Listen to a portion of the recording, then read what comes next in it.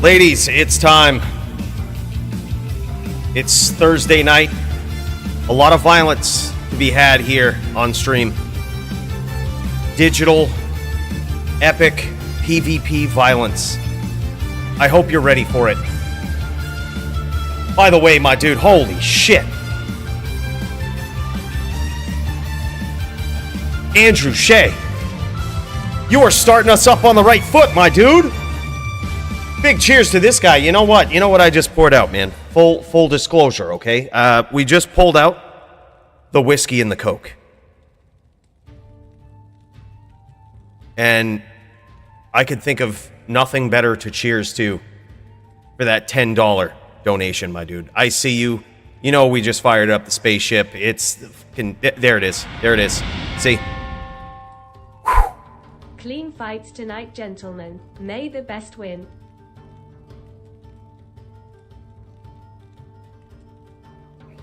I don't know how clean they're going to be.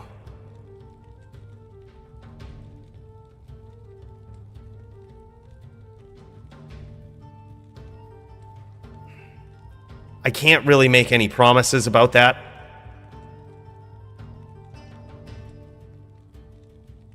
It depends on the situation. We could find ourselves in a spot where we have a lot of latesin to do.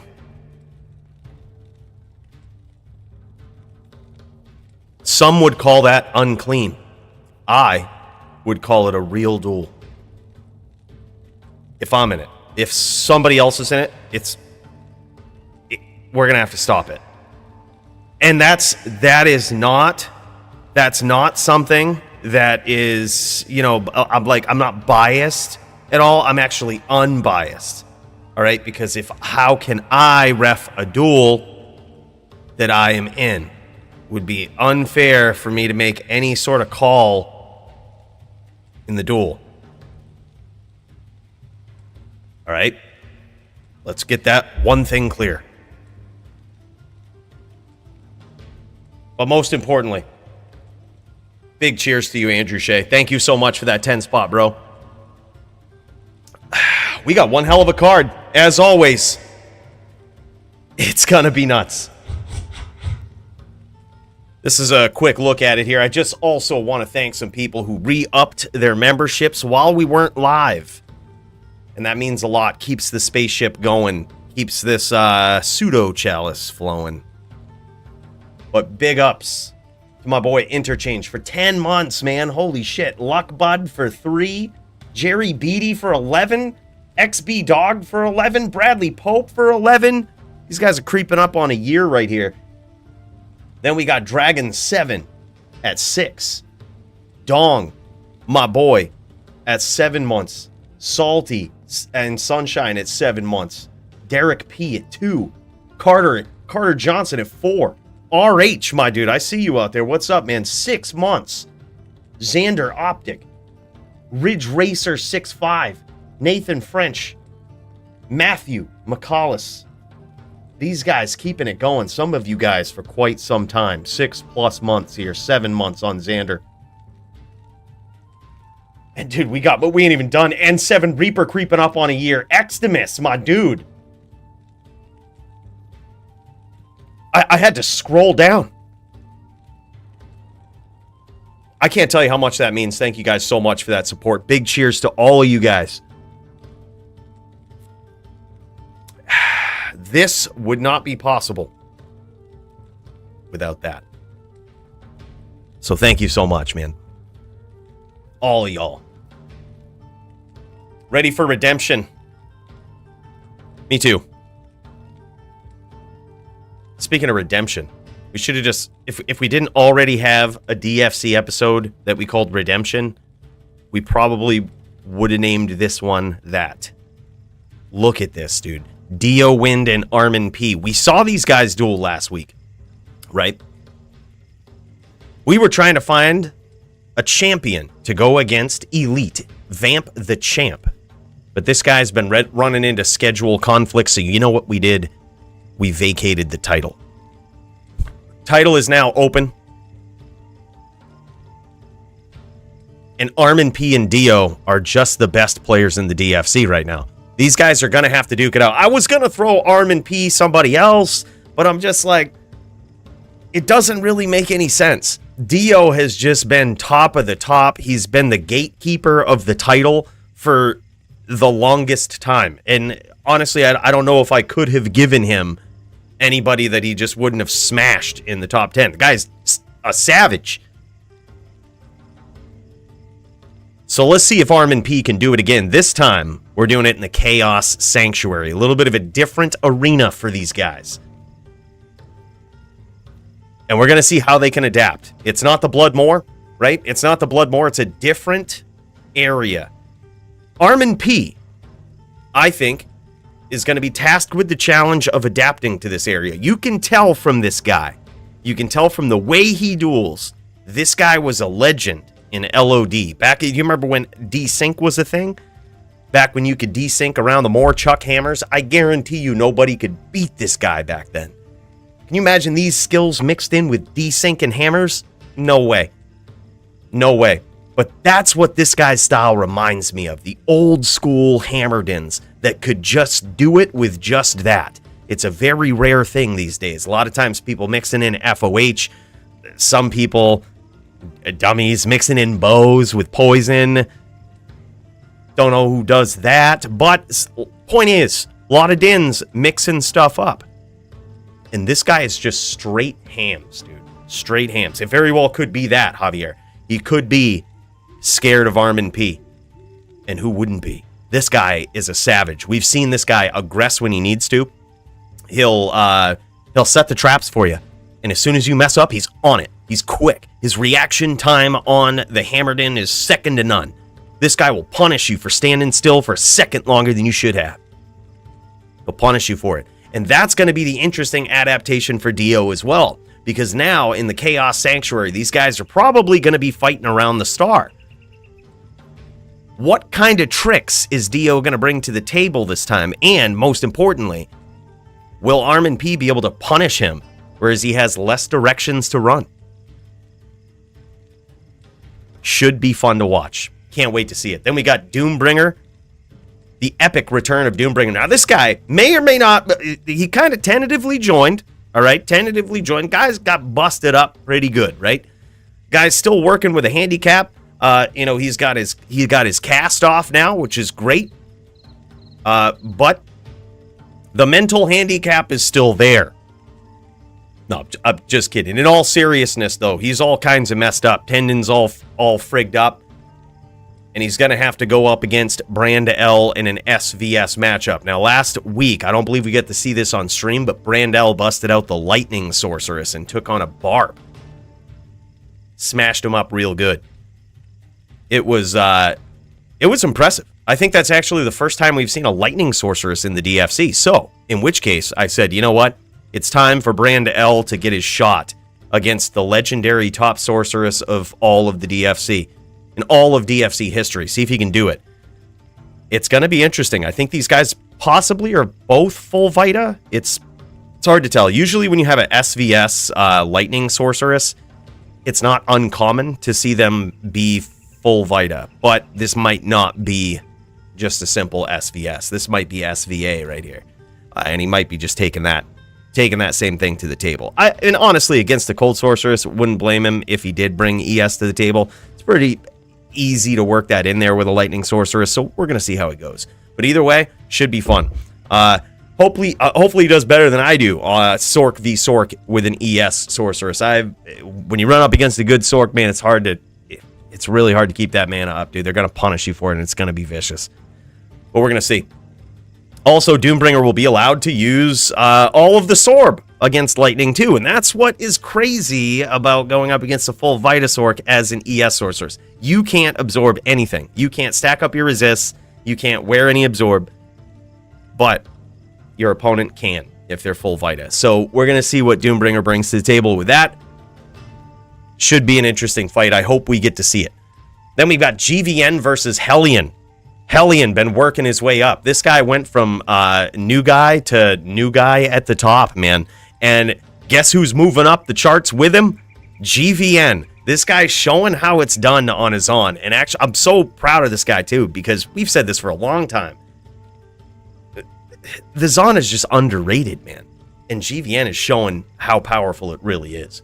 By the way, what's up, Laser? Big shout out to you, Primo. How's it going, my dude? I see you guys out there. Big cheers to you. Happy Thursday night to you all. I'm so happy to be here, man. This is the highlight of my week. DFC's on Thursdays. But then we've got such epic savagery, dude. We've got JavitoPvP, a rising din, versus someone who's no stranger to that title, Sound. We're going to see if Sound has got the tricks to take on JavitoPvP in a Din v Din matchup. We also just threw all the way at the bottom of the card. We also just threw another Din v Din in here. We had a couple of people sign up late, and they were both on Dins. And hey, Din v Din is kind of cool, so let's check it out. I also don't know if we have Zell Tyler in the DFC channel, because I literally just did this like 5 minutes ago. We'll get you figured out. We'll get you figured out, buddy. Botasaurus versus Gurdy, Sin v Sin. Not usually an epic match to watch. However, we've seen these guys. We've seen both of these guys. They're very aggressive in your face. They opt to push the pressure, even sometimes when people don't think they should. And I honestly think this has all of the makings to be a very good Sin v Sin, a certainly unorthodox Sin v Sin fight. Tyler's really good. Oh, shit. That's going to be sick, man. That's going to be sick. Jamie James is an experienced Din, too. Experienced Din. So this should be great. Dude, you want to know two fights that I'm so fired up about on this card? Are these ones right here, dude. We got Punch versus Max. Barb, it's Punch is on his legendary Barb, and going up against Max, the legendary Sin player. How can that be bad, right? How can it be bad? There's no shot. It's got to be good. It's got to be epic. And then we've got Polytheist versus Riz. Polytheist is on a streak, man. He's been killing Whirlwind characters left and right. But he hasn't gone up against the most aggressive Whirlwind playing character in a very long time. I don't think ever in the DFC. So this will be a very interesting fight right here to see if Riz can take down Polytheist. Or vice versa. It's really hard to tell how that one's going to go. I would assume, because it's a Sin, the Sin would win. But you never know. Thanks Coooley for consistent DFCS. Again DFC greater than NFL. Can't wait to enter the DFC myself. Less than 3. I cannot wait. Alicia Neves. Man, thank you so much for that. Big cheers. We'll head back to the spaceship and give you an official one for that 10 spot after we get through this card. Holy shit, that is awesome. Big cheers. Thank you so much for that.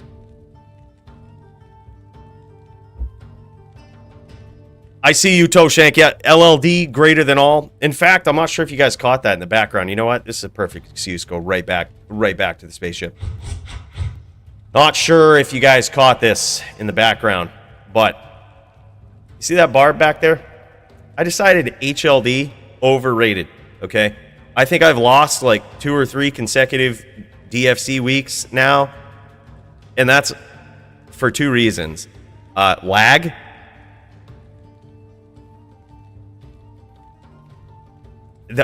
One reason, really. But the point is, it's time to try something different. So I decided I'm just going to fire up the level 30 barb, and whoever shows up, they show up. And at the end of it all, I'm just going to say, if they didn't want to get their ass beat, they shouldn't have signed the contract. It's as simple as that. By the way, big cheers.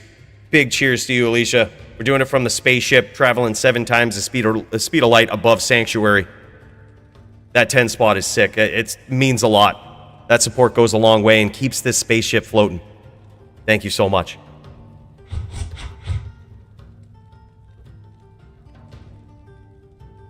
That's right, Mark. Let's fucking go, man. I told you, we got two sick fights in and of themselves right there. Punch versus Max, Poly versus Riz. We also have some very interesting fights on the card, such as Muchez versus Philiac. We've seen both of these guys go at it. Muchez, if you remember, this guy decked out Zon. I'm talking like, this was the guy that we chatted with after his win on the Zon, and he's like, you know, I'm not very good yet, but I have a lot of money. And his Zon is like decked to a T. I'm not sure how much he spent on this guy, like on this character, but he's got matching 320/20s. He swaps out to matching like 25s. Like it's nuts, man. Like this it is javelins are just top tier shit. Like it's everything about it. His helm, all the crazy shit that people spend a lifetime trying to accumulate on a character. This guy has it all. And I'll tell you one thing, he's better than he's leading on to, I think. But this legendary matchup between the Zon and the Necro could go either way. It all depends on how the Necro prepares, the strategy of the Necro. That's what it's going to come down to. And hopefully we get to see that. We also have Steez versus Mantrayana. This should be an interesting one. Steez probably won't, I would guess he wouldn't be going with the mosaic style sin in this matchup. I don't know. But he's not pigeonholed into a kicker sin or a whirl sin. Like, this guy is just sin extraordinaire. And technically, one would think the sin has the advantage in this matchup. But Mantrayana, guy can get it, man. If Steez gets caught trying some creative shit, Mantrayana can punish him for it. And he might get his opportunity. We're going to see. All sin. That's right. And then, of course, we got Botasaurus versus Gurdy. Gonna be sick, man. It's just, it's a good card. I can't wait to dive into it. Now, if I do remember, I believe Toeshank was saying something about LLD, and man, really hate to embarrass somebody starting right up on stream here, but let's fucking go, Toe.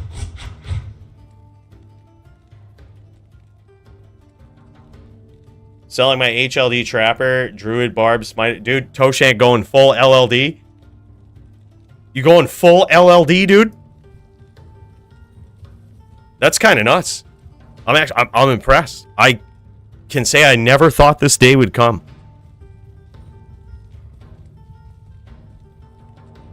By the way, I see you, RH.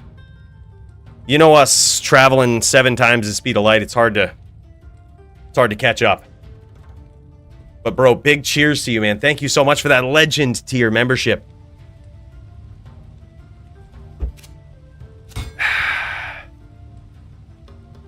All right, bro. Toe, are you in a game, bro? I'll try to join you. I haven't cleared anything in this game or nothing. Oh, shit. It's really too bad that I didn't see this. Master Otis reached out to me. You guys seeing this message? He says, Punk is griefing my game. Care to open a can of whoop ass on him? Oh, dude, we would have loved to do that. Or at least try. That would have been nasty.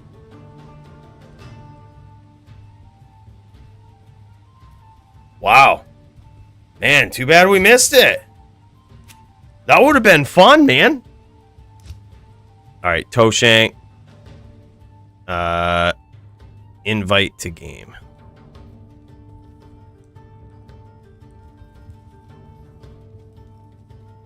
Had enough of dying to tier 18 noobs up NATOing with AMP and Team PK. No shit, dude. No shit. Yeah, that sounds miserable. That sounds absolutely miserable. Gotta say, it's a rough one. And that's in teams. Up NATOing with AMP. So they got Druid Necro on a team, probably a Sin for Mind Blast in there, and just random Lightning Sentry hits, and then, let me guess, a Zon. That would probably make me quit. I actually am known to quit team duels relatively soon. And if you don't believe that, just ask Shirley Serious. There's probably a couple of streams out there where I also rage quit on some team duels. Look, I'm not above it, is all I'm saying. I'm not above it. What's this level 99 coming in here? What is this bullshit? See if we can slap him up a little bit. Break his gear before he steps out. Let's see what we can do. Let's position ourselves here. Oh, that's good. I don't think we're hitting. I think we're a little too far out.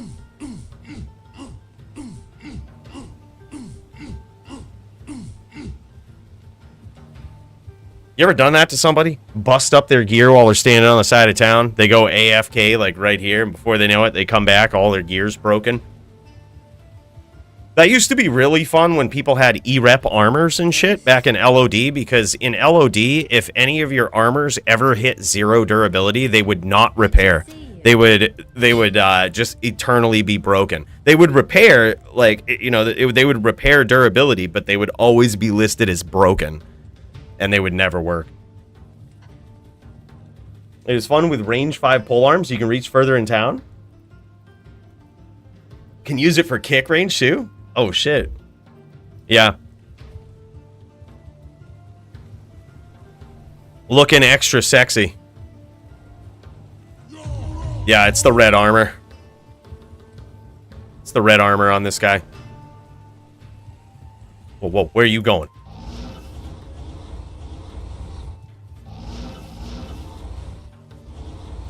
Oh, I think I lagged. Yeah, you saw that, right?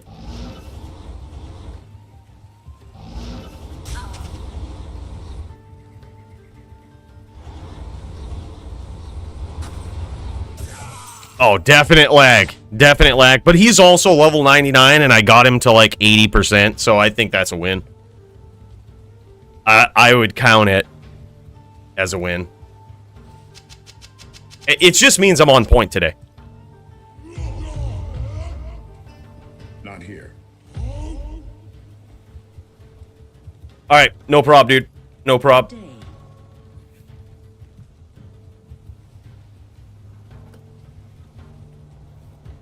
Oh, by the way, if this is your first time in the DFC, and I know we do have some newcomers,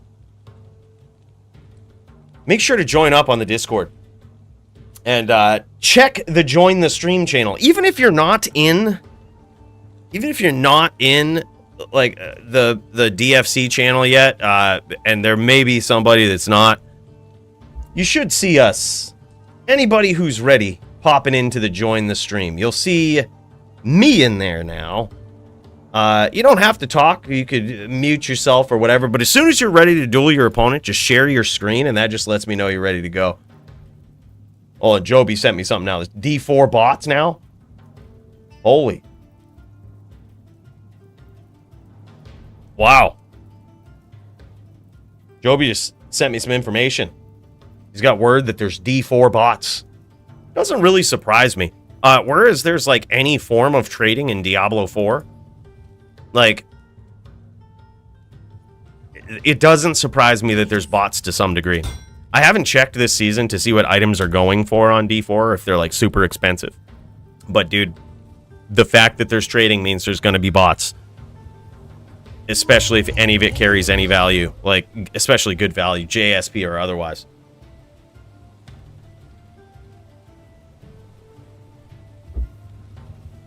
Yeah, dude, hold up.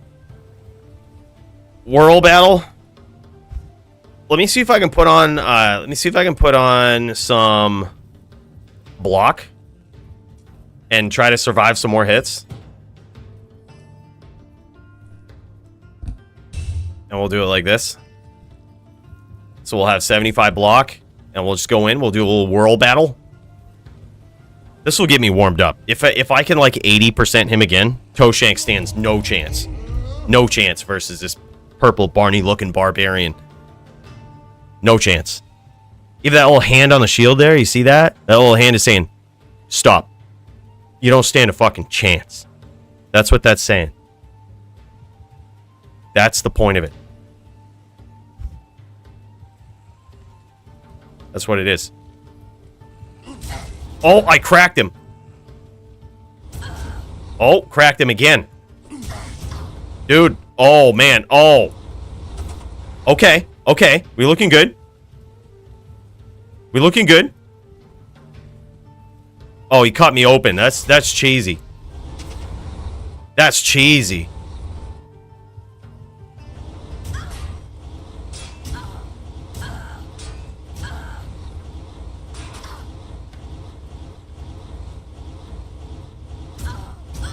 I mean, I'd say close enough, dude.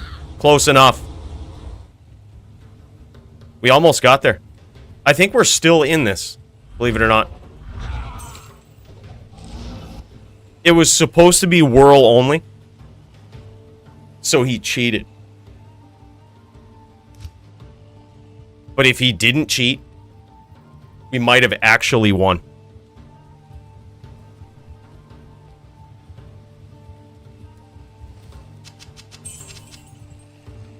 Yeah, level 30 versus level 99.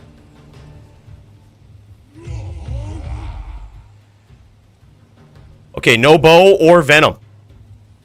Oh, this would be good. This might be a fair fight. Flipped him. You just gotta be patient. You gotta be patient.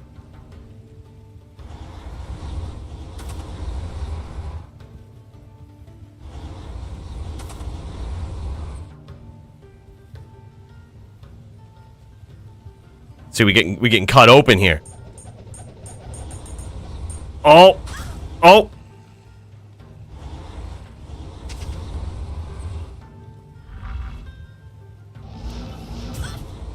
Sneaky that time. That claw block, dude. Maybe we could leech some life back. Yeah, we got 4 life off those monsters. All right, we got him. We got him good. Now we're running. Now we're running. Now we're walking. Now we try to clip him.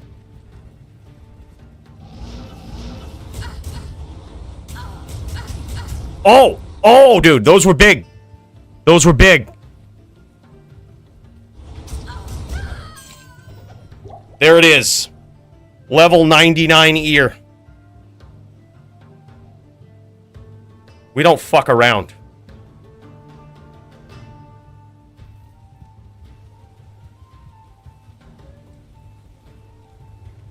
Try to finish you off with Blade Shield. H-Din versus Neck mirror match? Whoa, is that what? Oh, shit. All right. Dude, that's actually kind of a cool one. Because honestly, I think if it was straight Din v Din, I felt bad about that, but I was curious about it. You know what I mean? I was like, this could go either way, but look, if I was a betting man, I was gonna put my chips on sound.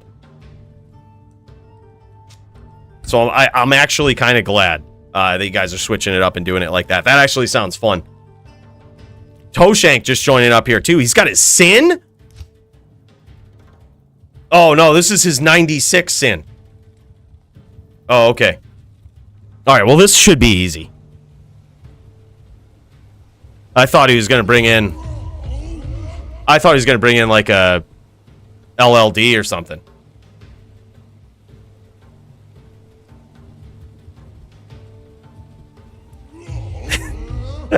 What's this? Nuke me, daddy.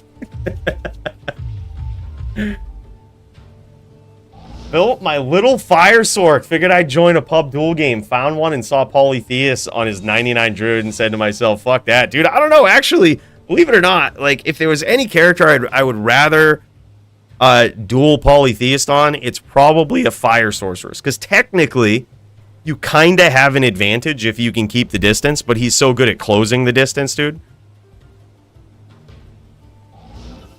Storm Coooley is the best heart. Bro, that's a sick Ammy. That's a sick Ammy. Dude, okay, so I was trying to do this the other day, like, because I think it's funny as shit, but I was unable to do it. See how everybody is like... See how these guys do stuff? they click in between and they type shit in. Bro, I can't do that. I'm not as cool as these guys. Battle.net like they banned my ability to like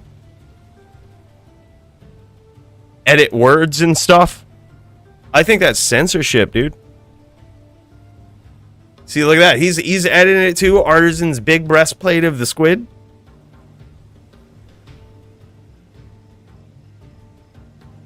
Yeah, that's true. If he busts out the poison bow, then it gets really bad. Then it gets rough.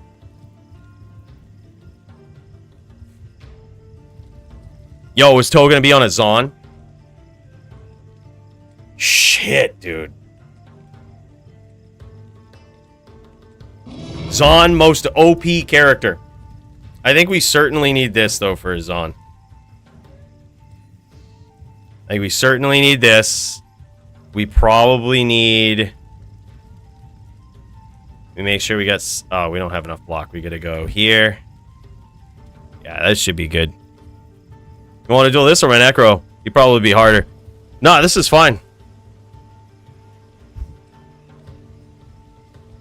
No, this is fine, man. Alright, I think me and Toe just gonna get it on, dude. We just gotta do this. This is a real duel.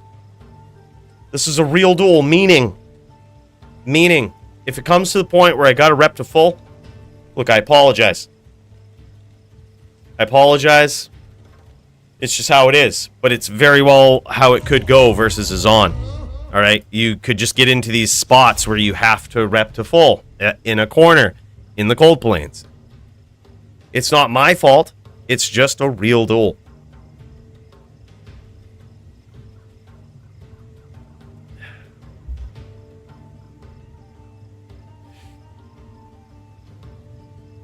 By the way, what's up, Master Otis? Big cheers, man. I saw your message a little too late. I wish I'd have seen that earlier, bro.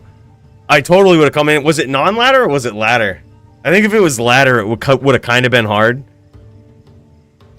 Because all I have is the sorceress.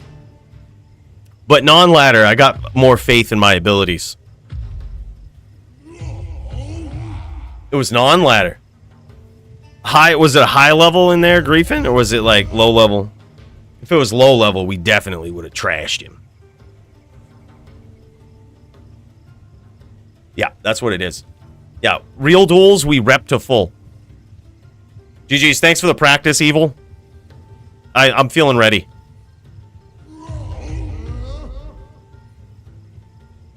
Just rejeweled this. Oh, shit. Okay. Oh, look at this. 50 max damage, 27 dex, 88 life. Light res 27. So one of those jewels is max damage, dex, 8 life. With light res? Holy shit. That's so nuts. Good armor, man. God, Toeshank is like decked out in LLD. It's not even funny, man. It's not even funny. This guy is just insane. All right, we doing this. We doing this?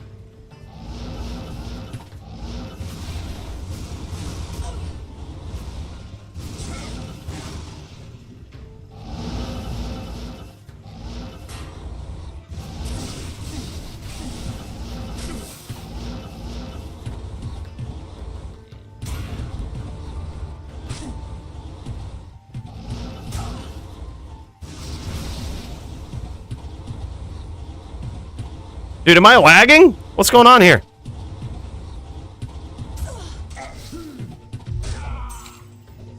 Damn, bro. Zon's OP. What the fuck was going on there? You guys seeing that?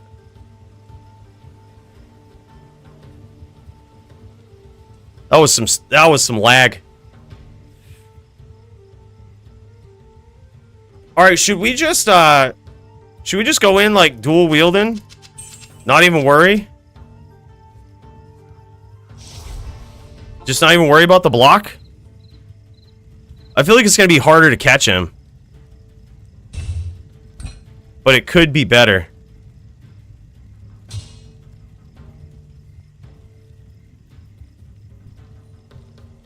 Yeah, if you miss... That's kind of true. Yeah, he's kind of right about that. Like, if we miss, we're just dead. Yeah, we probably just shouldn't do that. Just be patient. Take our time. Think about it. Try to predict what's going on. Wait till amp proc's gonna be good. When amp procs, dude, you can find me in the cold plains. Alright? That's where I'll be.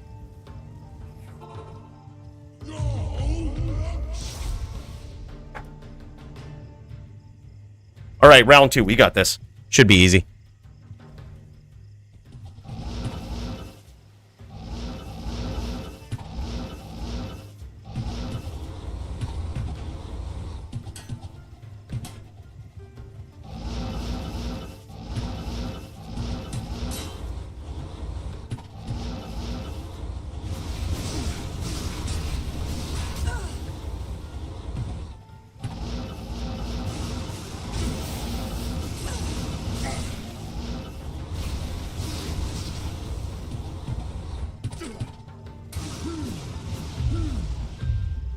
He's got the name lock. We gotta let up.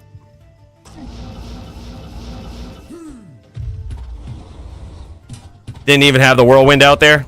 Alright, we just Oh, he got the amp too. This is just miserable. Yo, I'm switching to charger.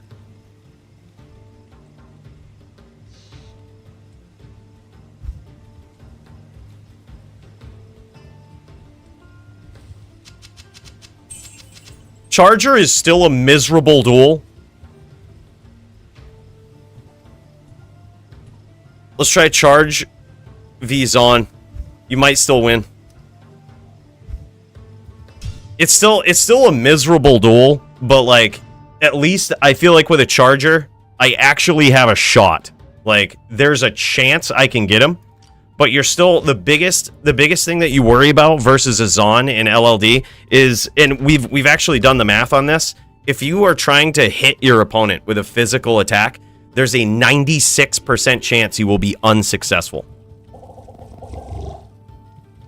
Like it's ridiculous. So like we're just rolling the dice. We have a 4% chance to hit, like to do any sort of damage. And we just have to go in and do it. Yeah, we've done the math. You have a 96% chance to be unsuccessful. And that's actually on the low side. That doesn't factor in defense. Like when defense actually becomes a thing. All right, go, bro.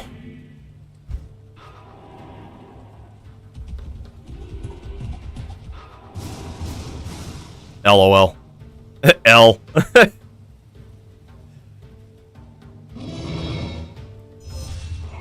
All right, go.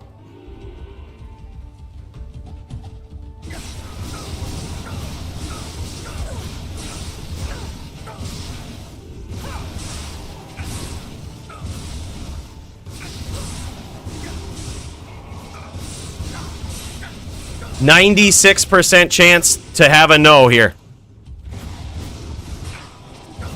96% chance. You see that? There was about... I won't exaggerate here. I won't exaggerate. Of all the Zeals we just fired off, there was probably... It's 5 Zeals per hit, I believe. Like 5 Zeals per Zeal. Right? 5 hits. We got off 3 hits. And we probably threw out... I'm gonna say... 20 Zeals? Like, is that... Maybe 15, let's say. I'm telling you, the math checks out. 96% chance you're not going to hit the Zon. Yeah, it looked like a fair duel. Yeah, yeah, it's crazy. It's crazy. He just flashed the jabs, the harpoons. Oh, look at these amp damage. 1/6. That's almost perfect with Cruel Masters. The Cruel Masters equivalent of LLD. Amp damage, IAS, nasty. Dude, look at these. They're not even E-Rep. But just like the amp damage. Yeah, exactly. It says in search of E-Rep. Those are some nice jabs. All right. Go, bro.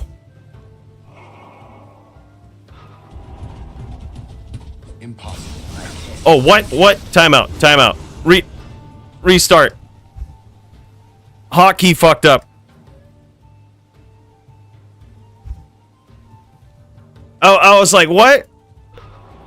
That was I mean, lag. The stream almost crashed. Stream almost crashed.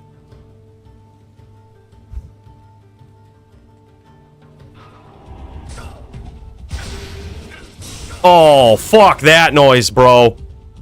Fuck that noise. We be out here. We be out here chilling. All right, now we got to get back in, though. That's going to be tough.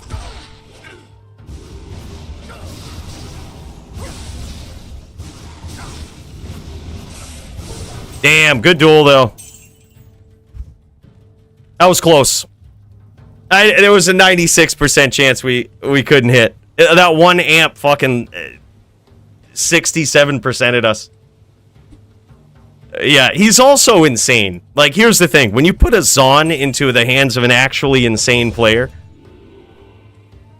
you get to see how really broken it is. In my opinion, we talked about this last stream. One of the dodge, avoids, evades has to be banned. Like, it's against physical characters. Maybe we make it that granular. But you see how fucking miserable that is? Just imagine if I had to charge. Right? Like, just imagine if I only had to charge there. Do what my character does. 97 charges later, we might have won. Like, we might have got there. You're hoping that you're just rolling the dice, dude. That's it. Yeah, shift charging, technically banned, or else I probably would have done that. It's technically BM. There's no real official rule set, in the DFC for such a thing, but I figure we probably ought to follow the rules that are out there then, which is no shift charging. Top 5 heads on NA. Yeah, that's not bad. It's a zombie head too, which is this is the shield his necro is using at level 30. Dude, a lot of people don't know that there's shields out there like this. Like, this shit can spawn at level 30. People don't know. But, dude, there's some shit.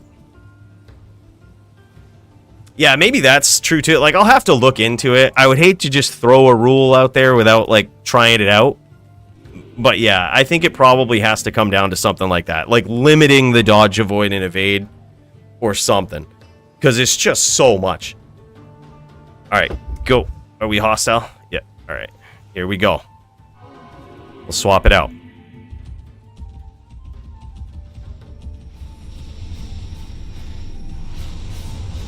Alright.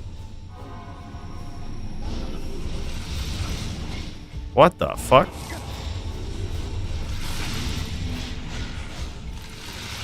Alright, alright.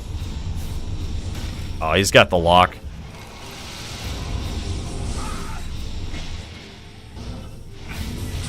Uh-oh, caught on the golem.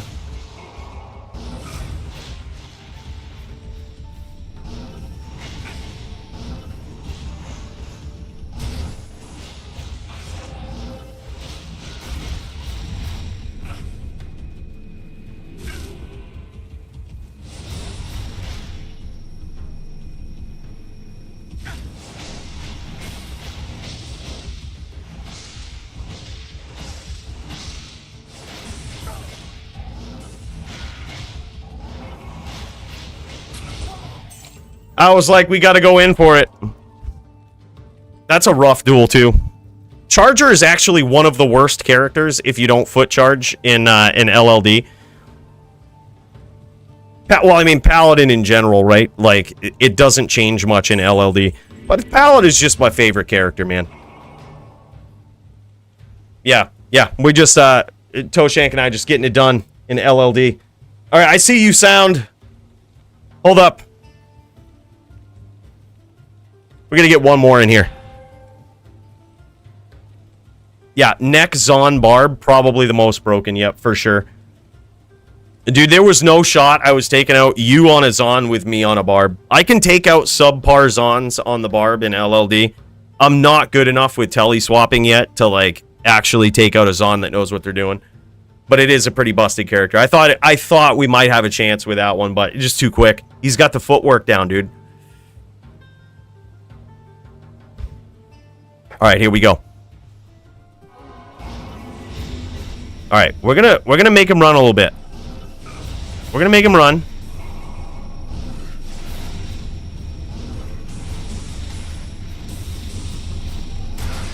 All right, there we go.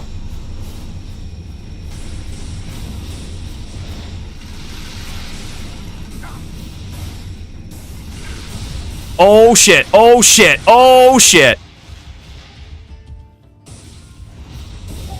Damn, dude, we got him with that aggro, because like I could tell he was stomping with the staff out, and I was like, all right, I'm just gonna foot charge here. Like, he shouldn't be doing that. Which technically not cool, but it's kind of fair, and let me explain. It's kind of fair when they're doing that, because you could just upcharge like this, which is not necessarily BM, and it would get the same thing done. Like, that's what I would do instead. If I noticed he was doing that, like, it's not technically a foot charge, but it would just take me off the screen, and I'd have to go back, reset, do it again. So I'm like, all right, we'll just foot charge to stay on the screen. And, like, if he stomps, he stomps. But, yeah, that was a clutch bone wall right there. He also is one of the only necros I've seen that uses Fire Golem. And, like, that shit, that'll catch you up, dude. That'll get you caught real quick. GG's bod. He's starting to LLD too? Oh, man. Oh, man. All right, boys. Let's check out sound. I agree. I'm getting my ass beat over here. Let's check out sound on stream in his duel versus Javito. Let's get the levels all figured out. I am overburdened. He's got his widescreen going. I can see it. It's time, boys. Let's do it. Who's going to win this epic battle? We're going to find out.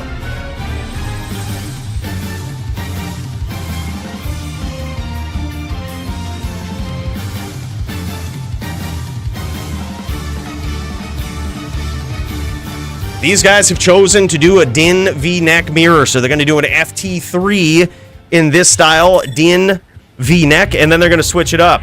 Sound's going to be on a neck, and his opponent, Javito, is going to be on a Din.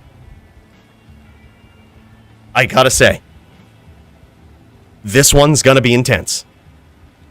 Oh yeah, I mean, actually, fuck it. I mean, whatever you guys decided on, let's just go with it, man. Whatever you guys decided on is good for me. Good for me either way. All right, and here we go. We're off to a solid start here in round one. It looks like, it appears as though... Oh, man, okay. I was wondering what the hell's going on with this setup here. But it looks like Sound is up to his... These are the tricks that made this guy famous right here. He's up to his old school tricks. You notice he's got that flail out. I was like, there's no way this guy's a smiter. He's teleporting, running around with that fanaticism we're on. That's only so that he can get a smite off faster, get those swirls above his opponent's head, and pull off the FOH tele stomp hammer combo is what he's looking for. But he's trying to set it up with a smite. And you see him getting a little more comfortable with it now, looking for it a little more. And that's because I think he believes that he's in a good spot to do so. He's got the life advantage here, and he thinks he's in a pretty good spot to do so. But I'm telling you, that could change real quick if Javito keeps this pattern up. That could change very quickly. Yes, indeed. Big cheers to you, Primo. Good luck to both of these guys. Oh, and he gets it off. He gets the swirls. Can he finish now, though? Javito escapes. I gotta say, that was impressive. A nice walk down. Managed to avoid any significant damage walking that way. He actually got out of it and scored some damage for Sound's troubles here. Sound still looking for it. Still looking to grab that smite and that FOH tele stomp name lock after he gets the swirls. Look at that. Look at the timing of his attacks, man. FOH stomp. Gets in there with the smite. He has it now, but now he's one spear. Can he get it?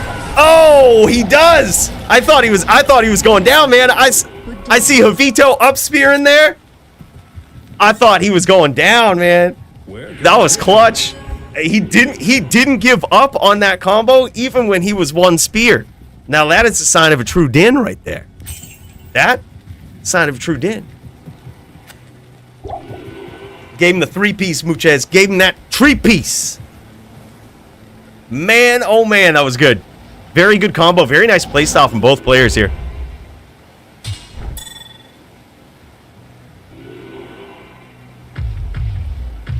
I don't know. I think he was doing good. I don't think Javito panicked at all. I think he was trying to time the stomp. I actually thought he was going to do it there at the end. I saw him walking down. He was being very patient. He was doing the south walk.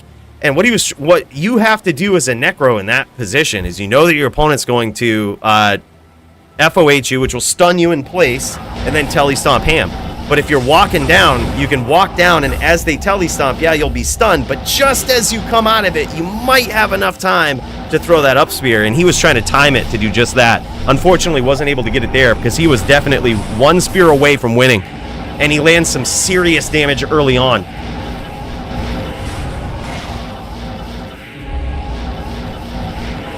And now we see Sound in trouble. Looking to spin them hams. Botasaurus, I see you, dude. Bro, thank you so much for that S-tier membership, brother. That's huge, man. Big cheers to you. We're headed back to the spaceship after this for a 7 times the speed of light above Sanctuary kind of cheers. But for right now, thank you, brother.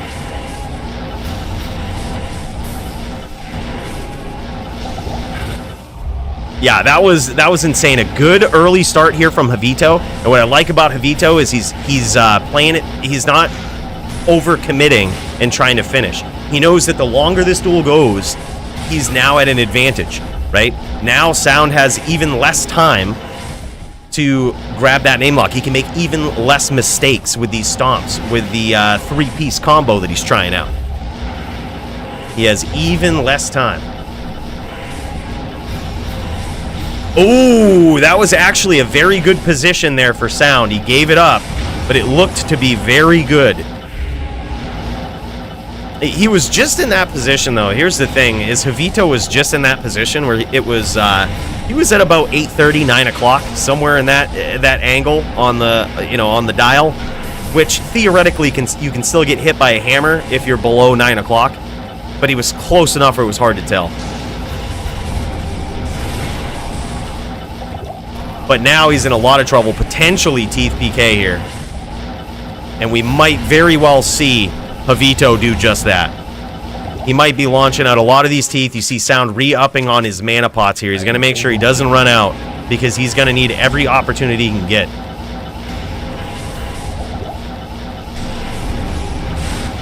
Some nice teeth there. That was a la Vamp the Champ strategy right there. You see that mushroom cloud? This guy's been working on... I would not underestimate JavitoPvp on a necro here. That was some Vamp the Champ shit, dude. That was really good.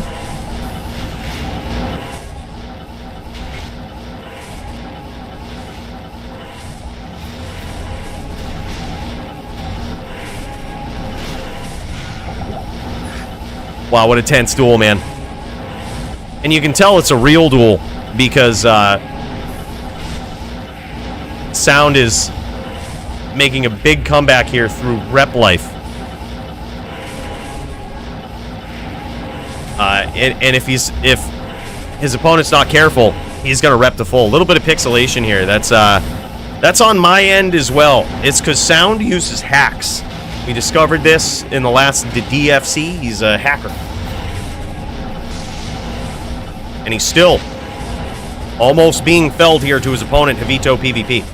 I say that just kidding. Basically, he's using widescreen, and what that does is it gives you more room to move your cursor from right to left, right? Makes your CTs even better. However, it also kind of screws up the on Discord when you're sharing your screen. Like, it gets pretty weird. Oh, did he actually hit Javito? Did he connect on him? I think he might have connected on him, dude. I didn't get a good look at Javito's life total there, but it looks like he ate a ham. At least one. Good luck, Primo. Dude, thanks so much for being here, brother. Appreciate you.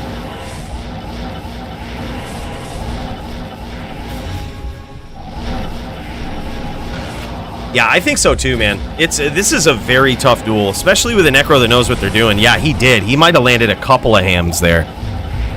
Ooh, and Sound trying to catch Javito when he's battle orders.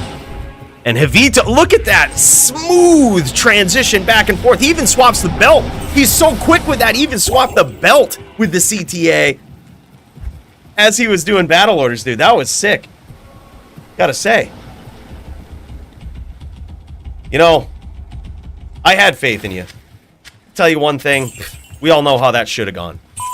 Alright, well, we tried our best, but in a real duel, me and my partner Z would have just repped all the way to full life, and we would just pin down a necro and probably kill him. That certainly would have happened. I saw Sound going for that there. He almost got it. Alright, he almost got it. But I just want to say, Botasaurus, big cheers to you, my friend. Thank you so much for that membership. Wanted to give you an official cheers. Bro, that's sick. Let's cut back over to the action.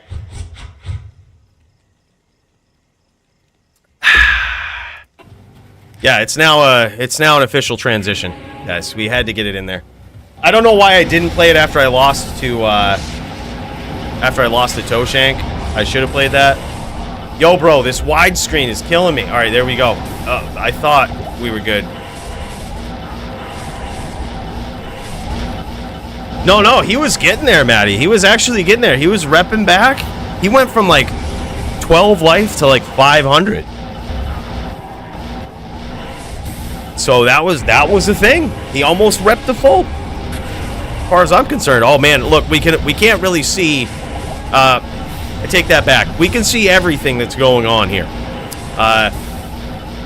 We have Sound spamming them hams, right? We see Sound spamming the hams, and his life total is going down. That's basically what we would see. Could we see his stream? But because of his hacks, we are unable to. Really a shame. He's got to hack so much. It's ridiculous. Where's Javito's stream? I think Javito is actually playing from Europe too. So if this is on America's server, he probably is not going to stream. I think he's probably going to swap it up. Oh, there it is. There it is. All the hacks. All the hacks broke the game. Connection interruption. That's what you get for hacking, Sound.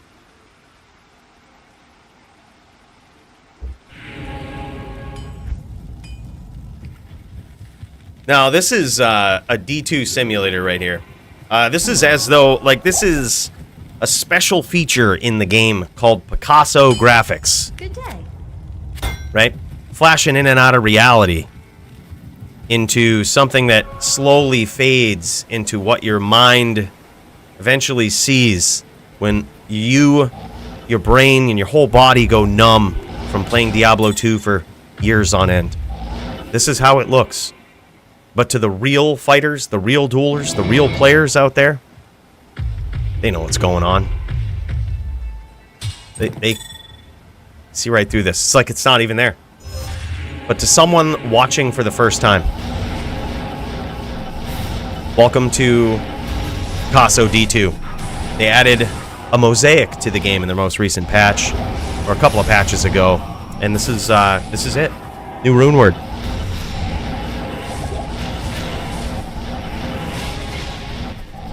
Yeah, right. I think it's just because of the widescreen. It will like bleed out, and it just eventually, like, especially with a bad connection, it will.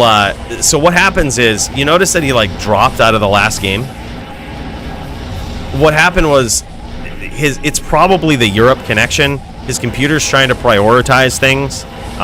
His active program, and it makes it so that pixels sort of drop in other programs. But when you pixelate a widescreen, right? So like usually we would just see a little bit of pixelation. We could tell what's going on. But when you pixelate a widescreen, there's far more pixels that get pixelated. So it looks even worse, just like that. You see what I mean? Like there's just so many pixels that are one color at this point that it's nuts. You can almost see it. You can almost see the grid.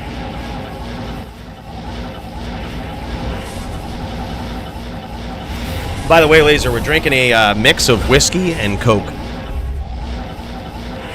Whiskey, if you will. Let me see if I can, like, dial this down. Adjust the settings at all. Let's see. Settings. What I even do? Grid. Sound screen. No, there's nothing I can do with that, I don't think. Let me see if...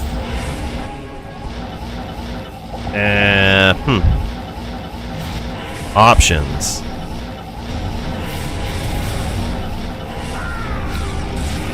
Nope, there's nothing I can do there. But we can tell a necro just died. A necro just died. We heard it. Try restarting his stream. Although probably we have the same issue. Yeah, probably. All right, let me try that real quick. Let's see what we can do. We'll stop watching this, then we'll pop back in. Watch stream. No, still a little bit of pixelation. Here, check her out. Yeah, this is what she looks like. It's unfortunate. I think they're switching servers, though. So that's actually good. Maybe at this point, his opponent, Javito, will stream it, and we'll get a different perspective. That could be our best hope. Otherwise, we might see some of the same graphical drawbacks, as one might say.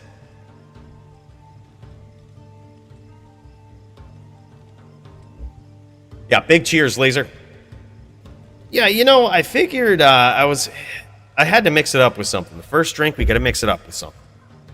I didn't want to be completely tilty, you know, just getting into it. Just going right in. But I think whereas I dueled first against Toeshank, I probably should have just gone straight whiskey. Because I don't feel like I was in the zone. I feel like I needed my performance enhancers there, and I didn't quite have them. You know, this is too weak to be kicking in, although it's like half and half. This thing's like half whiskey. So yeah, who knows, man? I want a second chance shot. This is like, I think it's been 400 DFCs in a row now that I've lost. 400. I don't know what happened. Besides lag. I used to be able to play on lag, but now people are getting better. So can't kill them all through the lag. Yo, what's up, Aira? How you doing, man? All right, waiting on somebody to stream it over here. Let's check it out. This is what I'm looking at right now. We've got a whole room full of non-streamers. Okay, hoping Javito pops in here and shows us his point of view. Because as it stands, Sound's point of view, it's ass. It's complete ass. You know, I'm sure it's a great monitor. I'm sure it's a great computer. Oh my God, are we gonna get this?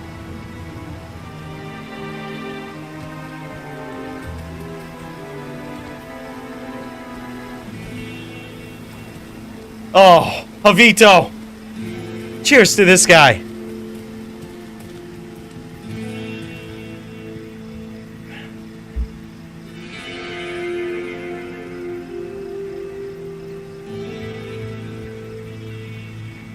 Yo, I have something for Brand? Alright. Alright, what's he got for Brand? Oh! Oh, shit. Shit. He'll sell it to you for a cool 2 mil, bro. We know you've been hunting that down for a long time, Brand. And now you can flaunt this in-game, bro. Easy as pie. Just a cool 2 mil forum gold. Just float it this guy's way. JavitoPvp. He'll hit you up with his JSP name. Pretty cheap price, dude. Pretty cheap price, but he's got it for you. Lotus is Coolio Low, the notorious most beloved shit talker in all of chat. This guy got Brand tilted right sideways one day. Not only talking shit on the stream, but saw him in a pub game and just NK'd the shit out of him. Some people live for the grief. Some people live for it. And he got Brand tilted right sideways. So, you got your boy Javito looking out for you here. He absolutely capped Mr. Coolio Low. Speaking of which, where's Coolio Low? Am I the only one that misses this guy? Hell of a dude.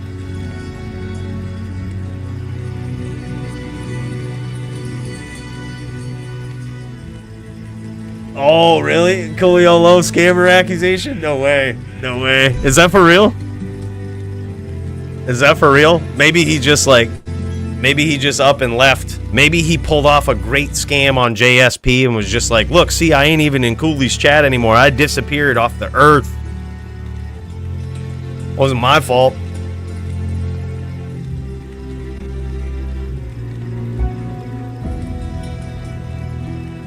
Yeah. Damn, rip sound. Sorry. Oh, he does have a potato computer. You see it in chat here? Right above here? Sound is talking about his computer. He says it is a potato. And that might be why we have a bit of a pixelated stream when he shares his screen.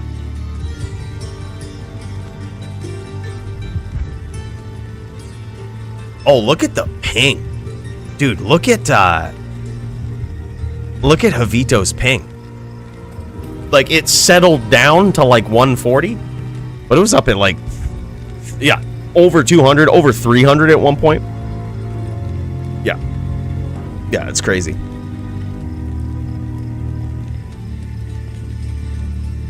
That's nuts. All right, it's no wonder. I was gonna say, I thought he was playing pretty good. I was like, how is he dying? That's how. Johnny Dubs also has potato, 22 frames per second. Yeah, dude, that sucks. But hey, I think he's restarting. We saw him actually exit out of the game, exit out of D2, and then he fired it up, started streaming, and then immediately stopped streaming. So he might have just like either tried to restart Discord, restart Diablo, and now he's probably trying to restart his computer. Yeah, imagine if I had 140 FPS. Yeah, right? 22 frames per second is how the game should be run, right? Isn't it 24 frames is the original? 24 and a half frames or some shit? He's just running it true to form, man. Although, that being the case, I have actually joined pubs before. Or, I wasn't even joining pubs. I was just making regular games, and my frame rate dropped to about that, and I had it uncapped.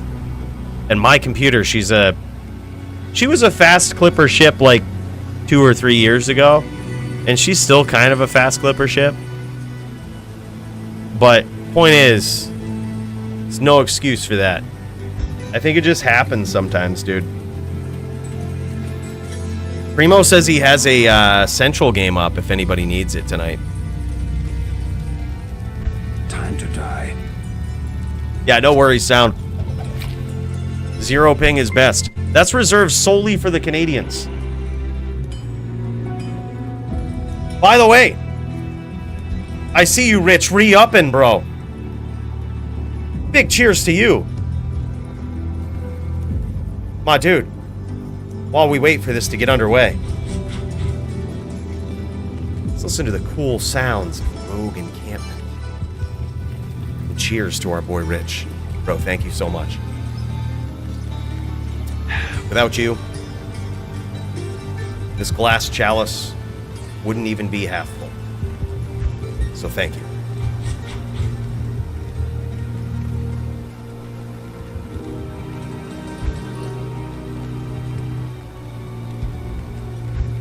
Did Brand show up to get his ear? There's a lot going on in this game. Lot going on. Dude, Coolio was like a notorious shit talker in chat. He would pick like the people that would lose and he would talk shit about them. And like, dude, come to find out, he wasn't actually that bad of a dueler, I don't think. I don't think he's too bad. I didn't get enough reps in with him to see like how good he really was. But I don't think he was half bad. But he would just talk mad shit to people like in the YouTube chat during DFCs. Guy was a legend. He was a legend at tilting people sideways. Now, that being said, not something I condone. I think it takes a lot of balls to jump in the DFC. All right? It takes a lot. See? Some people have trouble doing so. Electronically. Can you imagine fighting those struggles and fighting the top players in the entire world? It's tough. It's really tough.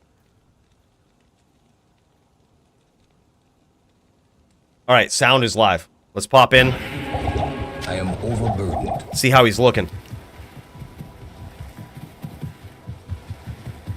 This kind of looks clean. Let's see how it looks when he starts bouncing around though. Dude, yeah, absolutely, Josh. Like, yeah, absolutely. Fire it up, dude, and we'll pop right in after this round. No problem at all. Especially if we get more pixelation, it would actually be good to watch a fight we can see. So, yeah, dude, fire it right up, bro. We'll pop right in.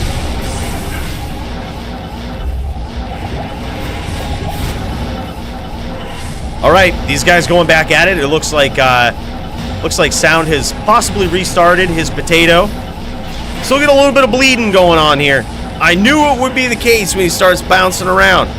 See, potatoes are really good, but they can conduct electricity, but it's usually a low amount of it. So he's probably got, USB and shit, probably running Bluetooth out of it, and the potato can only put through so many amps, right? No matter how many potatoes you stack up. All right. Looks like Mantrayana and Steezish are about to go at it. I'm going to pop over to that. While I would love to see the culmination, the conclusion of this duel, you know what I really like seeing is action. And here we are. We've returned to some sort of normalcy. GG. I appreciate you guys trying to stream that. Sorry for the technical difficulties you were running into. It looks like an amazing duel, though. Actually, very well played on behalf of both players there so far. And it's not over. I'm not sure if they're switching servers to go in FT5 and then switching servers to do the mirror or what it is, but it seems like those guys have a number of fights still under their belt. It's a damn shame, dude. We're running into so many technical issues with that. Because that is actually a good fight. Sound was pulling off. Sound at least had, like, I believe 2 wins so far. I think it was 2-1 in favor of Sound thus far. And, dude, he was killing it. He was killing it. It's very good. Very good to be able to pull that off on a Din. But then again, when you see that Javito had such high ping, it sort of explains a little bit of that. Because Javito was playing very well in that duel. Like, there was... It wasn't like sometimes when you watch a necro, you can tell, you're like, all right, this guy is, like when you watch me play on a necro, it's almost hard to watch because I'm so bad at it, right? Some players are like that. However, Javito was not. I actually didn't expect that from Javito on a necro. I know he usually plays on a Din. I don't think we've ever seen him on a necro before, and he actually was pretty good. Like, he knew what to do. He had the the Vamp the Champ strategy going there at one point with the Mushroom Cloud. That was sick. On top of well-timed walkdowns, one of which actually got him out of a 3-piece combo lock. Bro, that was sick. Like, he's got some skills on that. Leroy, what's up, my dude? I hope your vacation's going well. I'm pumped that you're here. Where'd you go on vacation, bro? Did you go to Hawaii? Hawaii, as the locals say? Bro, I hope you're having fun. Enjoying some sunshine. Up here in the north, we're getting snow. No good, bro. Winter can kiss my ass. Hate this season. Hate it. The worst season. Mexico. Hell yeah, man. Yep, that's warm enough. Warm enough, brother. Okay, I just want to point this out. So in this very tricky, very interesting matchup with probably one of the most original sins we'll ever see, I want to draw your attention if he ever brings up his inventory again here. You see that right there? He's got a claw in place of a charm. This guy's looking to pull some juck fuckery, and I can tell. And that's what I love to see. Steez is a sin player, dude. And I ain't just talking the type of sin player that gets on the S tier build of the Trapper and just plays that till he's good. That's a sin player in and of itself. But this guy is a sin connoisseur. This guy has got tricks. This guy does things that most people don't dare to do. He's got a claw in his inventory to swap out to.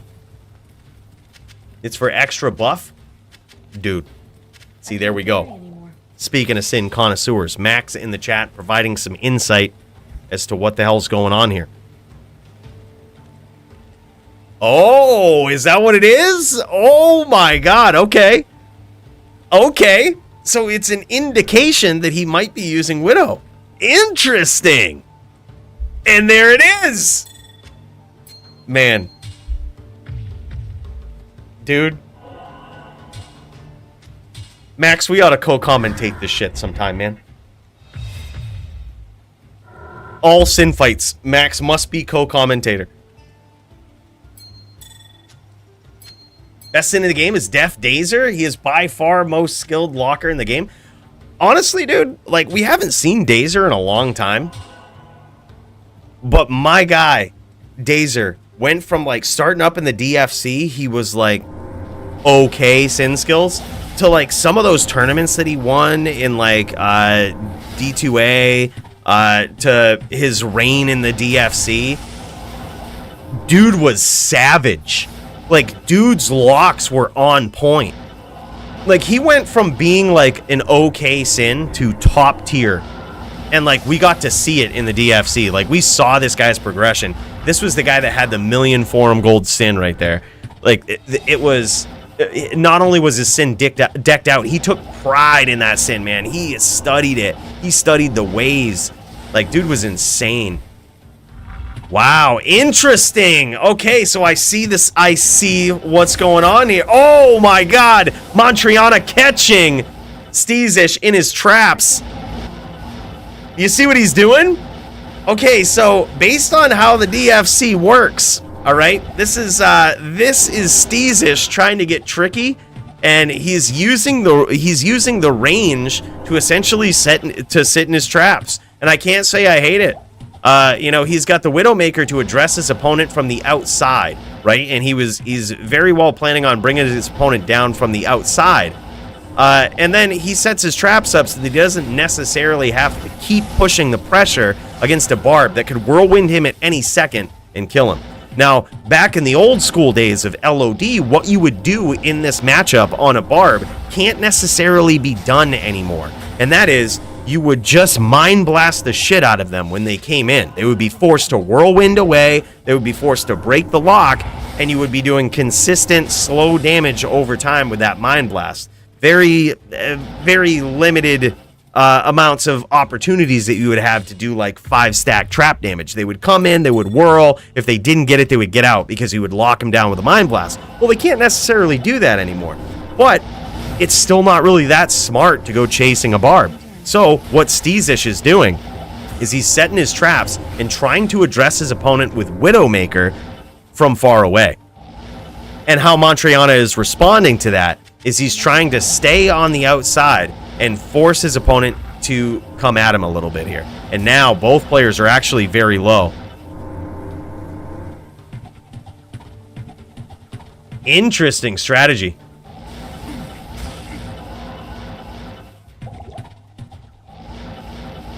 He doesn't have any traps up here, though. He's very vulnerable.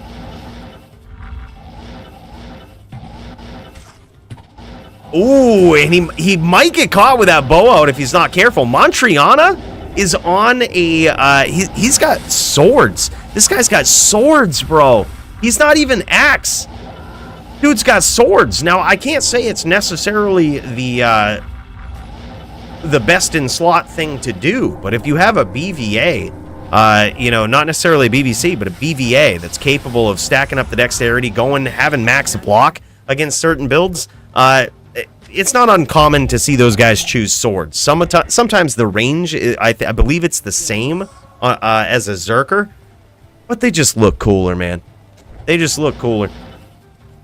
I think possibly the damage is higher, too. I am overburdened. But the drawback is they take a lot of dexterity. Like, if you have a Colossus Blade or a Colossus Sword, which I don't suggest, but a Colossus Blade, I believe, has the same range as a Zerker, but both of them have pretty high dexterity requirements.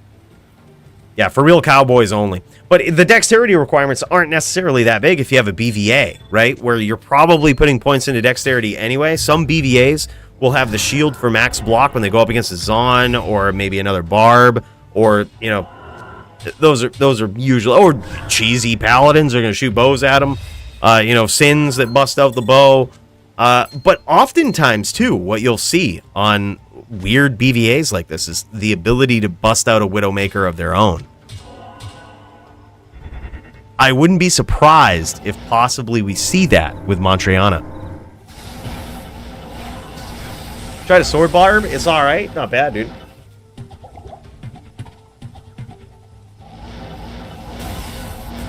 Yeah, you're missing a lot of weapon options. You don't have the... I don't believe you have the ability to use Beast, right? Like, you can't make Beast in a sword. So that things get weird that way. You're missing that. There's just a lot of things. Like, that in and of itself is probably good enough where most people just don't use swords. Because I believe the damage is actually better. But, I mean, if...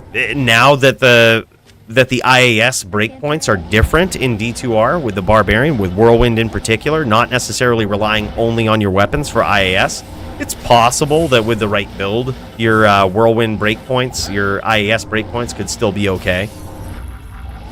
And Steezish getting some serious damage in here. Ooh, a big opportunity right there for Mantrayana. He just missed it. Wasn't quite ready for Steezish to push the pressure like that.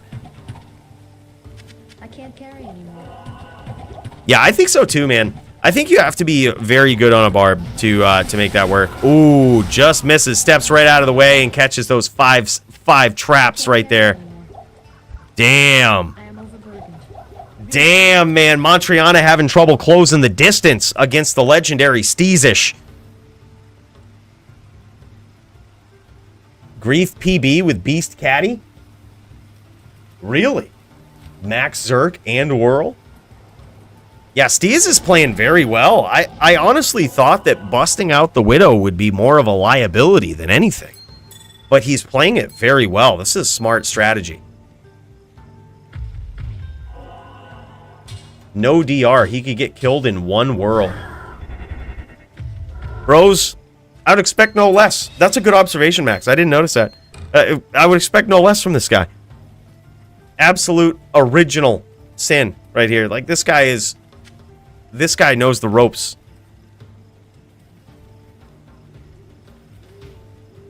Wow. Using Burst of Speed, and the reason he's using that is to get a higher attack speed breakpoint on his bow, so that he can just fire those arrows from afar. He's probably got the Venom, which is probably why he has those claws for the buff. Man, it's all making sense now. What a setup, dude. What a setup.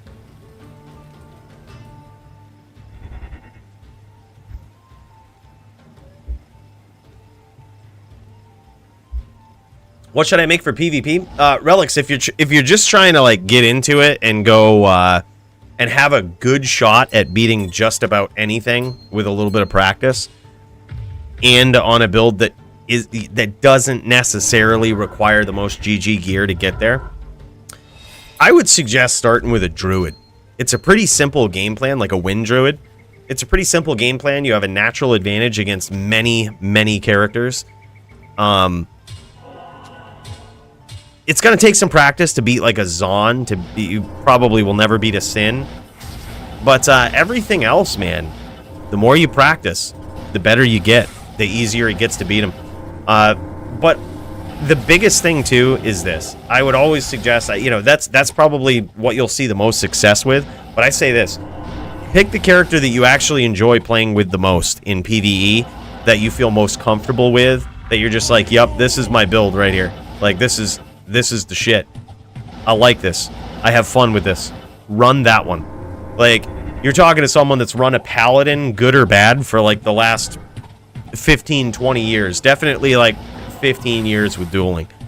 Like, it was better in LOD, and even though it sucks in D2R, I still run it because I have fun with it. I see it as a challenge. We always have our back on the ropes as a Din. You have no good matchups in the game. You're the worst character, with the exception of maybe a Barb, like, who is the only one that has slightly worse matchups than you. So it's just a challenge, and I'm just like, all right, man, if we get there, we get there, you know? I see it's pretty fun, you know? And look at this. Steezish actually pushing the pressure here. I like this. He's pushing the pressure, getting in. Noticing that he has the life advantage against his opponent, Mantrayana.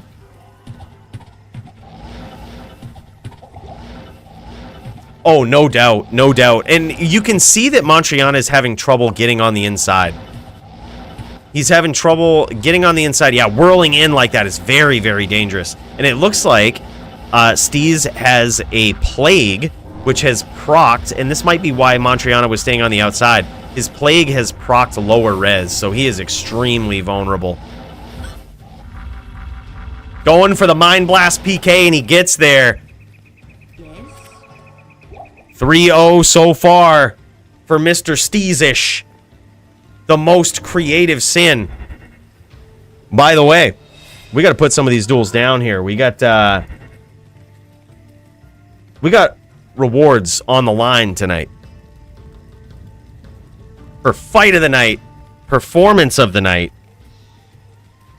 As you guys know, in case you need a reminder, though, fight of the night is 500 forum gold for each contestant. We also recently had a donation from Primo for 1,000 forum gold to keep these rewards going on stream. And that is up to you. At the end of the stream, when nobody appears to be dueling in the Discord anymore, that's what we do. We bust out the voting. And the winners of Fight of the Night get 500 forum gold each, and also Performance of the Night, meaning might not have been Fight of the Night, but the build, the player, the play style, for whatever reason, Performance of the Night, you guys pick your champion, and that person also gets 500 forum gold. I think this one right here, though, this is very interesting. Steezish versus Mantrayana. We'll put that down for Fight of the Night. Also, Performance of the Night. Steezish has been in the mix a lot, dude. This guy always surprises me on a Sin. Just his strategy, the way he goes about it. This is when you know you're playing up against a good Sin, is they make it look unwinnable, right? Like, the strategy that they pick just makes it look unwinnable. If you ever saw me versus Chew30 back in the day, that was... I wouldn't say I struggled against most Sins on my Din. Like, you know, it was always a losing battle, but it always felt so winnable against most of them. But Chew30 was a different story. It was not winnable. He made it feel so miserable and unwinnable. And it was because that guy was a Sin player, man. He was a top-tier Sin player.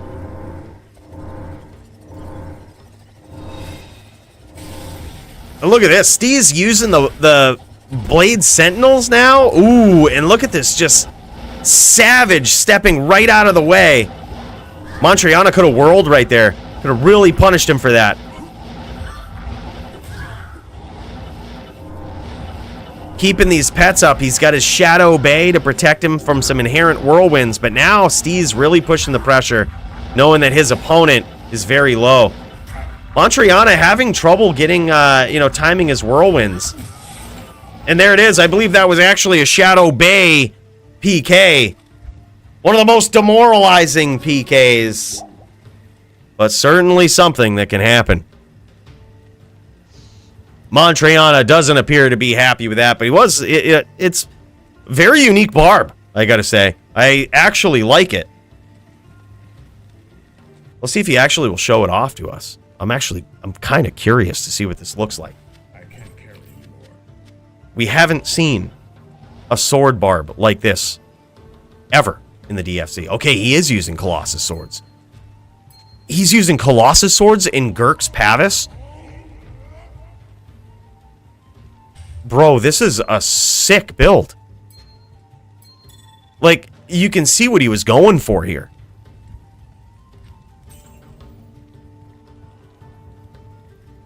What the... He was... Okay, so with Gurk's Sanctuary, or Gurk's Pavis, he was trying to negate the Mind Blast damage, but also be able to put up some block against what Steezish was doing. It was a very interesting strategy, and the fact that he has the shield here makes me think that he perhaps has 75% block, really driving home the point that this was probably a BVA, right? He probably had enough dexterity to get to max block with all of this gear. He had the ability to go with the shield. He had these interesting swaps. This is craziness. What were the swords? I've got to know. Regardless, even though he didn't win, this barb is some cool shit, man. He's got lightsaber over here. Yeah. Bro, I gotta say, I've got mad respect for this barb. He's trying something different. He's going with a 66 cast, which I believe gets him to... Is that one step above the 38? It's definitely not the 86% hidden breakpoint, but I think it's the next technical breakpoint. All right, so he's using Grief, maybe dual Grief swords. Yeah, that's what he was using, dual Griefs. Not even perfect rolls here. This guy is really trying some shit, dude, and I love it. Looks like he might have also had a Death Colossus blade in there, is what I would guess. It was ethereal. Wow.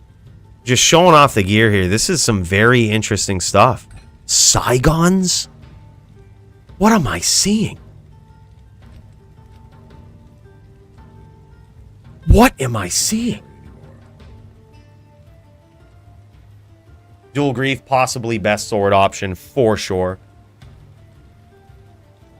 Yeah, that's a fun build. And I gotta say, I love seeing the original stuff like this. I could pick up on it right away. I saw those dual swords that he was rocking, and I was like, there's no way this is your average cookie cutter barb right here. This dude's got Saigon boots, Saigon gloves. This is kind of sick. I gotta say, these are the duels I love seeing. I love it when someone like Mantrayana steps up into this shit, and he's like, let's fucking go. I'm bringing a weird-ass barb to this battle, and you know what? Steezish brought a weird-ass Sin to this battle. Like, both these guys just bringing weird shit to this battle. Look at this. And now Mantrayana seems to be on point. His whirlwinds are actually far better placed than they appeared to be in that last duel. Like, just waiting for his opportunity. Yeah, see, look at that, dude. This is on point. I feel like if he would have played like this, he might have... Oh, man, he might have actually scored some nasty hits. Let's get this party started. Let's fucking go. Slim Dizzy, my dude. Thank you so much for that 5 spot, brother. We'll head back to the spaceship after this for an official cheers. My dude, thank you so much. I appreciate that. Yeah, that is a cool barb. And that's what it's all about. Like, I just love seeing cool characters. I love it when people switch it up and try something different. And he's got an axe on the other side, which really confuses me. I'm really confused by it. Probably, maybe it's a Fury axe to, like, cut his opponent open. Like, you know, cut him and just stave off some damage with Gurks. And then, you know, I'm not 100% sure what he's doing with it. But it's different, dude. It's a different game plan. It's a different play style. This thing is cool. I just love it when people come in with different characters. You know what I mean? That's what we try so hard to see every week. That's what we hope and pray for, is people like Mantrayana to come in on this barb and be like, dude, I got fucking dual grief colossus swords with an axe on the swap, and hey, by the way, I got Gurk Sanctuary that I'm gonna swap to. Oh man, and he goes for the Zerk. Bro, this is where it's at. Yeah, it's very interesting. I gotta say, this barb, I'm still in the process of getting my barb together, but now I gotta take some notes, dude, because look at that. He just gets in there, dual grief style, bro.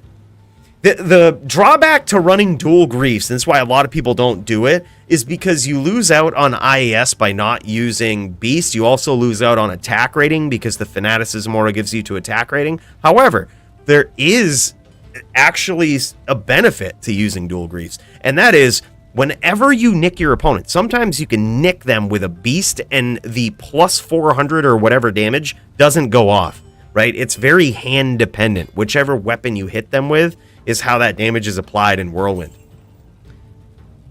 But this way, you're always getting a pretty clean hit. Like when you Whirlwind, you got those griefs going, it's always a pretty clean hit. Like you're always hitting pretty decently when you connect. It's never a question. Like your opponent's gonna get hit. They got hit pretty good.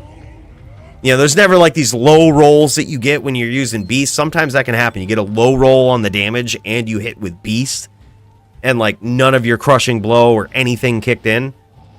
It's just a forgettable just nick. Like that happens sometimes. But dude, not with dual griefs. I can tell you how it would go, Dane. It would be miserable duels. First of all, probably nobody would show up. But second of all, it would probably just be miserable duels. Enigma, you're not the first person to suggest that either. Like I think there's always been this age-old debate of like whether or not Enigma made the game better, right? Enigma made PvP fair. It also made a lot more classes viable in PvE, let's be real, but it made PvP fair. Like, the Sorceress just dominated everything. Sorceress and Zon dominated everything. And now, the Sin swaps back and forth with the Druid, which swaps back and forth with the Necro. And the Sorceress can still get in there, still pretty top tier. But now the Barb, like, just imagine how bad the Barb would be. Like, if nobody could teleport. Like, or Enigma was not a thing, right? The Sorceress would just rip it up. You could still probably have tele charges, so Zons could just escape. You would basically see low-level dueling in HLD, is basically what it is. If Enigma was gone, you'd see low-level dueling in HLD. Yeah, crazy. GG, though, man. That's a crazy-ass barb. I love it. Gotta say, I love it. Let's pop over to Javito. I think this duel is still going on. It looks like these guys have actually swapped now, and these guys are doing their mirror, the actual mirror part of their match. And look, it's so good that we got to check out another duel, because now we're back to the Javito duel. It looks like sound is streaming. Javito's ping is now way better, so it looks like these guys might be playing on Europe. And now it appears as though Javito is on the din. I'm not sure what the score was when they were playing on Americas. However, it could get finished here. Javito could show and prove. He could display these din skills. Oh my god! Dude, you couldn't even see! You couldn't even see his opponent there. I'm not sure, like, it's probably because of his frames per second. If you look up in the upper left corner, his frames per second is like -12, right? Pretty close to it anyway. The closest I've ever seen to a negative number of frames per second. But anyways, it makes it difficult to like load all of the assets in when you teleport up on screen. He couldn't even see his opponent there. And he got in, landed those hams. Oh my god. That was nuts. Yeah, tele staff still exists. Enigma made the game so much better, no doubt. Like, so even if you banned sorceresses, right? Like, do we honestly think that suddenly the game would just be fair? Right? At that point, like, don't Zons and Hammerdins just take over? Right? Like, maybe even Dins just take over. They're just the best. They can charge. They have a mobility skill and nothing else does. Like, even if you just straight ban teleport, the skill teleport. Like, okay. Dins and maybe Zons are like the only thing you can play. I guess, actually, Sins could just sit in 5 stacks. But it wouldn't be very interesting. But you would have Din sitting in Hammerfields. You'd have Sin sitting in 5 stacks. You'd probably have Cold Sorc sitting in Blizzards. I would certainly sit in Meteors with my Fire Sorceress. And then a Zon would just be on the outside picking them all off. You know? And if you close the distance on a Zon, you might be able to kill him. But then, remember how miserable it was to go up against a Zon in LLD? With 96% dodge, avoid, and evade? Well, it would still be a thing in HLD. GG's. Dude, did you win? So far it was 4-2 for Sound in NA, 4-1 for Javito in EU. That's a win. That's an upset, my dudes. I did not expect that win right there, but Javito just took it. We tuned in right at the last second for the perfect part of the duel. Holy. Dude, Javito got there. Beat him on a din. He went 4-1 on EU. Bro, we got to put that down.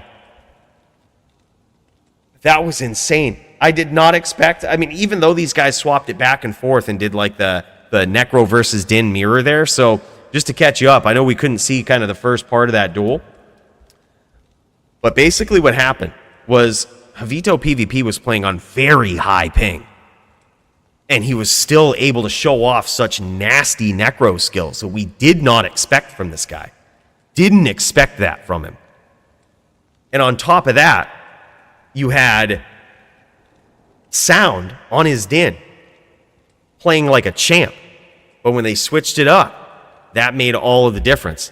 Javito was able to do a bit better against a Necro on his Din than Sound was able to do in the reverse. So, surprisingly, with a very impromptu mirror duel, this is supposed to be Din v Din, but we got to see a different kind of Din v Din. Who was better at taking on a Necro? Right? Tough matchup. And Javito came out on top.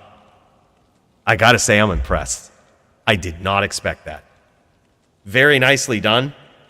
JavitoPvp definitely in the running for performance of the night. Because that shit was insane. Wow, man. Wow. All right. Who else we got? What else is going on here?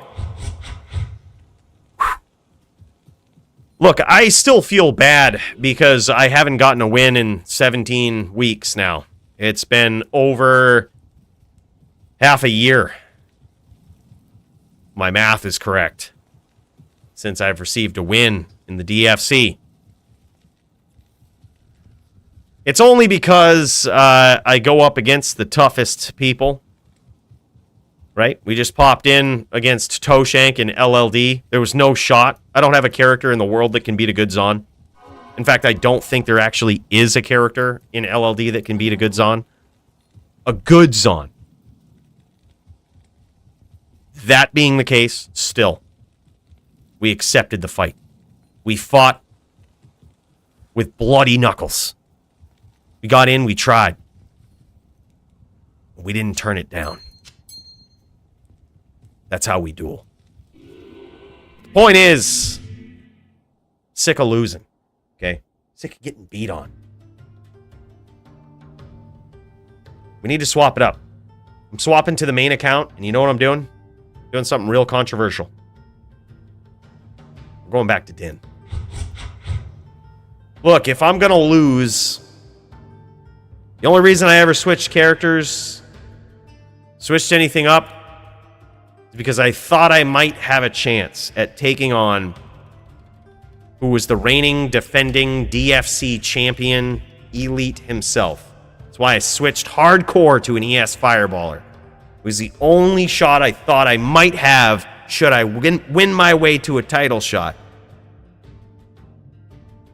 But truth be told, if I'm gonna lose anyway, might as well have fun. That's what we're gonna do. We're just going back to the den, dude.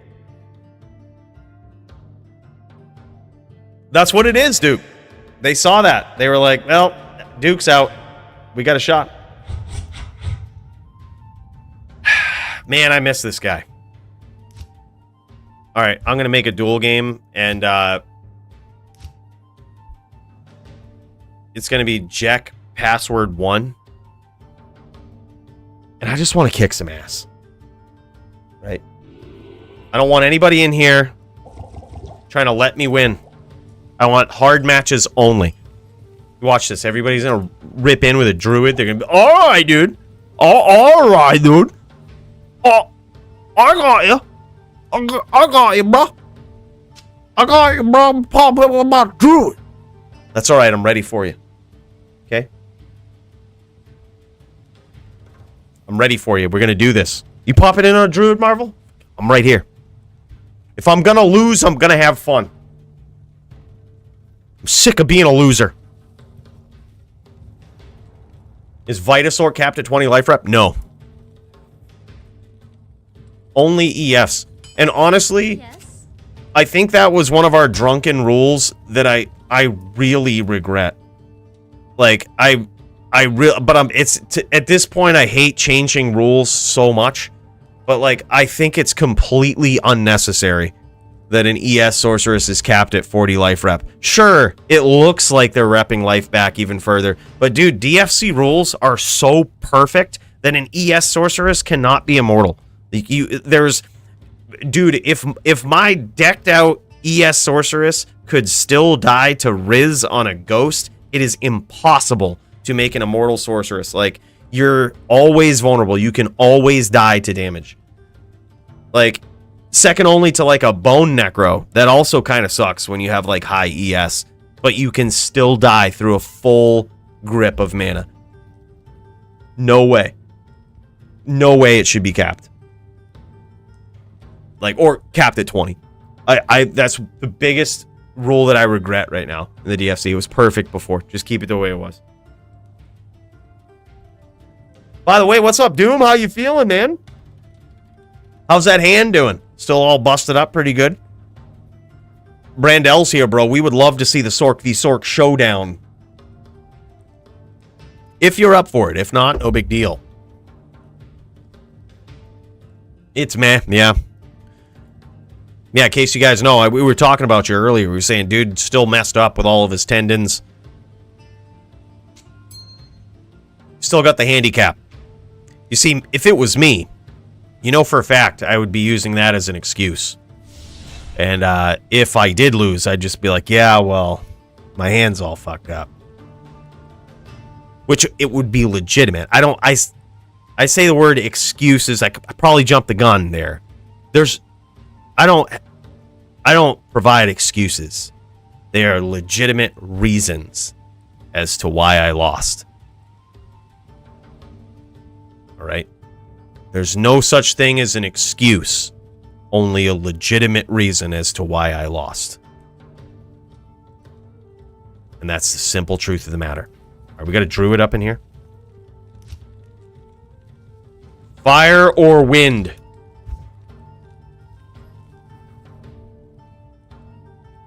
Neither. Okay, so he's a summoner.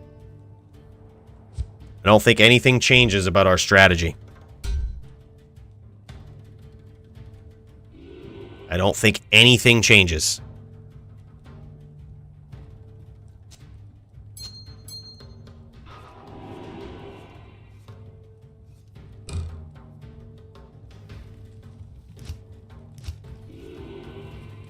We just life leech to Kingdom Come. Not in town.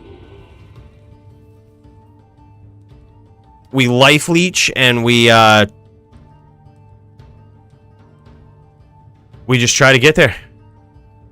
There's no other way to say it. Cheese? No, that's not cheese. That's legitimate strategy. Okay? I want to hear shit about that. That's legitimate strategy. And the only way a Din will ever win. Doesn't even let me bow. Just comes in. Can BM Druid. It's alright. We got you. The order welcomes you. I got you. He's going full zoo too. Okay. Okay, full zoo. Alright. So most of this damage is going to come from the ravens, which is something that we can't do anything about. Oh, that didn't work too well with the summons. Where's he at? We ain't even teleporting. You wanted a no teleport duel? Here we go.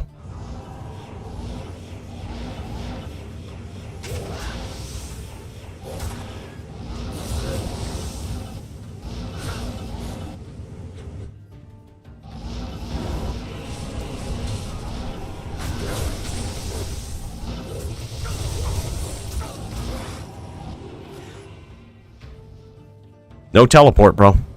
Except for when it benefits me. Except for when it's beneficial to do such a thing. Oh, shit, dude. I had to clear the moor. I had to clear this fucking moor. There was monsters. There was monsters. Just, I had to clear it.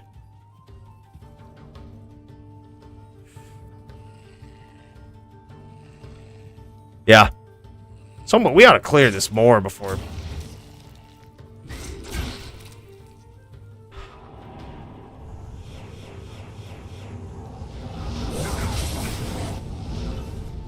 Sneaky.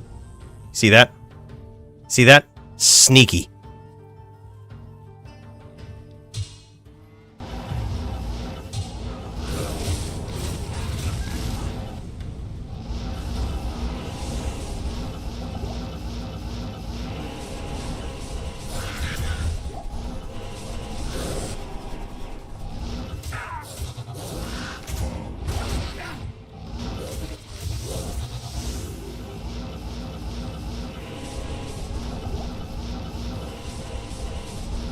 Oh, man.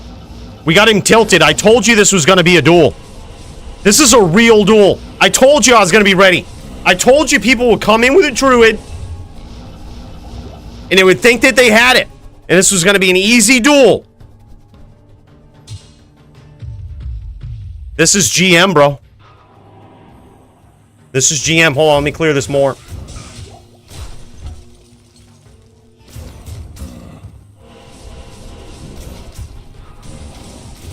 Alright, we got some mana pots up here. This will be good. There we go.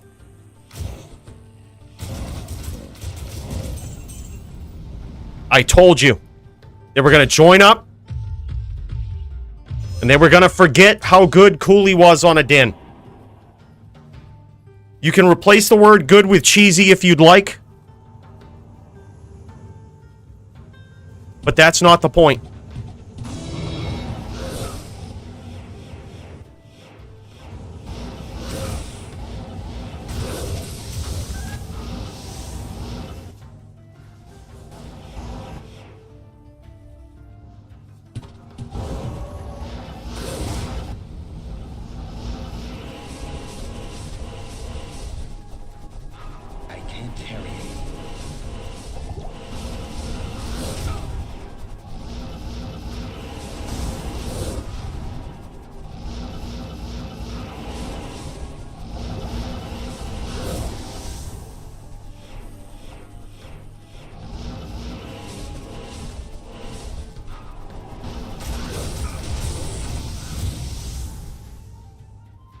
That's gonna be rough.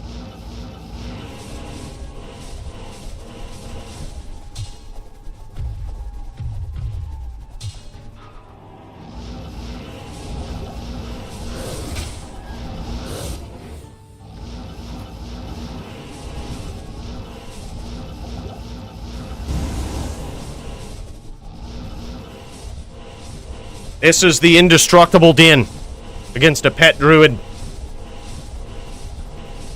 Best life leaks axe in the game is probably Breath of the Dying.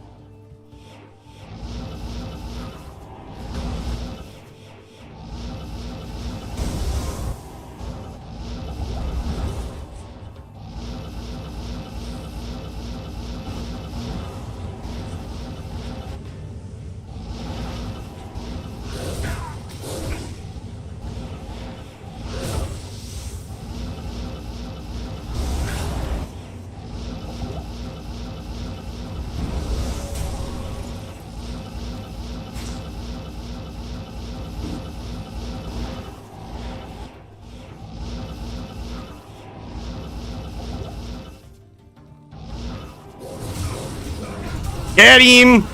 Get him!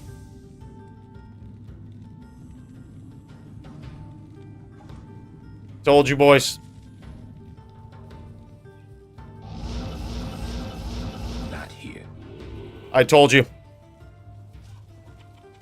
My friendly pets are only friendly. Hello. Well, this din is the meanest din that has ever existed. Oh, but Marvel? Dude. I've dueled Marvel on this din before, and that's all I'm gonna say. Alright? I've dueled him before.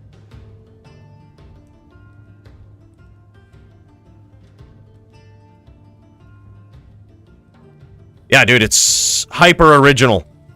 It's meant to... Like, literally, the only way this din survives is with pets. Like, is when they have their pets up. It's the only way we survive. So when you have, like, a full zoo druid, that's exactly what we want to see.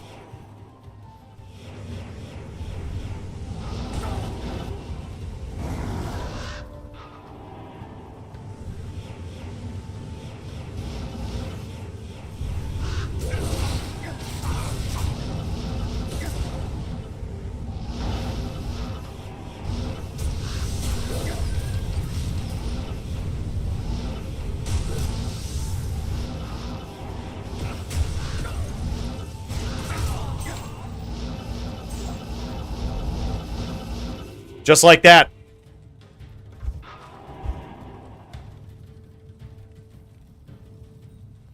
Good day.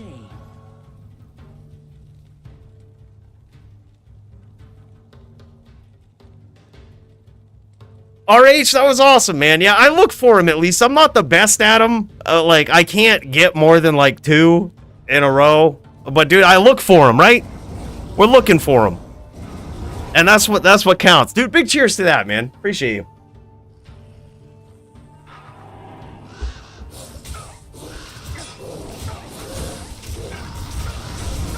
Oh, man, look at this. Dude, probably just ravens might be good enough to get there. Like, no pets necessary. Just the ravens are doing the most damage.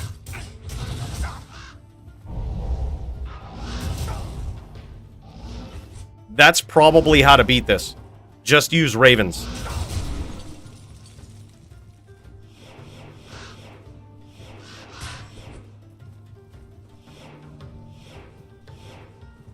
I'll hold Zeal, you use ravens. Let's see who comes out on top.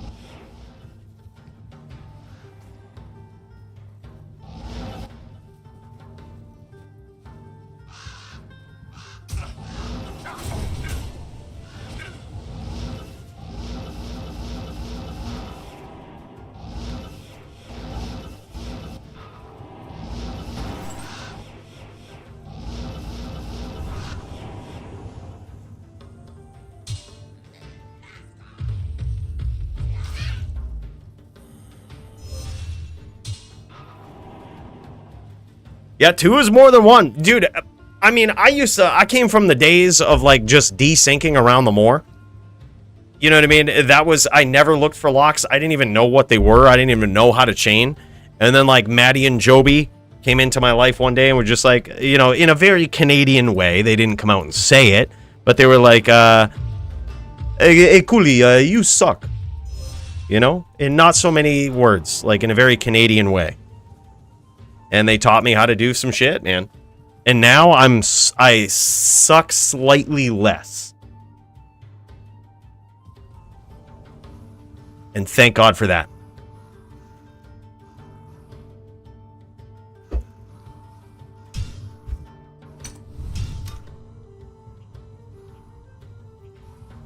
All right, who's going to be the next to duel, man?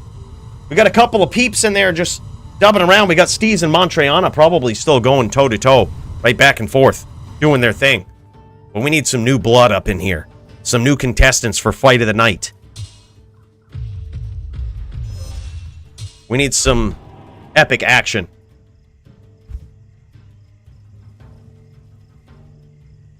All right, here we go. Going up against a real druid. Real windy.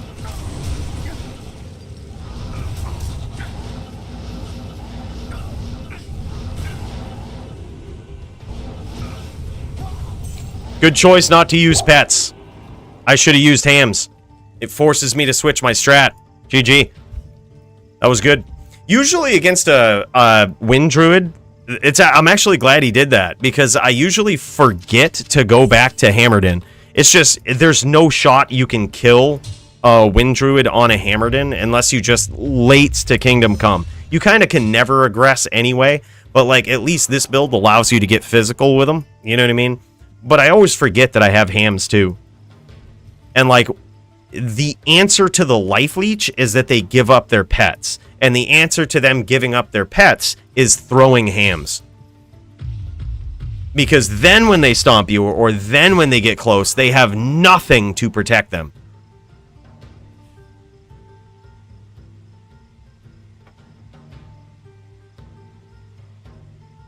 Yeah, that was a good strat, though.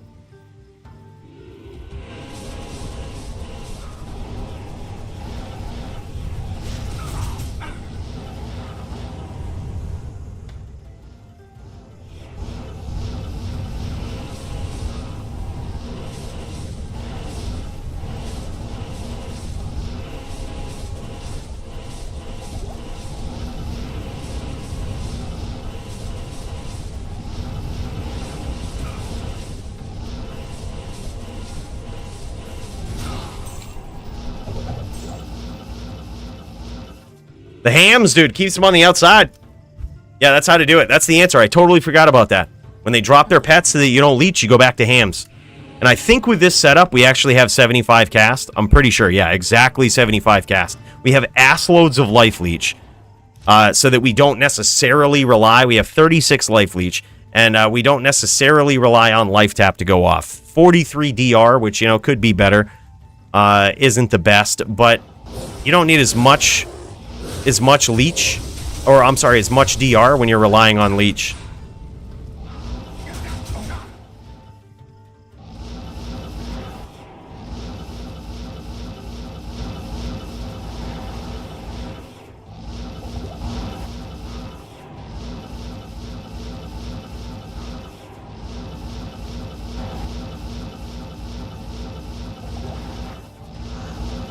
Let me chain you so I can get killed by pets. I just want to practice the chain, dude. I just want to practice the chain. I won't even hit you. I just want to practice chaining.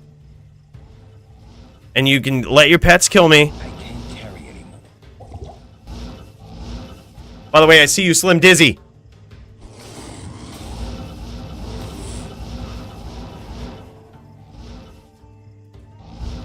I see you, bro. We're traveling fast.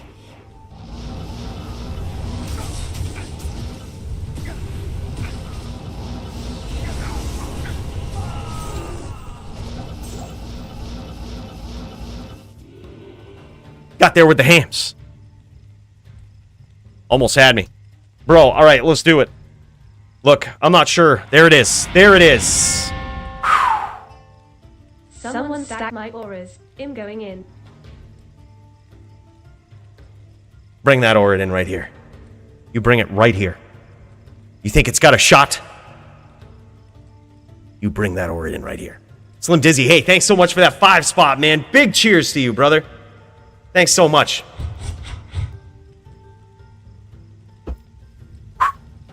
This is feeling good. Dude, that's actually a good call, Brand. I think that's cool, man. That's a very gentleman thing to do, by the way. Not run the TS because I honestly think you don't really need it either. Like, especially on a full Vita sort. Like, not necessarily necessary, if you will. All right, here we go. Go, bro. This is feeling good. See, I'm getting my wins in. It's feeling good.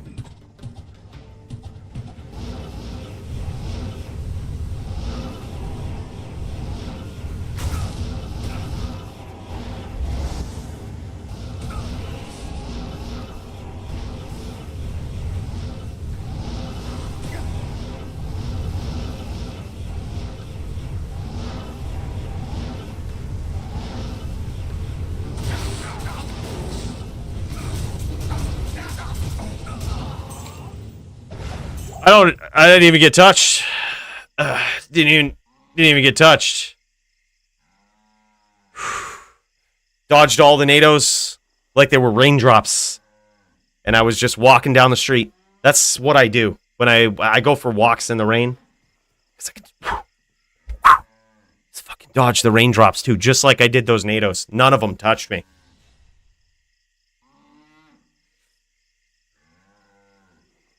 GG, looks like these guys are getting about ready to go here. All right, let's get another one here. I'm feeling good. I'm feeling good. I'm feeling good now.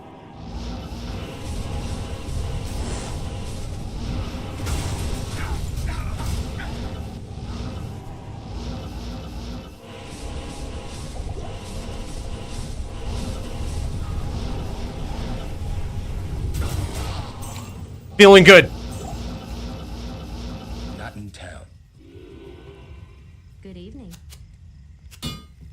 GG. All right, let's check on these guys. I'm gonna pop into the Discord. It looks like they're in there. I don't see them streaming yet, which means only one thing. You bring all your druids right here. You think you got what it takes to take on the people's top din? I'm right here. I'm right here. We ain't going nowhere. We ain't going nowhere till we see Doombringer. BrandL start streaming. We doing this thing. World's okayest din. I'll take that.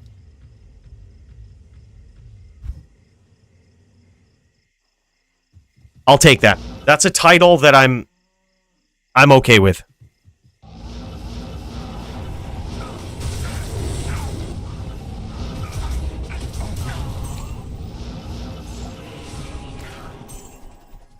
Just like that. That was an okay chain.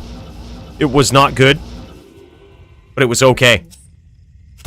From the world's okayest din.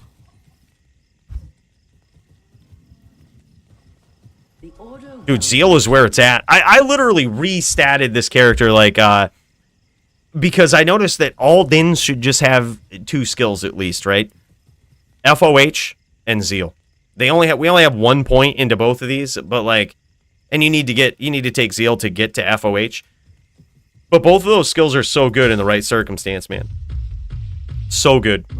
I wonder if we'll actually see, when we see the title fight tonight, if we'll actually see Armond Hammer bust out something new. Maybe the Zeal. Especially if Dio gets creative. But dude, this is the pet killer right here. Yeah, really good 1.1er, especially when you have all of these like skiller charms and shit. You're always getting the 5 hits. Like, it's pretty decent, man. It's not bad. Yeah, when you got grief, dude, you can't go wrong with the damage. You just can't. I see you again, Slim Dizzy. Let's get it in. Here, I'm about to do you some justice right here.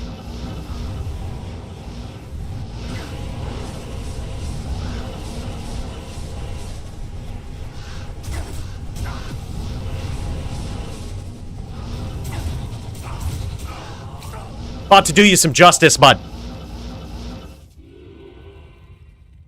I see you. But do you see me? Stop. Hammer time. Damn straight, I think it's about that time for hammer time. No doubt. Big cheers to you, Slim Dizzy. Thanks again for the 5 spot, man. Holy shit. Bro, big cheers, man.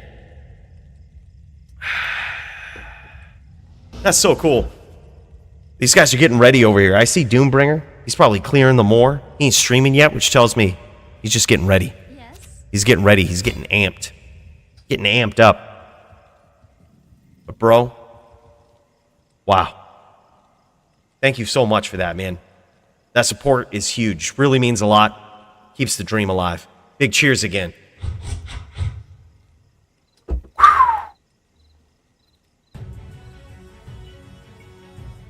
You know, I forgot how much I missed the din. Win or lose, good or bad. This is where my heart wants to be in Diablo 2. Sure, I'm also, by technicality, the best sorceress in the DFC, but that's only by technicality and only because Doom was gone for like a month.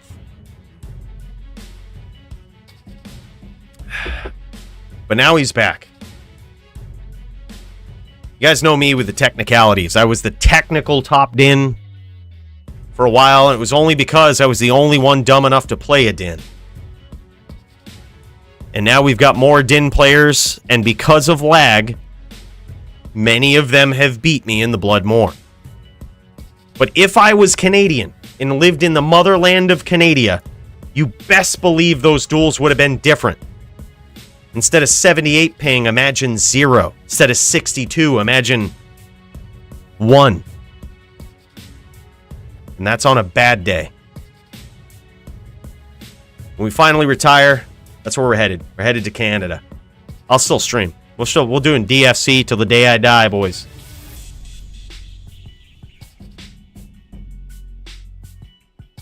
Yeah, I mean, there was... Look, we're not here to argue the technicalities. Doom, only the technicalities. As to why I was technically top sorceress.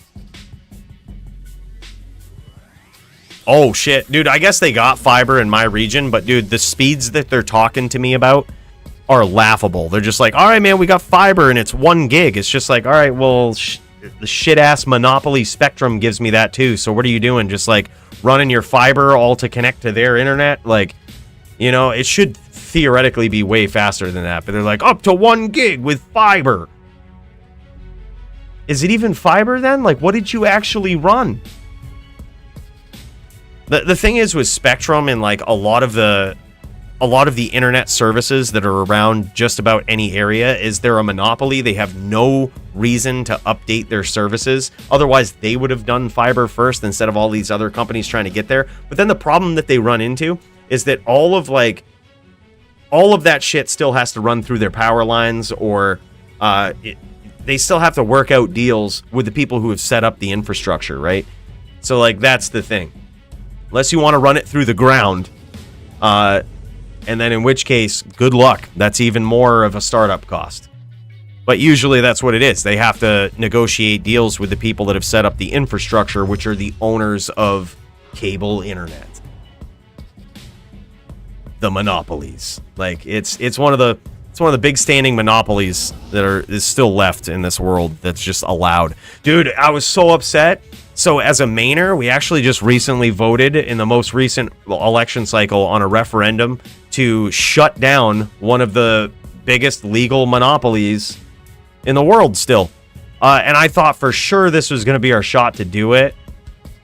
But for whatever reason, the power companies spent so much money on advertising and shit. It was the power companies, dude. The electric companies, they are monopolies too. And like... They beat it. They beat it, dude. Apparently they tricked 2/3 of Mainers into keeping the fucking monopoly around. I'm like, I thought Maine was smart, man. But 2/3 of us are fucking dumbasses. I'm so happy to be in the other third, man. A dumbass that at least kinda knows what's good for him.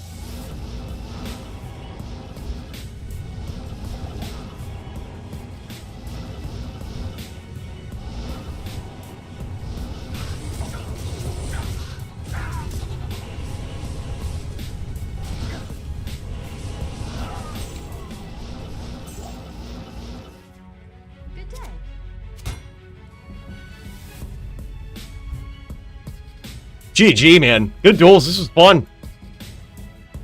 This is a lot of fun. I see BrandL going live. This is going to be epic. Let's check out this boy's screen, man. Let's see what's going on, shall we? Ooh, what is this? Probably a little loud on the volume, is it? Or how does it sound? She good? She a little loud? What about now? Looking good.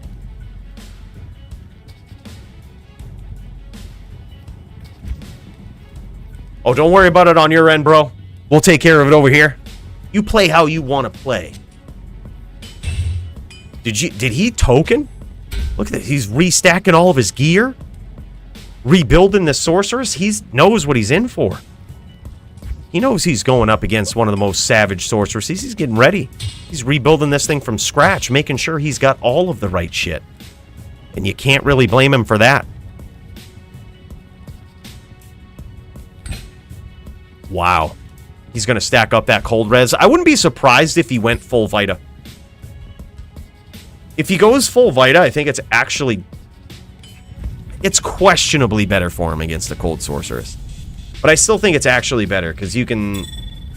With the cold rules in the DFC, you can actually stack up some pretty decent ones at a lower tier. And probably survive just as much as if you were ES. DFC rules, man, I'm telling you. Which is true, Doom. We still live in this, like, our votes count. Dude, they really don't. The fact that, like... If you ask me, all political advertising should be banned. From signs on the road to commercials or anything. People should just know that there's an election and who's running. And the state should advertise it. These people are running. This is the party they are. This is what they've listed as their core beliefs or whatever. You know what I mean? And then people should be forced in the modern day world to go look shit up. And if you can't bother do that, there was this big push in the 90s with Puff Daddy and shit. You guys remember that? Like, vote, rock the vote, rock the vote and shit, just to get people out to vote, which was a rather democratically sided way to get people out there. You know, like it was, that was what they said. That's not my opinion. It was like, they said that the more people that vote, the better chance Democrats have of, like, being elected, because older people tended to vote, and if you got the younger people on MTV voting, younger people tended to vote Democratic. So that was the logic behind it. But, like, that was the big reason, and there was this big push to vote, but there was not really a big push to educate yourself to vote. It was just like, get out there and be a dumbass and just pick one, you know? Like, but not a lot of people educate themselves. Very few people read about the referendums and what they mean. Like, literally, of all the referendums, I voted no on all of them, with the exception to dethrone CMP, which is like the big power company up here. Just confiscate all of their assets and have the state own it. Like, that was the only thing. And everything else was a constitutional amendment, which, me being me, I will always shut that shit down. Don't be fucking with our constitution, state constitution or anything.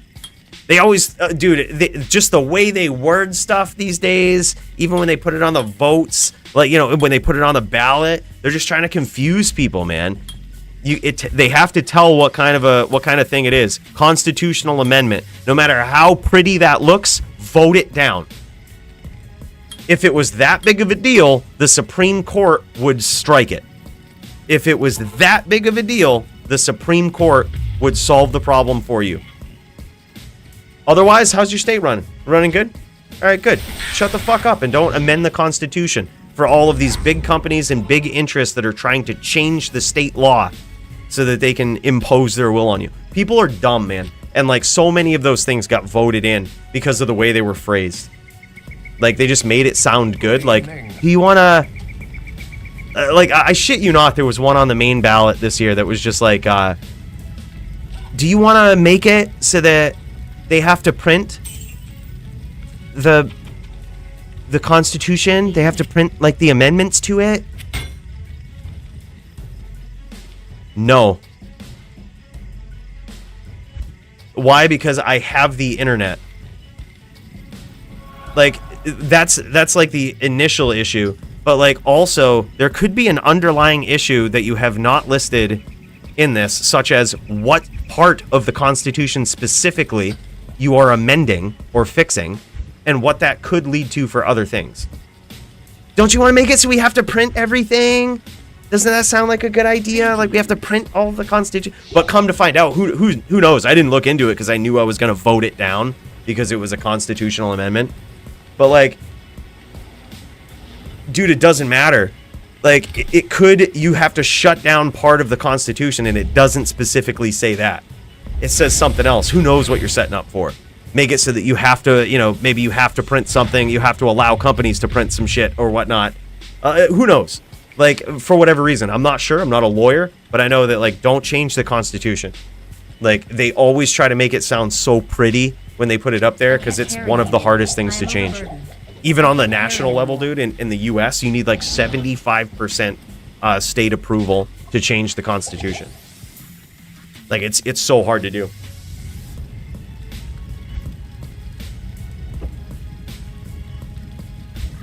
Yeah, exactly. And I honestly am a strong believer of, if you have not educated yourself, and you can do this partially or in full. If you have not educated yourself enough, or you are not passionate enough and knowledgeable enough on an issue, I think it's perfectly honorable to not vote on it. Like, I think that's a perfectly honorable option. Because otherwise you're screwing it up, right? Like, you're taking someone else's or negating someone else's vote who might have been educated on it. And you're making someone else's, like, personal voice who knows something about it more than you do weaker. Or possibly stronger, who knows? But you're just taking a shot in the dark. Like, I think it's perfectly cool to show up, and if you don't understand a question or a ballot measure, just skip it and don't vote on it. Like, I think that's a perfectly fine thing to do. I do that all the time when there's only one person running for the office that we're electing them to. I skip it. I do not vote for the person. Because theoretically, they can lose if nobody votes for them. All right, let's do it. These guys are ready to go. That's enough politics for me for one day. Screw the government. That's what it boils down to. Unless they're trying to shut down monopolies. And then go government. Other than that, screw the government. And let's go PvP. I'm voting for you now, right in. Dude, I actually have done that before. I've written myself in as an opponent to the person that is the only person running in the office. And then voted for myself. I never vote for the only person there. No matter how good they are, I never vote for them. Alright, he did go full Vita. BrandL went full Vita versus Doombringer, and he gets caught with a Blizzard right off the bat, and man, did that hurt. That is the drawback to going full Vita here, man. That is gonna sting a bit. These guys going back and forth. This Lightning Sorceress, I gotta say, man, I love it. I've had the pleasure of dueling up against it a couple of times, and this thing stings, man. Like, this thing stings. You get hit with that lightning, it don't feel good. And believe it or not, lightning is actually really good in Sorc v Sorc. It apparently is the go-to build in Sorceress v Sorceress. Setting himself up with some chain lightning there. Or not chain lightning, with lightning bolt. Hoping he gets doomed to run into him on his aggro. Looks like he's going to have to re-up on his battle orders here real soon, though.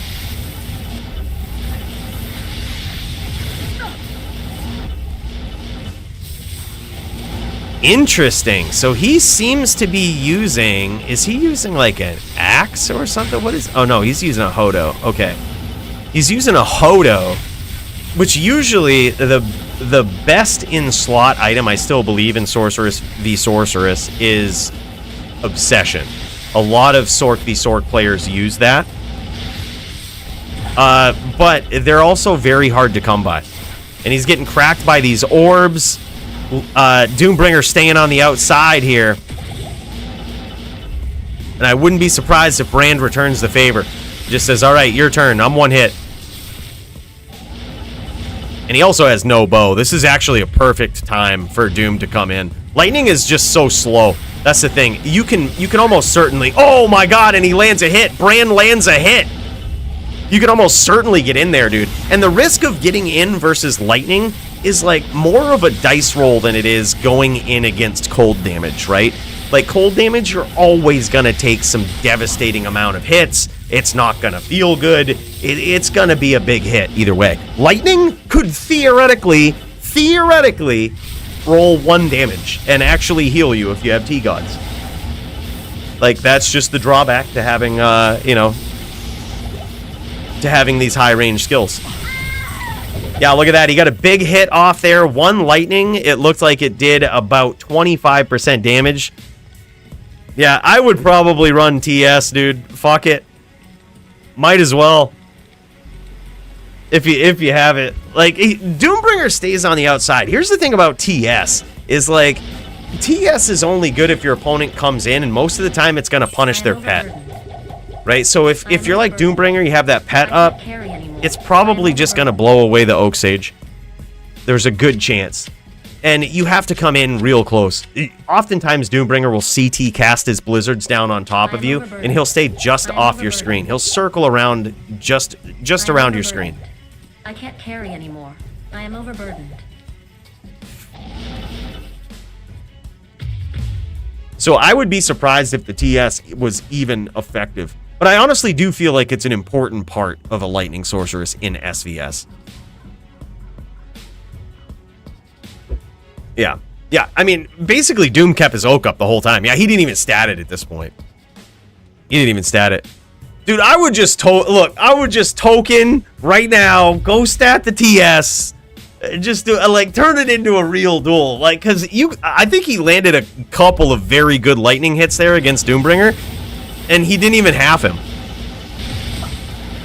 And how different would that be if he's got TS with like the constant harassment?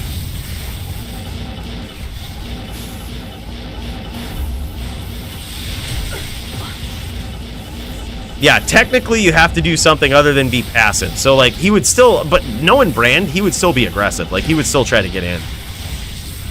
Like that's just how he plays. Like he's not a lates player. And there it is, 2-0 so far in favor of Doombringer. And honestly, not necessarily a good strategy. With the TS chains or even just trying to stay on the outside, because theoretically in HLD where everybody can teleport, your TS is on a timer, and if that's your game plan, then like you have to be super lates about it. Like I'm talking CT lates and roll the dice, and maybe eventually your TS will hit them and not their pet. It's like a super long and rather risky duel. Good to see. Because, like, if at any point you screw up or stay on screen for too long, most characters can just punish you for it. And forget ever beating a druid like that. Like, it just won't happen. Your TS will go off, it'll hit one of his pets. If it ever hits him, he's just recasting Cyclone Armor, and then eventually you're dead.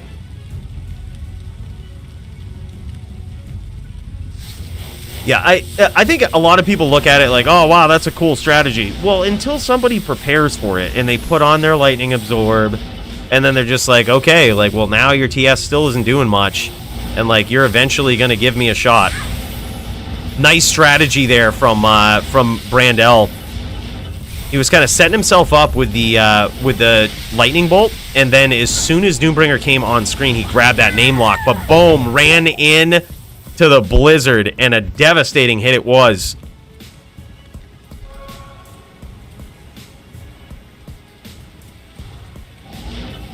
All right, dibs on loser. We're gonna do a second chance. Sorc v Sorc. I can't carry anymore. I made a Sorc v Sorc character specifically for dueling other sorceresses. People are gonna laugh at me. People are gonna make fun of me. They're gonna say, "Wow, Coooley, you can't build a goddamn character without using this item, can you?" And the answer is no, I cannot. But I have the coolest Sorc v Sorc ever.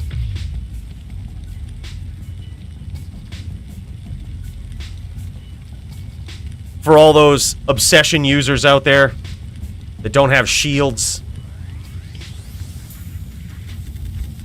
Yeah, most go fire, they go cold, they go lightning. We're a poison sorc. We use the fourth element. I built it just for sorc v sorc. I got my ass kicked. Look, I've programmed it out of my memory as to who even beat my ass in sorc v sorc. I think it was probably Sound. It was somebody. Look, it doesn't matter. I've already forgotten and figured out a way to cheese. And I said that's never going to happen again. Doombringer gets there, returning to the DFC and defending this sorc v sorc championship battle here with his absolute SVS skill. Carry anymore. That was insane. Wow, man, let's cut over. Brand, I think you and I need to do a second chance battle. Sorc v sorc time. I think we need to do second chance sorc v sorc.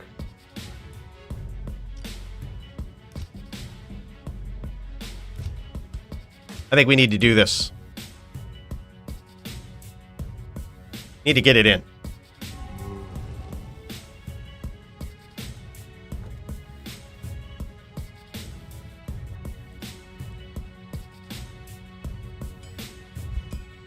I can't even wear a T-Gods. I'm too weak. Put on a Wisp, though, right? Fuck yeah, we can.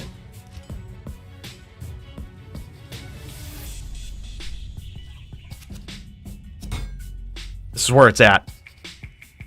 These are the duels we signed up for, alright? We're gonna make sure we got the right stuff on. Alright, here we go.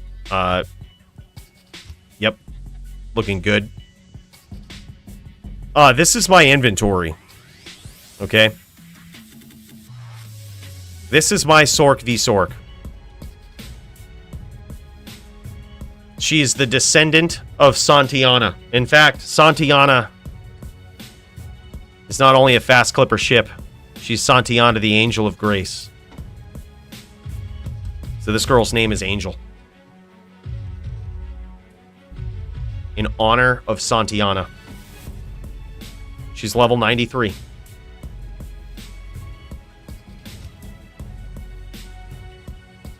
I'll take on both these guys. No problem. Yeah, we're not even fully leveled. Our Sorceress on ladder is a higher level than this. Second chance, Brand. Let's fucking go.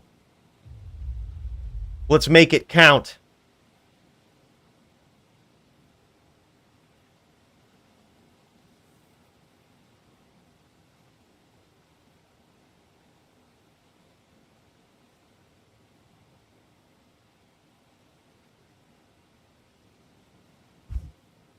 Let's make this count.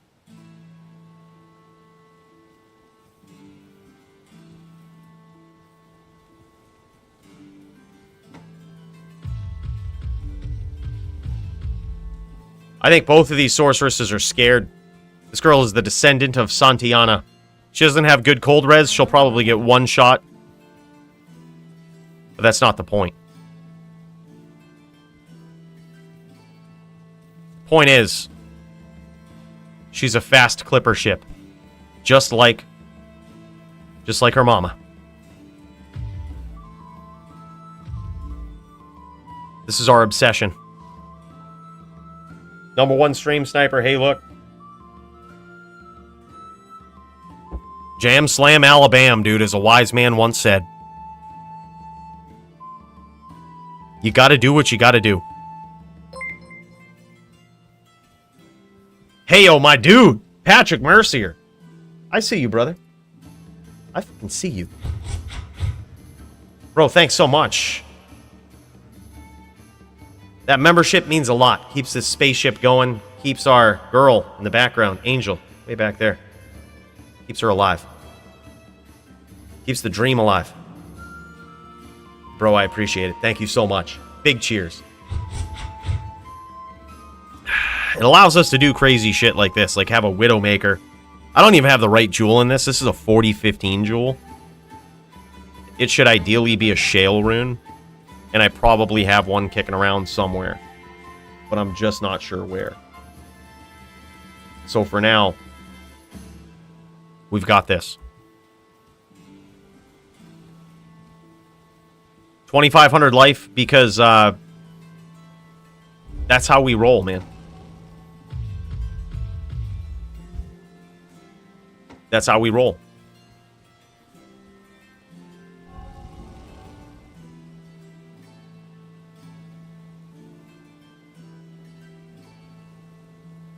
By the way, I see you, Aura. I see you, bro. We travel so fast up here, as you know. It can take a while, but best believe we gonna be ready.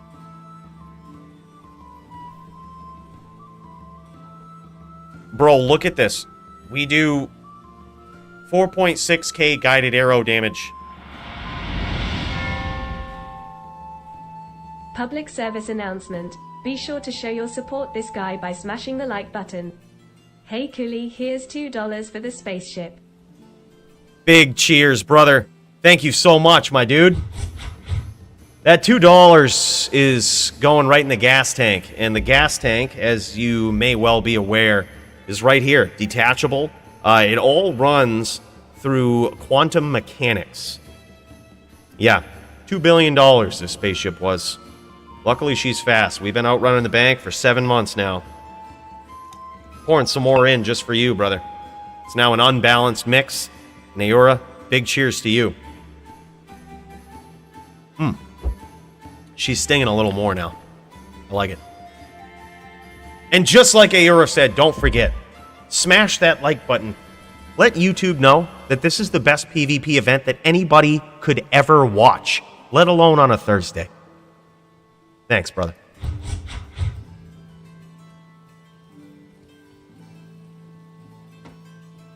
Oh, shit. Whoops. We weren't supposed to do that. There we go.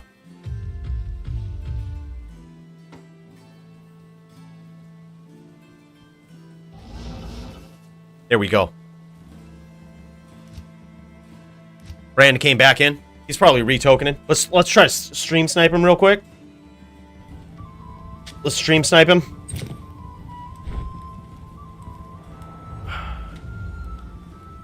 Oh yeah. Oh yeah. Oh yeah. Okay. Yeah. I hope you don't go ESA, Bob. That poison's gonna sting a little bit.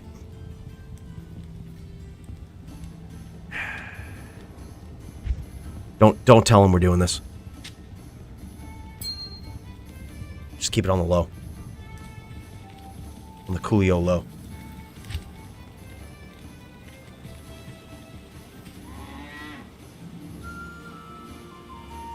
By the way, I see you, Cooch. I see you, bro. If you bought the green label, you could have just put that in the gas tank. You know it, brother. That shit's like pure ethanol. May not be entirely safe. She bites back. But bro, thank you so much, Cooch, for that 5 spot. Maybe we'll put it towards some of that. We'll see. I'm a cheap bastard, all right? Whatever's on sale. The bourbon whiskey that is on sale at the supermarket is... It's like taking your car to the gas station and putting, like, super in. You know what I mean? Unless your car really needs it, probably not the best choice. The ship, she just loves the bourbon whiskey. That's what keeps her going. So that's what we go with. But you know what? We'll keep an eye out. Maybe we'll put in the super. All right, we'll see. Big cheers, brother. Thank you so much for that 5 spot.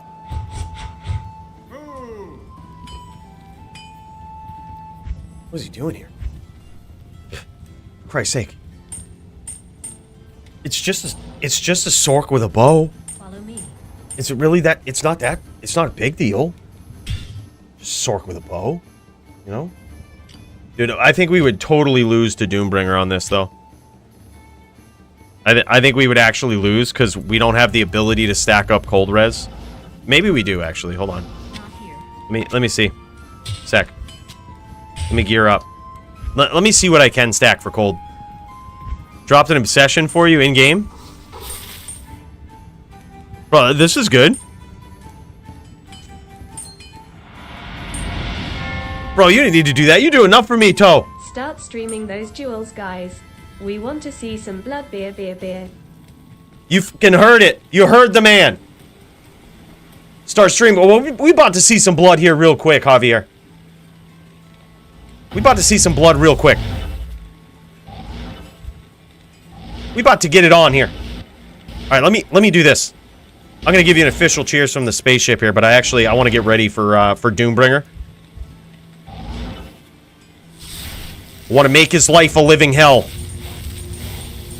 All right, as much as I can, anyway. As much as I can. Hey, Yura, my dude. My dude. Hell of a guy. Brother, all right. I don't even have... I don't even have a Ravenfrost. That's fine.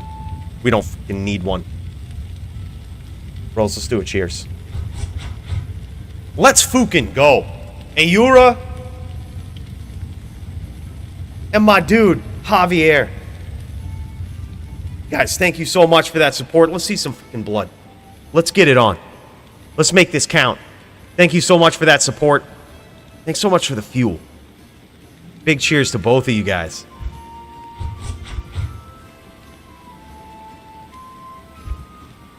Want to make a game in chaos? Oh man, we gotta get Dio here real soon too? To what do we owe the honor? To what do we owe the honor? This is gonna be a good night. We're just getting started. Go Doom. Let's do this.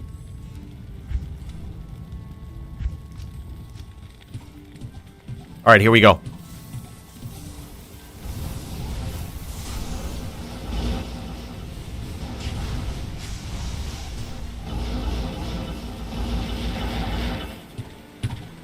Well, I think I'm still viewing someone else's stream. Hold up, I'm gonna kill this real quick. Nope.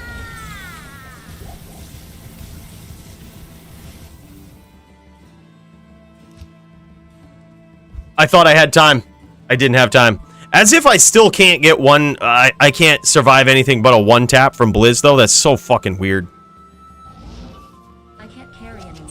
I have 330 resist, and that's not good enough. Alright, we're going... What's the rule? 498? Welcomes you. I don't think I have a Ravenfrost. Maybe I do. In the stash. Yeah, there we go. There we go. There we go. What is it? 330 dual Raven? That's about to happen. If I have dual Raven. You don't. Alright. 361 Raven. Who knows? I don't even know. I think this is good. 355 1 Raven. That's like old rules. I'll probably still get one shot.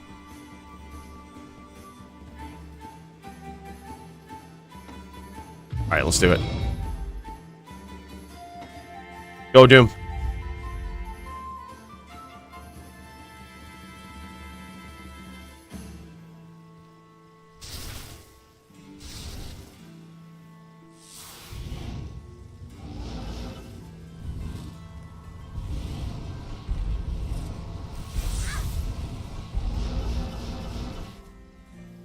Hello.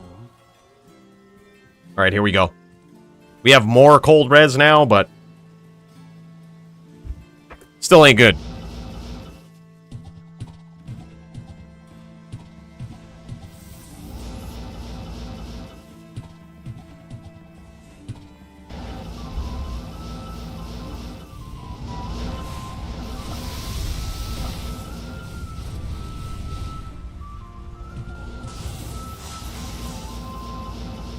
I think he went max block.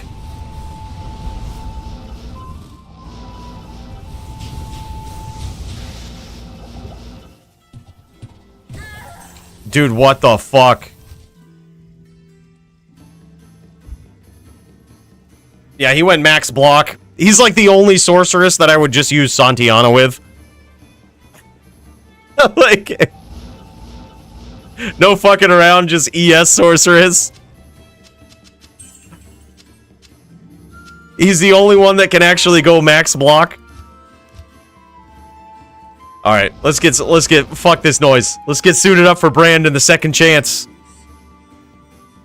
Yeah, it's like so much cold res, but cold damage is just so busted. Like cold mastery is so busted. You could have a million cold res, you just still get cracked. Like it's fucking, it's nuts. All right, let's do this right. Let's get in the zone. Let's put some Sojas on. Matching Sojas.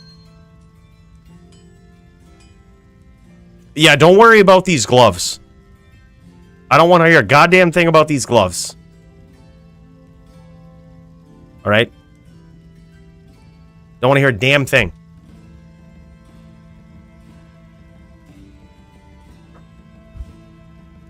Well, also, alright, to be fair, this was... I made a mental decision that if I ever go up against a cold sorc, no matter what, I go on ES. But if I go any other SVS, I go on this one.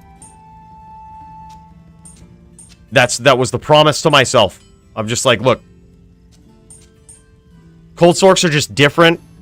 I think ES works good versus cold sorceresses, but that is the only one that it actually works well against. Right, I think we ought to go probably just Shaco.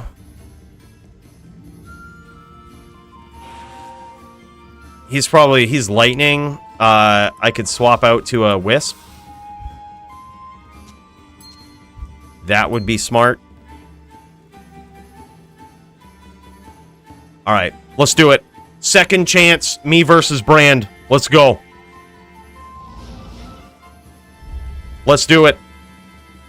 This is what we were built for. SVS.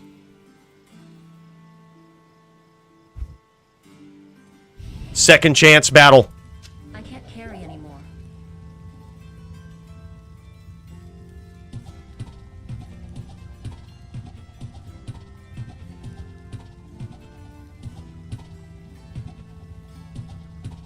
Do we clip him? Did he forget teleport? Did he forget to stat teleport?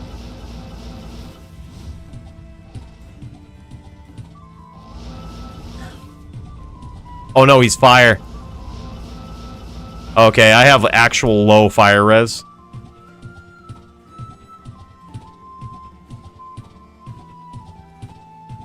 I think I just clipped him.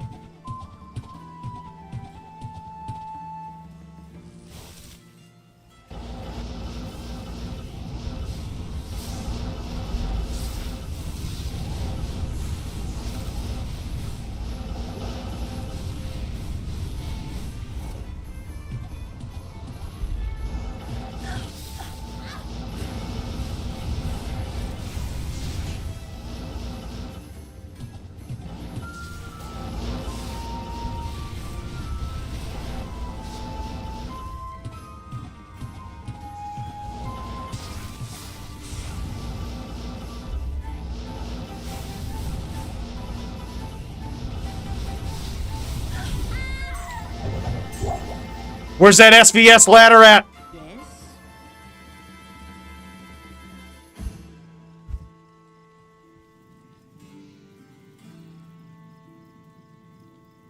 Oh, he has F spirit?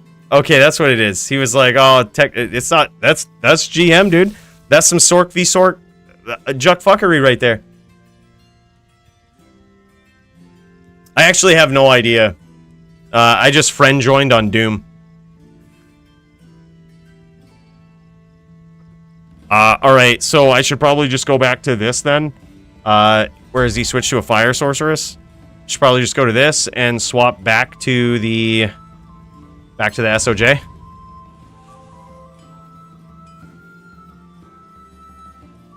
Fucking Max brought in his... Dude, I built this stupid-ass sorceress, and then I figured out Max also has a stupid-ass sorceress that's way more stupid than mine. And it's so cool, I want to now rebuild this to be just like Max. The thing is so cool. Wait till you see it, dude. Okay, so he is lightning. Okay, never mind. He is lightning now. He's a hybrid sorceress, I guess.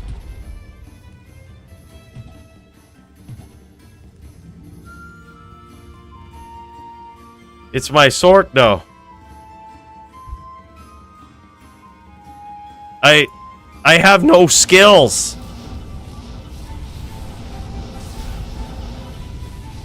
And now I'm statted for fire. Alright, next duel, because now I thought you were fire. Next duel, I won't use the bow. Because now I have low light res.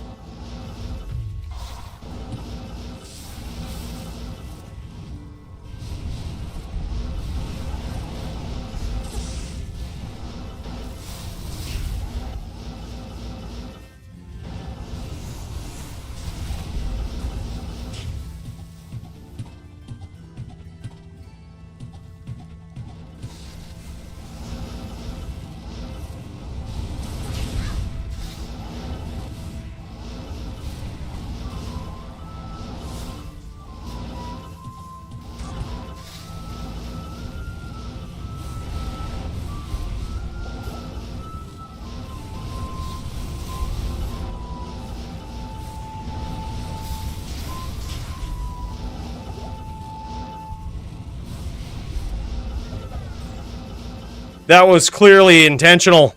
Greetings.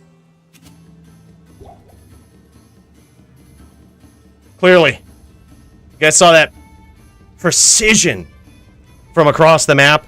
Did you see that? Pure precision. Bros.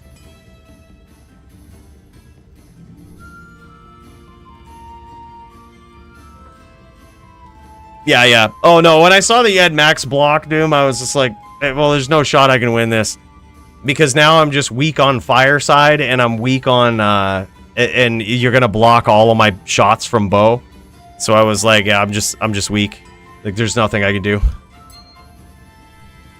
But dude, I need better gloves. I need, like, they don't need to have, like, knockback is actually pretty cool with this build, I think. So, like, IAS, knockback, strength, and res, maybe, is what I would need. But I'll probably try to craft some or something. Well, hold up. Now we're in SVS. We're in SVS territory. He asked me not to use the bow. I'm still gonna keep it just in case I need it. But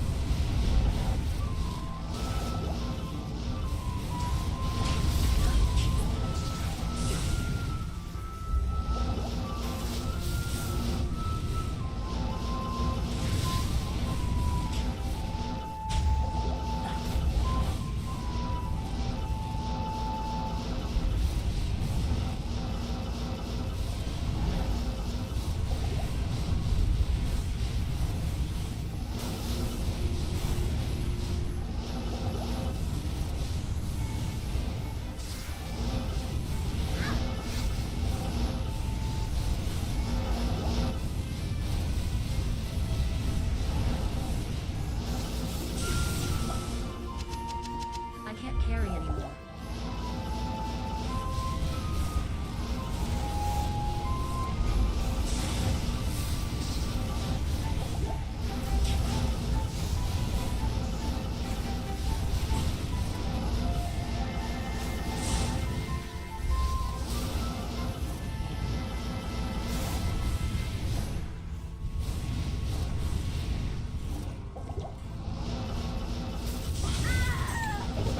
that was straight no bow, bro.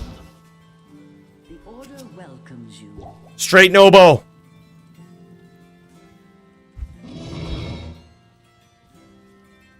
141 ping. They call it skill, I believe, is how it's pronounced in Canada. Skill. The bow is just consequential, you know? It's just there.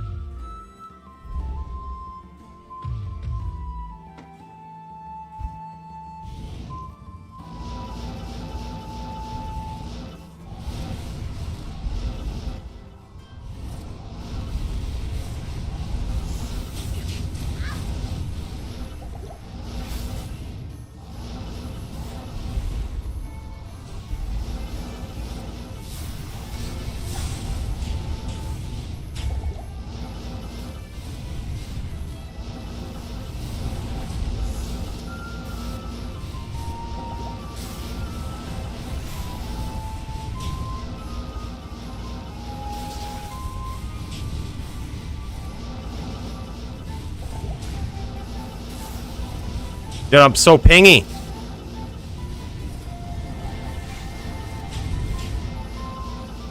I'm so pingy.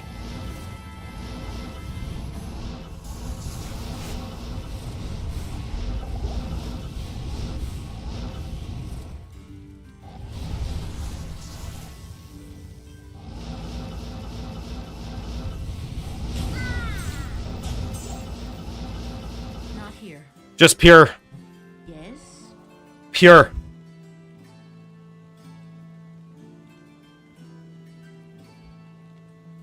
What Brand has requested that we do not use the Good to see you. that we do not use the most awesome part of our build. He's requested it, and that's what we're doing. We're not using the most awesome part about our build. In case you didn't see it, it's this right here, and that is supplemented slightly by these. Okay, only slightly. Not much damage, just a little bit of ping damage, right? From, you know, from here to there. 10, what's 10,000 damage between you and a friend, you know? We also, oh yeah, we have enchant. I totally forgot about that. Yeah, we have enchant. Yeah, so that's cool. Yeah, what's 10,000 damage between you and a friend, you know? From a bow. What is it? Alright, let's duel max real quick. Go max. Alright, here we go. We're probably going to beat him. Because Max is... Oh, he's also got the fucking bow. Of course he does. I forgot about that. Oh, I forgot to bow. Hold on, I gotta go to the cold plains. Nobody ever lets me bow. I gotta go to the cold plains.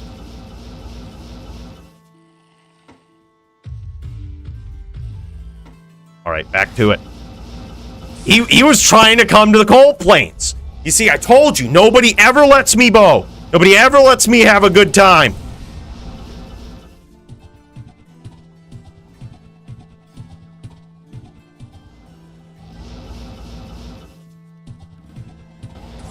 Got him. Now he's in trouble. Now we're gonna let that poison do its work. We're gonna let it do its job. I think he also has plague on though, because I think I got cursed. So he's trying to fight against my poison. Oh, that's not doing too well for him though.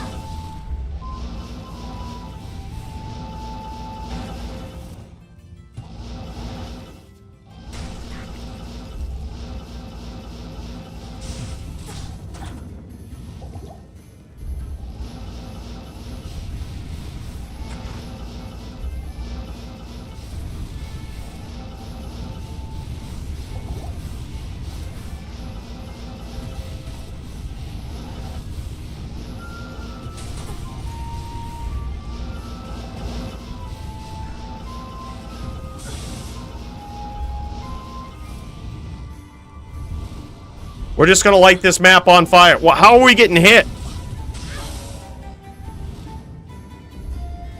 Our fucking firewall doesn't finish him? Just like that, boys. Sorc v Sorc skills. Even with Max's crazy ass on. I'm not sure if you noticed it, dude. I actually love his sorc.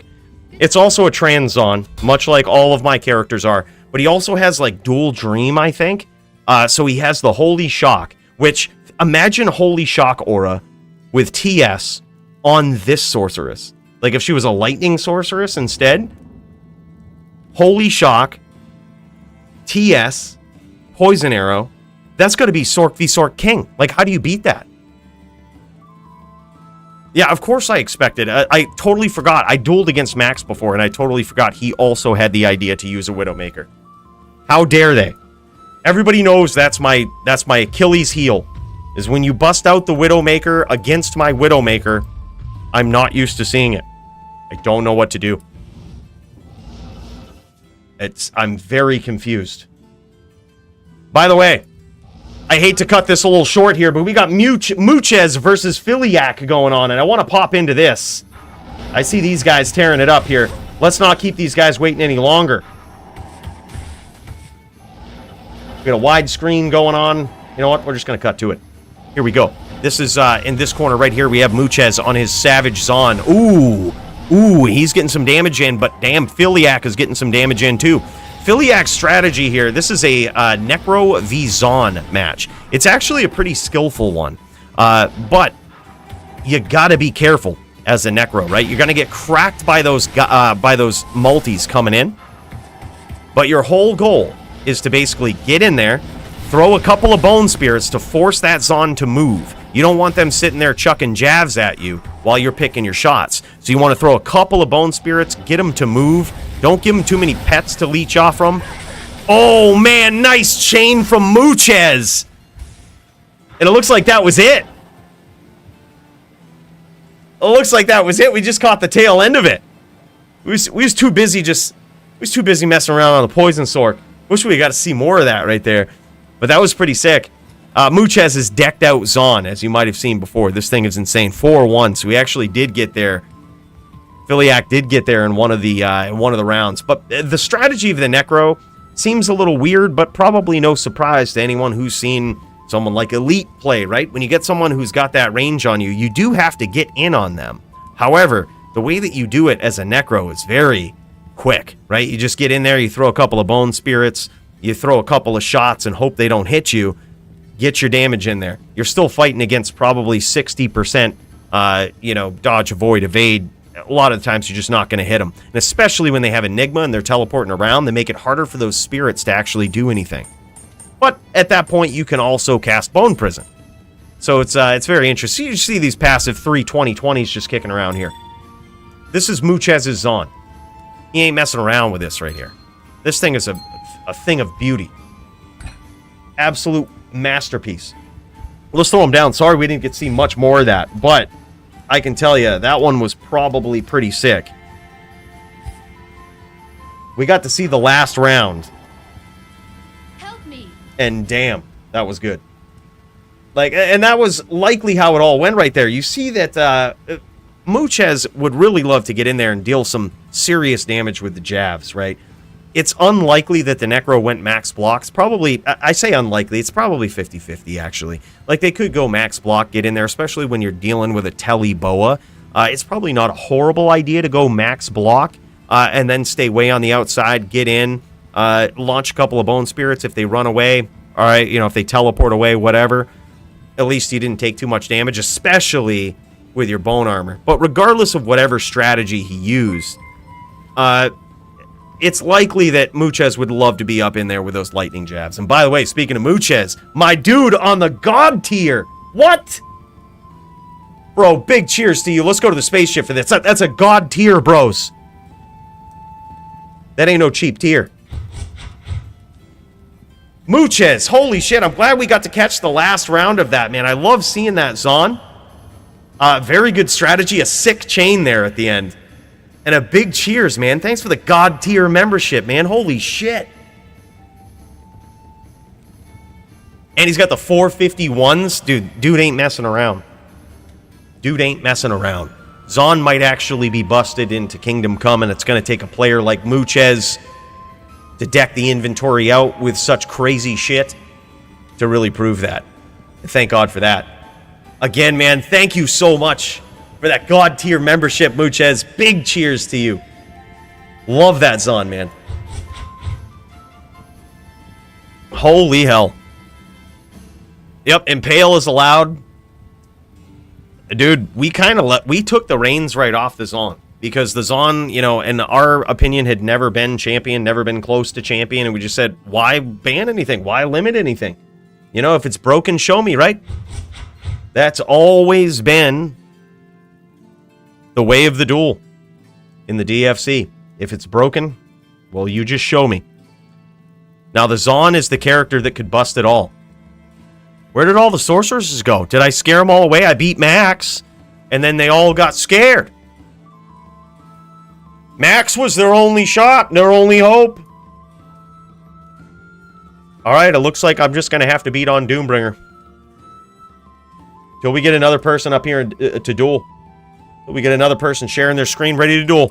I'm so sad we didn't get to catch more of that, man. That was so good. I love seeing Muchez is on Philiac, too. I love that strategy. Would have loved to see if he was more max block or what was going on with that. But that was pretty cool. Very curious to see the strategy against such a decked out Zon, especially if he did have 451s. I feel like at that point, probably even a Plague might be warranted, or a Cure might be warranted. Should easy Zon, to be honest. I think so too, especially with most Zons. Most Zons that don't use Enigma, they should get pretty much easied by a max block Necro. However, I think the tables turn a little bit when you have Teleport. When you can just teleport out of the way, you have the faster run walk from Enigma, so you can walk down quicker, teleport away from the typical strategy of the Necro, which is to teleport in, throw a couple of Bone Spirits, and force you to move. And then you're on the back pedal. Then they can just stay right there while the Bone Spirits chase you, and it's like shooting fish in a barrel. But if you have the ability to teleport, and if you have 451s, I really think it changes the game quite a bit.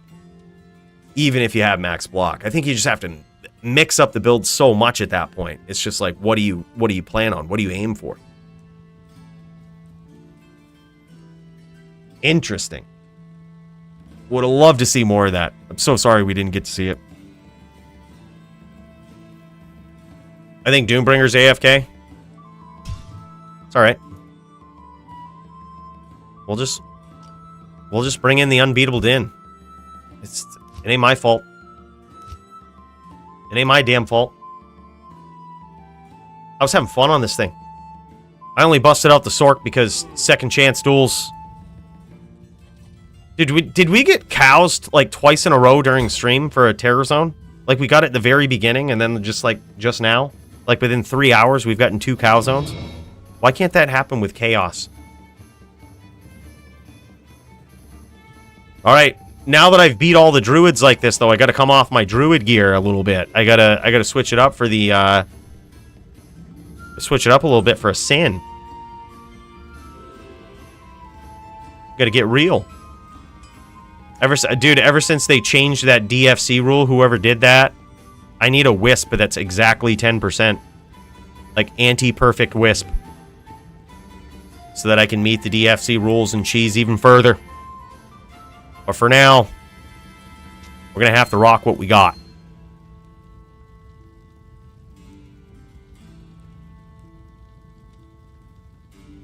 Oh, you and Punch getting ready soon? Fuck yeah, bud. Can't wait to see it. You know what? I really can't wait to see it. I got to refill the C-stick now. We're all out of juice. I got to piss. Like, there's so much stuff going on. Someone else needs to take over. You know, let me do the thing. All right? He's probably going to sunder me with all this lightning bullshit. So we got to make sure we're stacked up on lightning. Lightning res cast. Can we possibly hit? We cannot possibly hit 125 with this setup, which is a real shame. Whatever. Oh, terror begins to form within Sanctuary. We're about to get a D-clone. Well, that's cool. Terror spreads. Let's do it.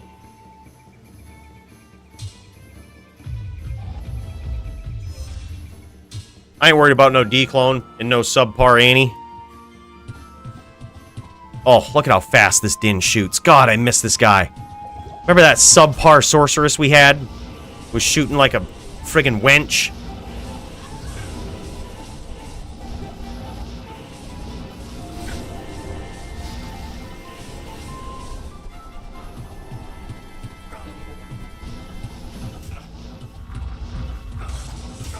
Oh, nice whirl. Okay, he does have the whirl.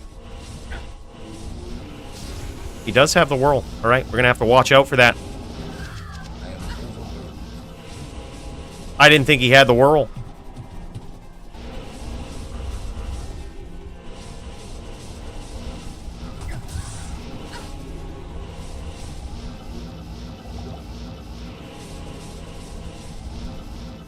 We need to rep to full somehow. How are we going to do that?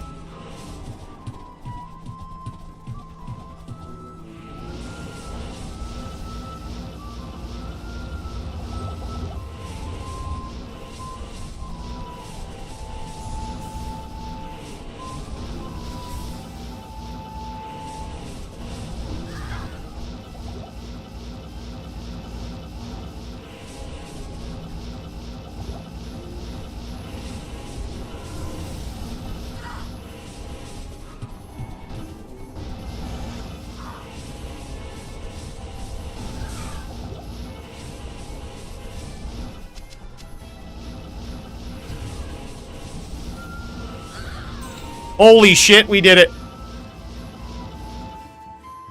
Holy shit, we did it. I pulled out my inner ArmondP. Good evening. And I got there.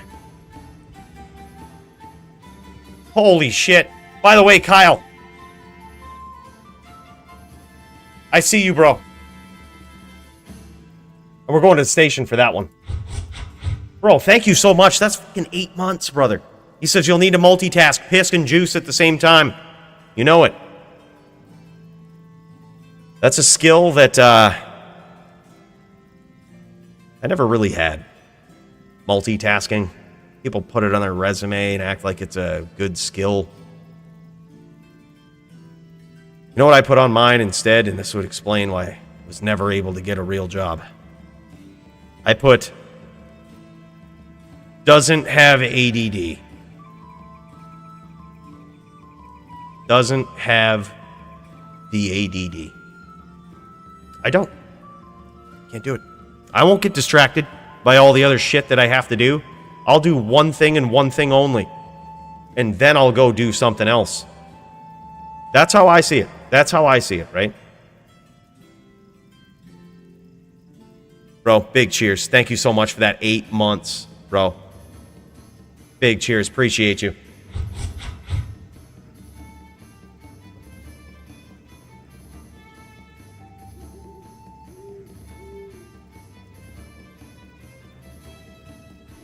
Bro, we got there. God, I missed this din.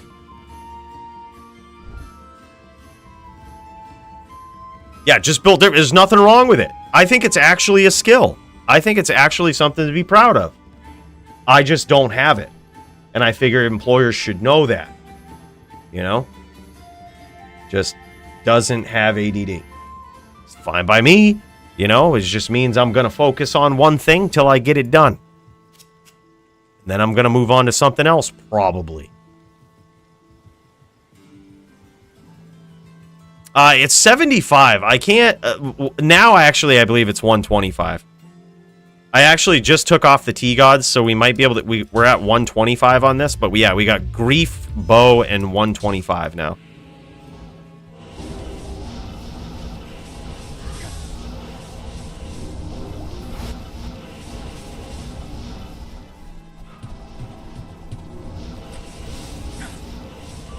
But we have way less light res. Oh, we just nailed him with hams, though.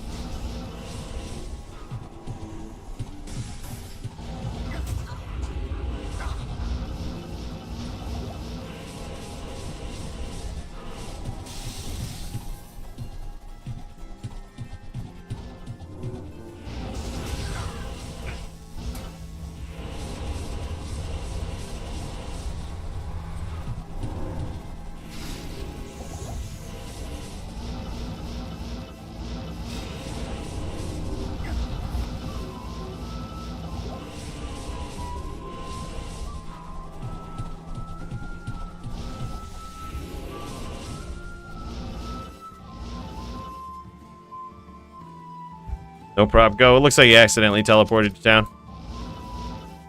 My Rebo.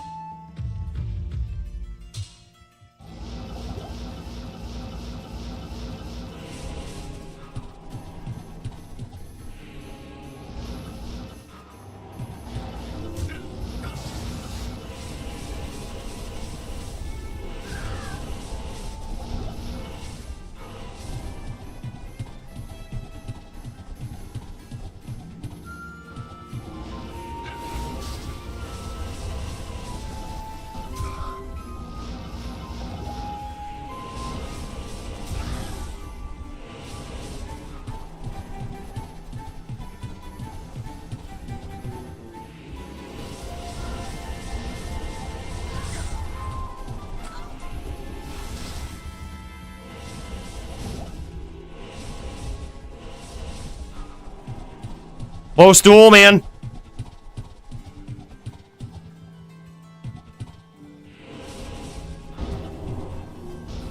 Oh, damn. Good duel, man. I think he was one. Caught with that bow out. He had to get risky with it. Good duel. Yeah, he probably could have. I was getting very close. I think I was still above Shadow Bay PK, but it was getting close. By the way, I see you, Clayton. My dude. Hell of a guy. By the way, I also see Punch live. Bros, let's cut over to this. Let's see if we can get this up and firing. Clayton, we travel so fast that I'm in the future. I saw that before it happened. But in order for them not to shut me down or the government to come study me or some shit, I gotta pretend I don't see it early, you know? But for you, I'm making an exception. Hasn't even come through yet. And bro, I see you. Big cheers. Oh, we wait. I'm going to fire up Punch's stream because tehPunch. You guys remember this dude? The most savage barbarian ever. Season 2 of the DFC champion. Beat out Joby in the final round to prove his valor. He's fighting tonight. Maween. My dude. There it is. Clayton with the 5 spot, bro. Thank you so much, man. Tipping one back just for you. Big cheers, brother. Really appreciate that, man. Let's cut over to Punch. Let's just get to the punchline, as they say. Now, Punch, savage barb skills. As we saw last week, this guy isn't like decked out with perfect gear. He's just got the skills on a barb. And he's going to be tasked with the challenge of taking out NYCmaxim, the most savage, creative Sin player that the world has ever seen. The grandfather of the kick Sin. The dude that busts out a Widowmaker on not only a Sin, but a sorceress. You always wonder why Max holds a special place in my heart. Now you know. This guy's creative in all of the right ways. We always love seeing this guy go at it. And we're going to see if Punch has got what it takes to take down Max. This is going to be epic. Look. Feel free to get into it. I got to go piss and I got to re-up on this smoke shit, dude, or else I'm going to die. And I don't want to die on stream. Or maybe I do, but I don't want it to be today. I'll be right back, boys.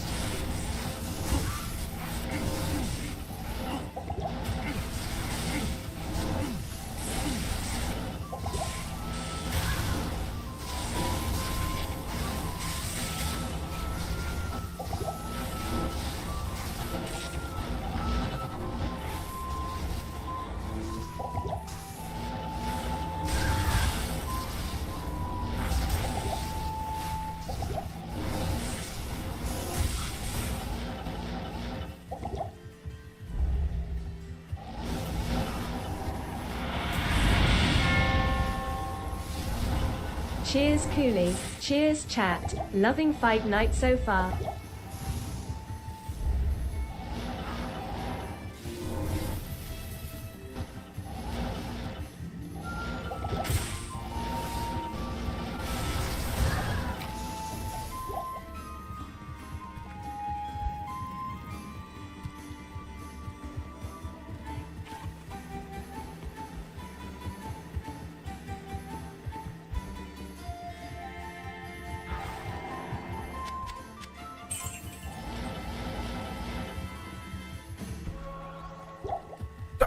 Fuck.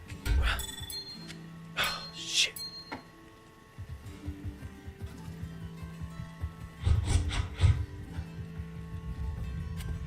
What are we looking at? Look, I tried to multitask. Just for you, Kyle. Almost dropped this thing right in the shitter. The last time I'll ever try to have ADD.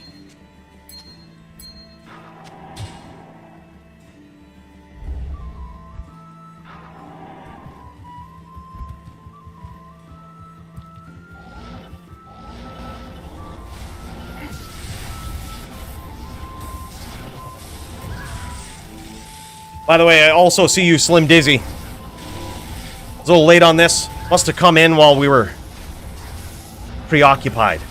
But bro, don't worry. We're going right back to the station for that one too. Alright, how did the first round go? Did I miss it? 1-0 in favor of Max? Oh, man. Okay. Alright, thank you. Oh, man. Dude, but Punch, oh my god, look at that, dude. Punch is so good at grabbing those name locks and clipping his opponent. He's gonna wait off this curse. He's gonna wait off this plague curse right here. Makes sense. Makes sense. Make Max push, push the pressure. This is his time to be patient. He's just gonna wait off the curse. Hell, I would, man. Why would you go in? I mean, even if his lightning resist is like 75% on his screen, you gotta figure Max also has some crazy shit that he does. Like, he has infinity, he has, like, all of the minus res gear. He's got griffins, too, I can imagine, so that's also gonna be added minus light res. So it doesn't make any sense for Punch to go in here when he's got that curse. He's gonna stay on the outside, he's gonna be patient. Wait for his opportunity, or more importantly, wait for the lower res curse to subside. Slow the duel down a little bit. If anything, that's what Plague is good at.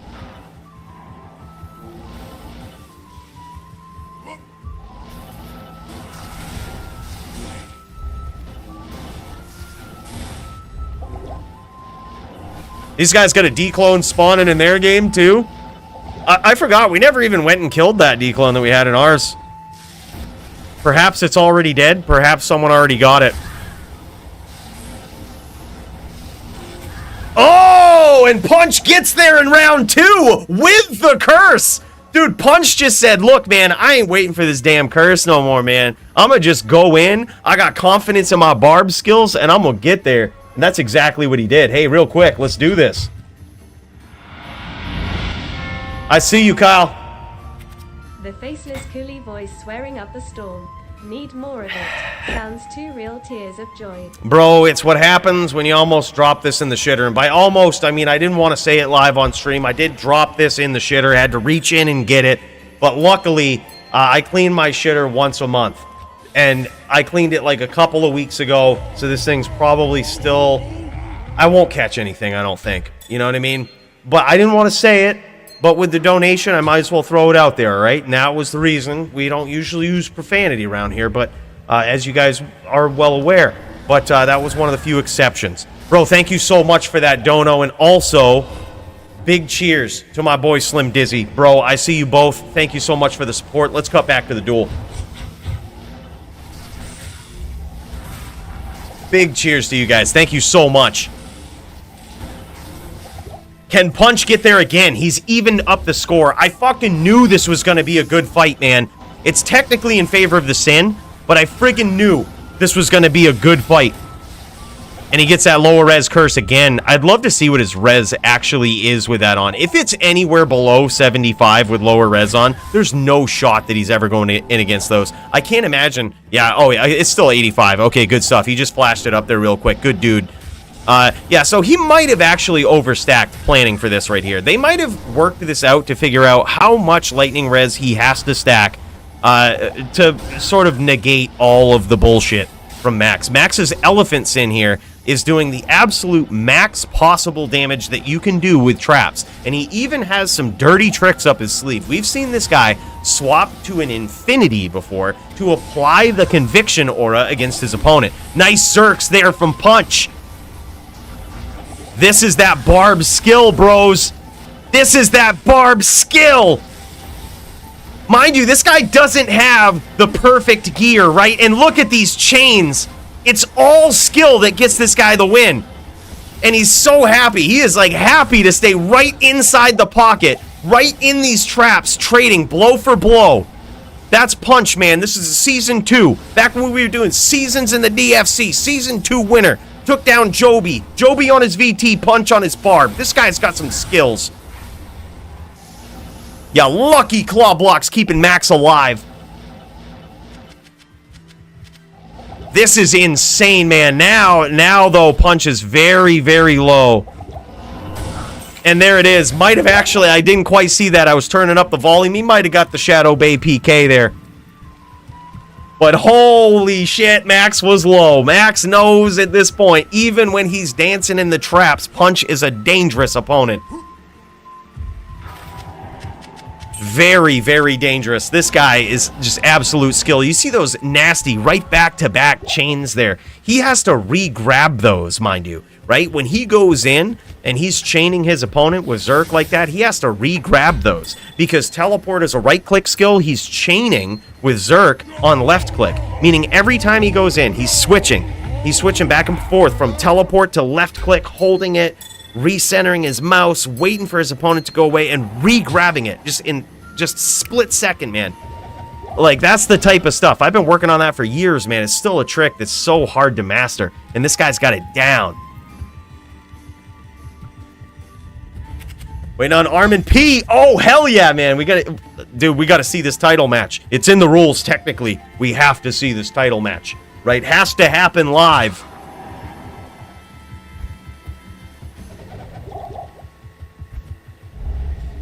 Yeah, I knew this was going to be a good duel, man. I knew this was going to be a good duel. Oh, big hits there from Punch. Hard to tell exactly how much damage he got in there, but he clipped him that time, and he is not messing around. Look at this timing. He's grabbing the shadow, holding onto it, and just knowing when Max is going to teleport. And every time he does, he's clipping him with that whirlwind as well, off from a shadow lock. And he's got him down pretty low already.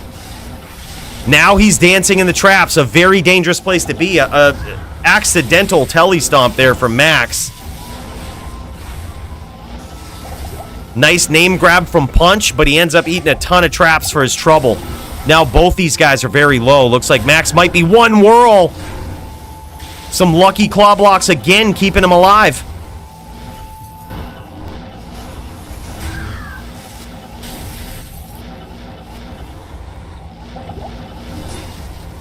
Amazing aim from Punch. I cannot believe that, dude. This is some high-level shit right here. Did you see the aim on that? He didn't even have the name lock. He just knew that with the placement of his cursor in his whirlwind direction, which way that he could potentially clip Max and steer clear of the traps. He clipped him, but claw block, most broken skill ever. Max blocked it. But that was so well timed. And chances are, if Max didn't kill him in that series of traps right there, Max was probably dead. Because Punch had a nasty name lock on him that I know for a fact Max did not know that Punch had. And that was going to be nasty. I was waiting for it. I was like, as soon as he comes out of this, Max is a goner. But he did not come out of that whirlwind, man. Yeah, this guy is a savage. This guy is a savage. Probably one of the best barbs I've ever seen, man. And I say that conservatively.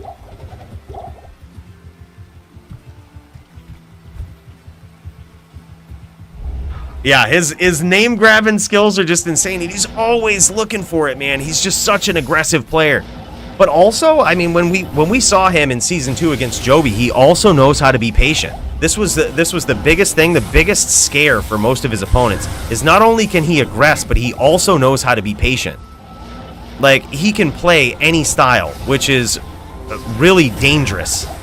Really dangerous. Like, he knows how to kick back when he has to. He knows how to aggress you when he has to. And those are the most dangerous players. Look at that beautiful Zerk. And now Max is in trouble. A chain Zerk from Punch. Punch is still looking very healthy here at about, let's say, about 70% health. Oh, and there it is. It's now 3-2, I believe. Slightly in favor of Max, but this could go either way. Wow, this is good. I'm just going to go ahead and do you guys a favor and put this right on the list for Fight of the Night right now. We're just going to go ahead and do that. I don't think anybody would have a problem with such a thing. This is the kind of action we are used to seeing, man, from both of these guys. I knew this was going to be a fight. Boys, I didn't lead you astray here. This is sick. Is it 2-2 or is it 3-2? I thought it was 3-2 in favor of Max, but you might be right. It might be 2-2. I think it's 3-2, though. I'm like 90% it's 3-2.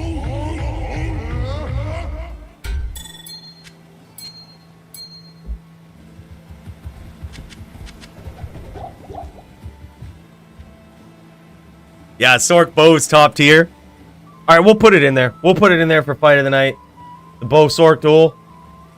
All right, we'll throw it in there. We'll throw it in for voting purposes. BrandL versus Coooley. We'll get it in there. I know you guys like seeing that. Sheer dominance.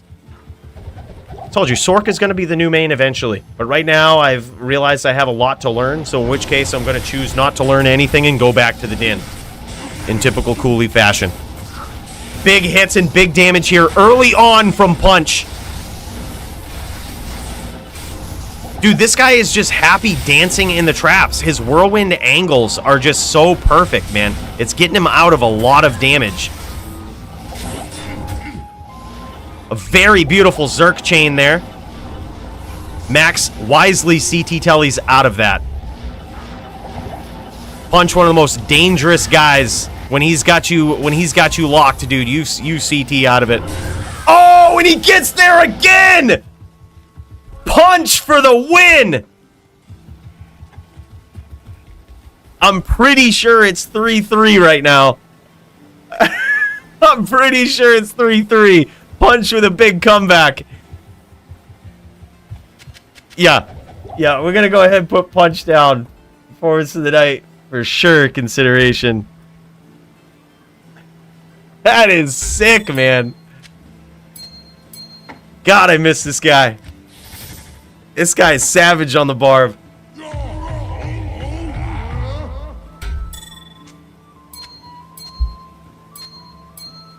Claw block can kick rocks. Yep, man. He's just so accurate with those whirls, man. It's hard to believe. But so refreshing to see. Dude, look. Dancing in these traps. Taking absolutely no damage.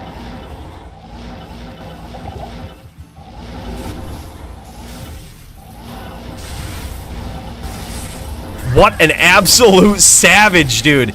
He's happy to stay in those traps as long as he's got Max in a good position. He did have him in a very good position there, but it looks like tank for the win, dude.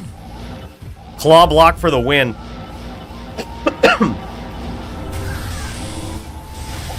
Nice short whirls, too, when he's in close. Just a dangerous barb player, man. But can Max get there? Max has the lead right now. Max has got some pretty serious damage in early on. But Punch with a sneaky name lock. And you see that? Max is starting to sense how Punch plays. When he had him on that name lock, he actually teleported right back into his 5 stack of traps, which tells me that Max probably knew that Punch still had a very sneaky name lock going on there. Max managed to get out of there, taking no damage. And absolutely punishing Punch for his troubles. Now Punch in a lot of trouble. At just above 10%, and Max has not even suffered a nick from that whirlwind. Punch probably going to make him chase him now.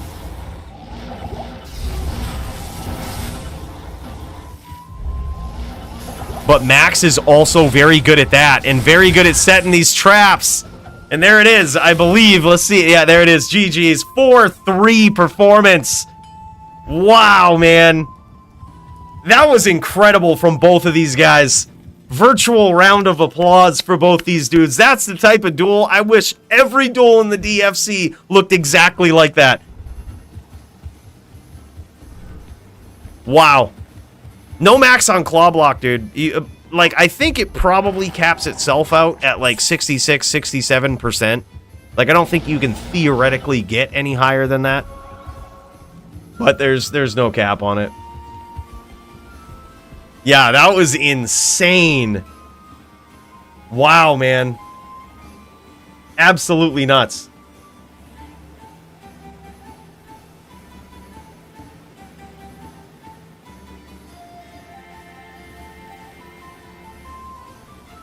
Bros, this is good news. Vamp just reached out to me. Well, I say just, but this was like 2.5 hours ago.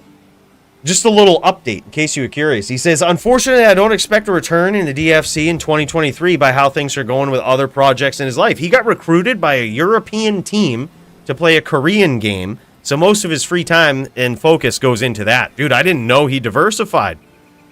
Bros, that's actually pretty sick. Big updates on that. Big cheers to Vamp. So it looks like this title, whoever holds it tonight, might have to defend it for a long time, and I can tell you it won't be long before they're going to have to defend it against Punch. The way this guy plays is savage. Look at this. He's showing off the gear. Ooh. GG's Punch, man. That was one of the most explosive, eventful barb performances I think we've ever seen in DFC Unlimited. I can't say I've seen a better one than that. Like, not in recent memory, not ever. That was top barb play right there. That was insane. GG's to Max, GG's to Punch. Wow, man. Incredible. Great barb, great strategy, great player. Holy shit. And we still got a title match to see. Where's ArmondP ass at?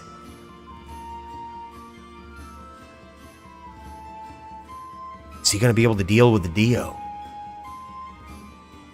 We're going to find out. Bro, Kyle, yeah, that has some serious fight of the night potential on it, man. I see you. I see you. We're waiting for it to come through here. Slow. Problem is here. But bro, I see you. That's serious. Yeah, like we're putting that right down. We got Punch on performance of the night consideration. And fight of the night consideration for Max and Punch, hands down. Hands down. Easy. It's no question. That's friggin' dope, man. What an incredible performance. Let's kick it back over. Oh, wait. Told you. Punch has some crazy skill for GGS. GG's for damn show. GG's, big fight of the night potential. And Kyle, thank you so much for that dono, man. That is awesome. Big cheers to you. Appreciate all your generosity, brother. Thank you, thank you, thank you. Max, I've never seen you struggle against a barb so much. I've never seen Max struggle against a barb so much. Ever in my life. Not once. Not twice, not ever. Bro, do we still have a D clone up in here?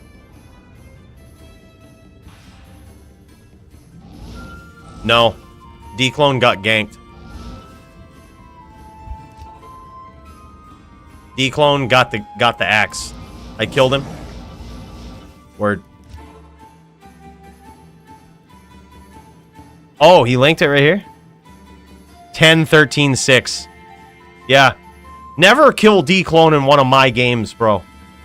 Battle.net, Blizzard just knows it's me in the game. All the RNG is gone. You ever wonder why when I duel, I get dodged, avoid, evaded, claw blocked, legit blocked? Even when people have like 11% block, it looks like they have 75%. Dude, you think it's just excuses? That's what I hear. You think it's just excuses as to why I lose? No. Blizzard's got it out for me. And this is just one more data point. Right? It's facts. It's proven. Basically. Kinda. You know? But that's just another data point. Bad Annie, Blizzard hates us.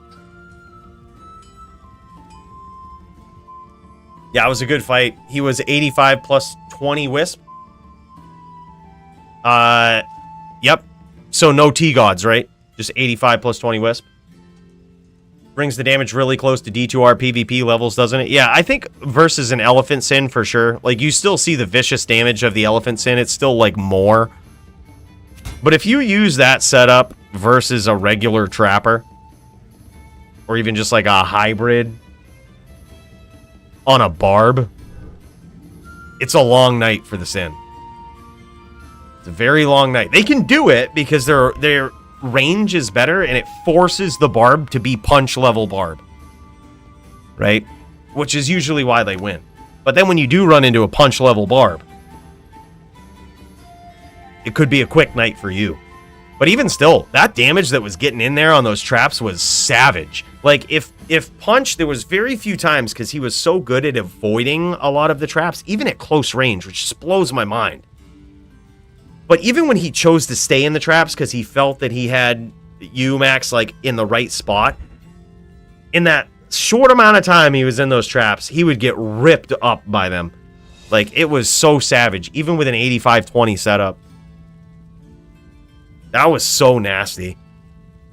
Just back and forth skill right there. That was so good to see. He knows how to whirl in a way that tricks trap AI and makes them all miss. Yeah, dude, we saw that. That time that he CT casted to you, clipped you with 5 traps out, all of them missed. It was like, that takes the level of knowledge for that play is so deep. You not only need to know how to play a Barb and how to pick your angles and center your cursor and then move your cursor out from center, but you also have to have an understanding of your opponent and how they likely set up their traps, which is the next level, which is what a lot of opponents to the Sin cannot wrap their heads around. Blizzard felt the need to nerf you. It's called Coooley RNG. That's what it is. You know it, bro. The Coooley RNG. Don't ever rely on it.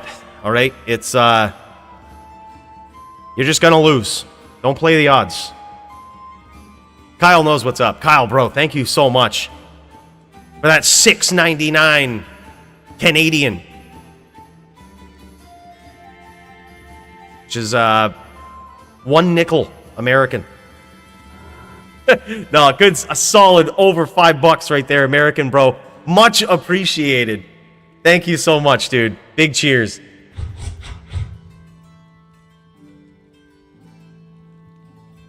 That was, dude, I can't even get over that. That was one of the most savage duels I've ever seen. I can't believe it. You know what else we've got going on? I see fucking Dio streaming. Dude's getting ready. Rose, what is he doing? What is he doing? Oh my god. Oh my fucking god. Is he gonna do it? Is he gonna do it? These guys are in game ready to go. Dude, did he go full fucking Kano Druid? Full Shaman? Dude. Or did he go hybrid? Dio is switching it up today, dudes.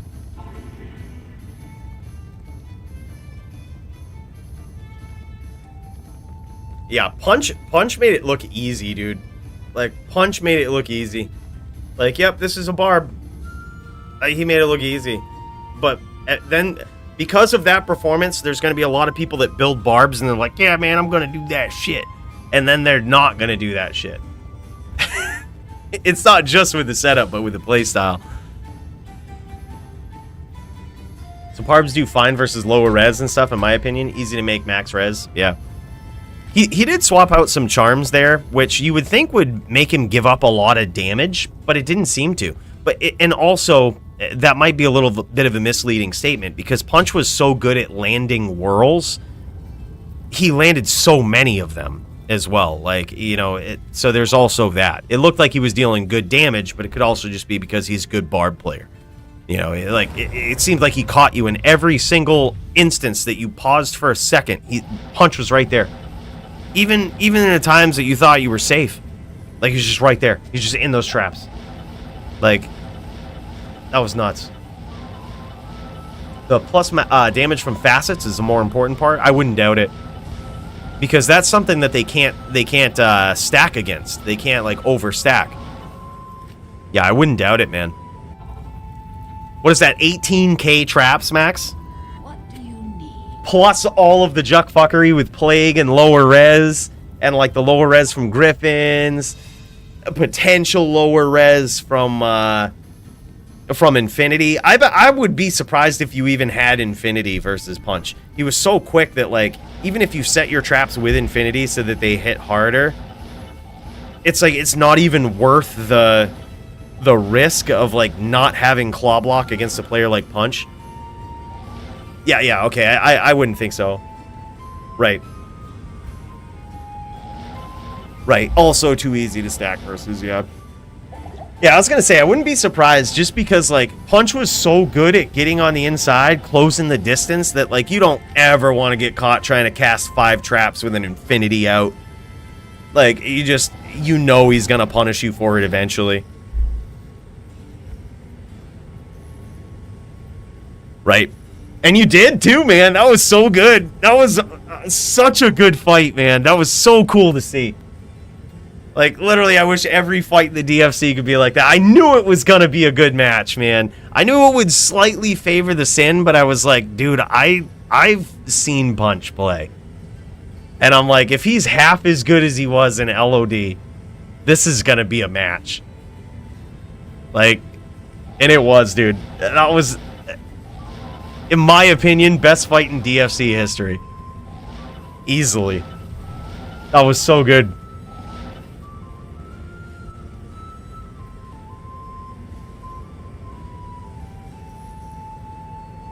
Yeah. I honestly was surprised you didn't, Max. I was surprised you didn't bust out the bow.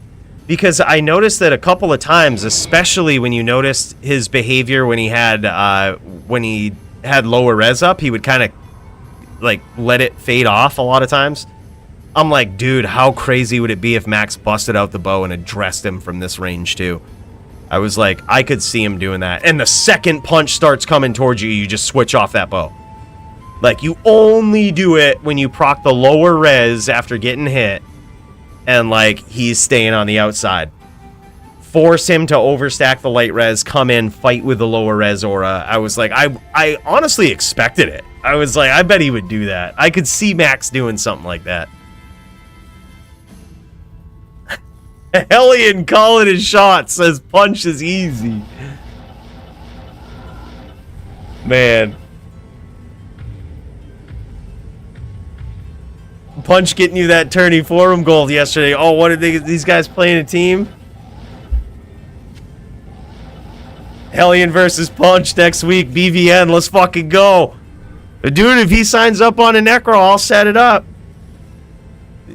If he didn't want to get his ass kicked, he shouldn't have signed the contract.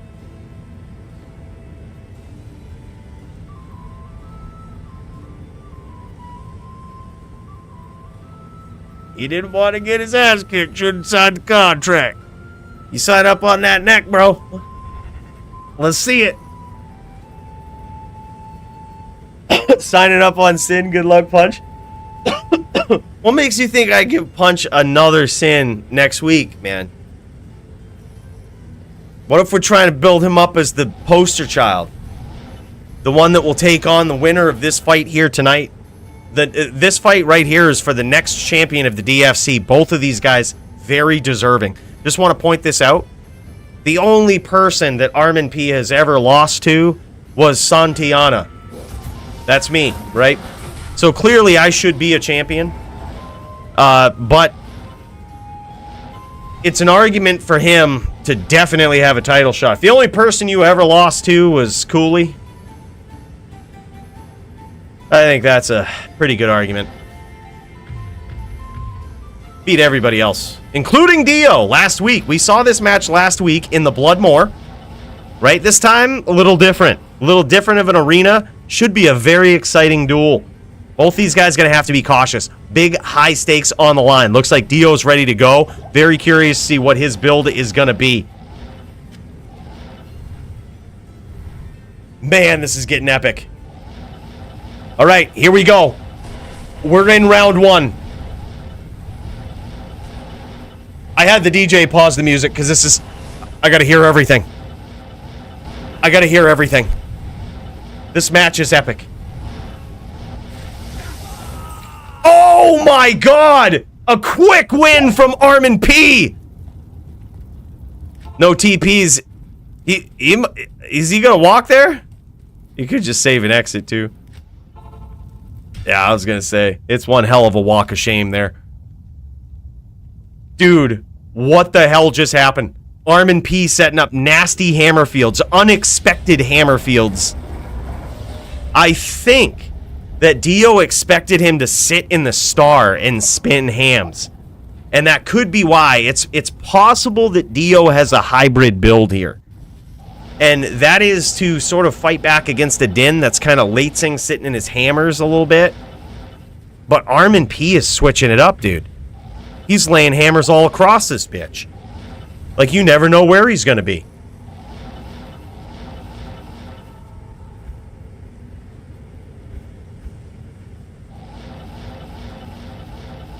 This is so crazy. Yeah, that was an invisible hammer field.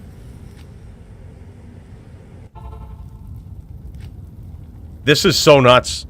I can't. What a duel, man. We're off to a start. We're off to quite a start.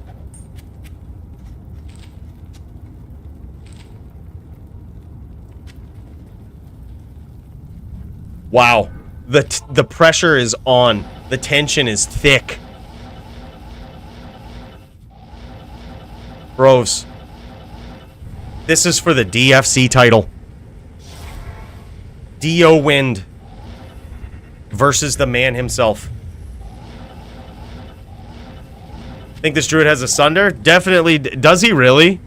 He certainly doesn't need it for this duel. I don't think an Oak can be immune to fire, can it?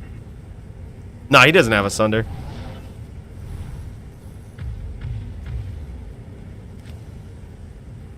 No Sunders. Dio says, shut the fuck up. He's like, I got no Sunders on this. Looked orange. All right, here we go. Round number 2. High stakes duel. Will we see some sort of hybrid approach? Okay, yeah, we see a fire skill being cast by Dio. He has Volcano. Okay, that's what he's doing. He's trying to maximize some damage from Volcano. All right, so this is how he's going to try to address his opponent from a distance. Is it going to do any significant damage, though? That's the question. He definitely landed some shots.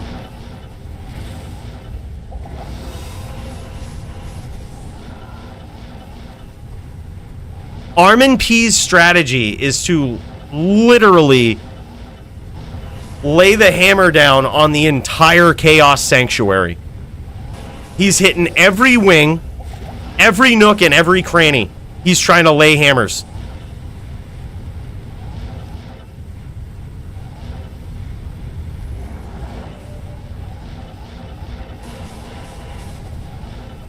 So that volcano. Oh, man. Close one there.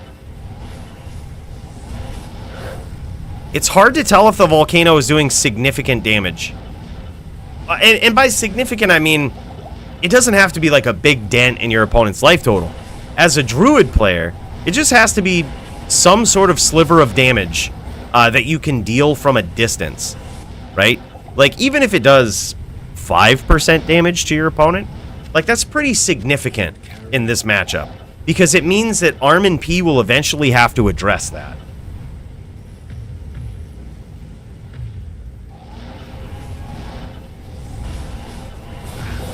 Nice hit there from Dio. Dio being very patient, looking for his opportunity. Lighten him up with that volcano. And it appears as though ArmondP is staying in it, and it's hard to tell if he's just trying to play, if he's just trying to play the tough guy with it, you know what I mean? Where like, because he knows Dio has not had a chance to grab a name lock, or else he would have stomped a couple of times. So it's clear to ArmondP that Dio never had the name lock in those exchanges. So he might know, or might just be trying to make Dio think that the volcano doesn't do anything, so that he goes back to his original plan. But it looks like Dio is actually scoring some damage here. It's hard to tell if that's because of the volcano, or if it's because of, you know, NATO that he hit him with. It looks like it might have been a combination of both. He's staying out of the way of these hammers, keeping these pets up. He's being very methodical, and you kind of have to be against ArmondP. He's going to have massive hammer fields waiting for you.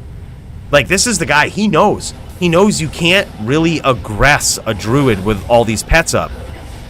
Nice hits from Dio. Dio low on wolves, low on the oak. Recasting him now. Dio's being very patient here.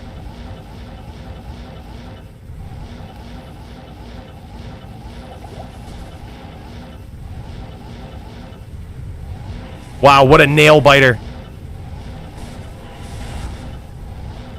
And he's going to that volcano. By the very least, that volcano is getting rid of that oak.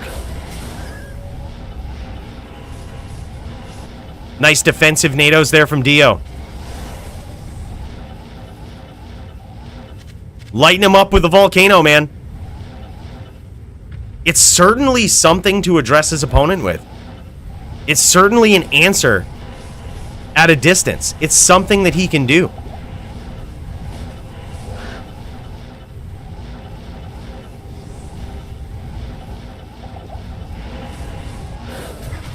Nice stomp there from Dio, but oh my God! Great aggression from ArmondP. He got the smite, and I think he went for the combo, but Dio just punished him for it, dude. Dio happy to stay in the pocket, did not panic there, and managed to get the win. Boys, we might be looking very closely at what could be another contender for Fight of the Night. You better buckle in, because this is about to get epic.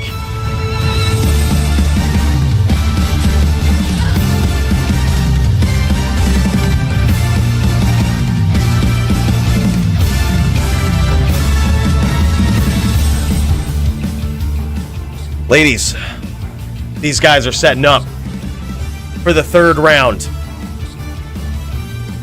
Level 10 Paladin. If ArmondP wins, I want to see Polytheist versus ArmondP for the title, and to see if ArmondP is just that GG versus Druids. It very well could be the case, dude. That was honestly something else that I almost made this week was Polytheist, but I was like, man, technically, Dio's just been that guy. He's been that guy for so long. You know what I mean? And I was like, I couldn't think of two better players to duke it out for the title. And then I think there's certainly an argument for Polytheist to challenge for it next. This guy is savage. He's one of the most creative shaman players that we've ever seen. And there's no messing around with that guy either, man. He's the shaman player that busted out the poison bow as a way to address people from long range. He's a different kind of player, man. And I'm not just talking with shaman. This guy just thinks different.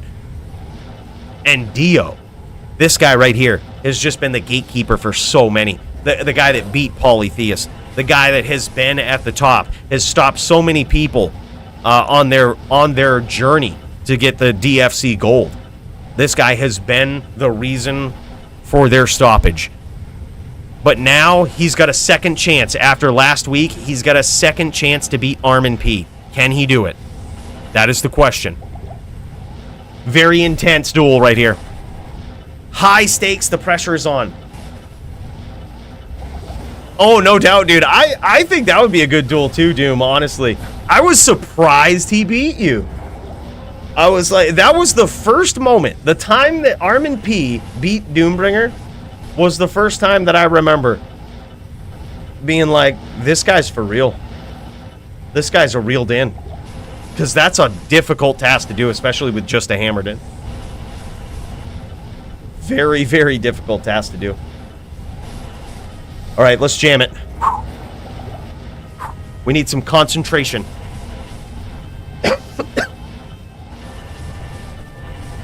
Not DJ, this isn't fitting. We need some high stakes shit here. Give me the real shit. This is the DFC.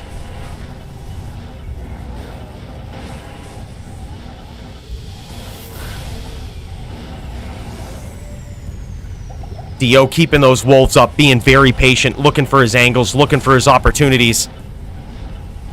Still going to that volcano, so he's got to have some sort of reliance on it here. It's at least killing his opponent's oak, which by the very least will make it so that if he chooses to stomp afterwards, his opponent likely will not have recasted oak and will have less life, being able to take less nados. He wants to ideally hit him when he doesn't have that oak up, when his life total is at the lowest point that it possibly can be.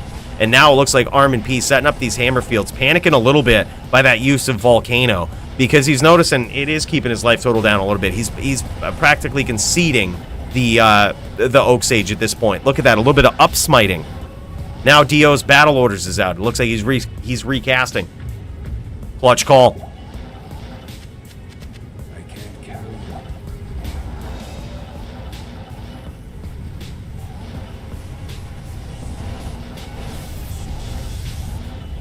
Wow, and those hammer fields, man. That's the risk with going off and casting battle orders too, is you come back onto a screen that your opponent has been casting hammers on that you have not seen.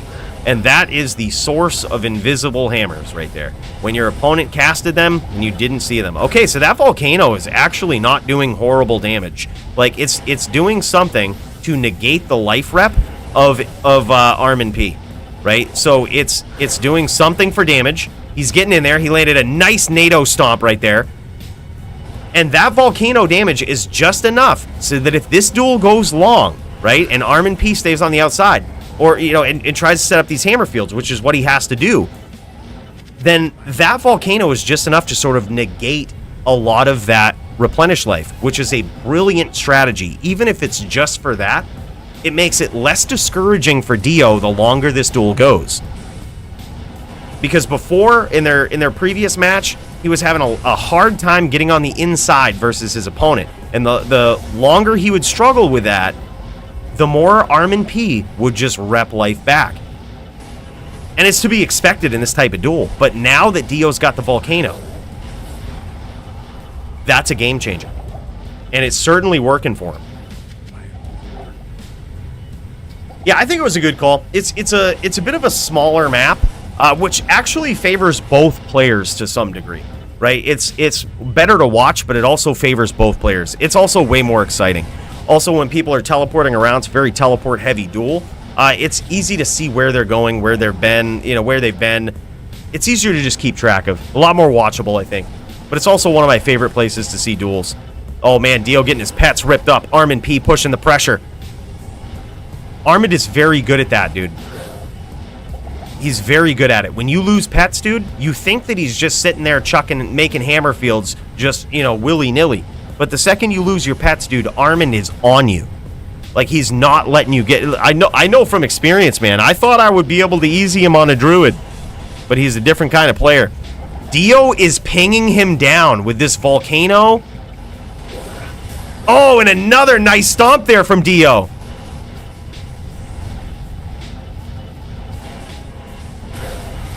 ArmondP is in trouble.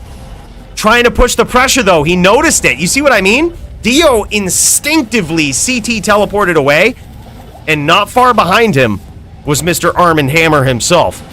Like, he has got that pressure, man. He is on you.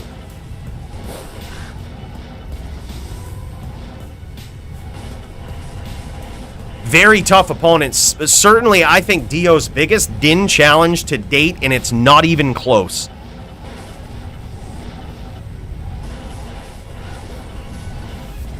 I think so too, man. Dio is just... I love him mixing up Volcano into this. Like, I think that was the piece that was missing from last week. It's like some way to address your opponent when they're just kind of sitting there. You know what I mean? When they're building up their hammer fields, you obviously, as the Druid player, you got to be the one to go in. Nice hit from Dio, but he loses all of his pets. Perfect time for ArmondP to push the pressure, but Dio gets away with it.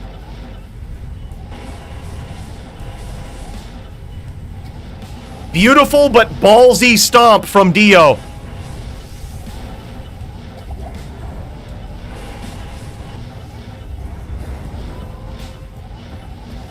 Wow, what a nail biter. ArmondP in trouble. And now this is where Dio can... He doesn't have to necessarily get too overzealous trying to finish the duel. The Volcano will make it so that ArmondP reps back far less life over time. If he's just consistent, hits him with that Volcano, that's going to do the trick. It might not finish his opponent, but it will certainly make it so that the longer it goes on, it doesn't disbenefit him. It doesn't give ArmondP as much of an ability to rep back and sort of stave off. He's just perpetually in trouble at this point. Nice stomp from Dio again.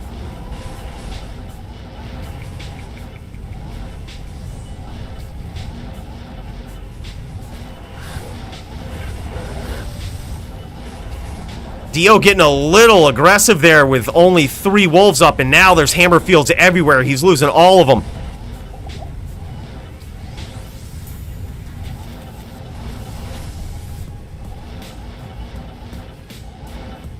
Looking to stave off with that Kano. And now ArmondP trying to make him chase him into these hammer fields.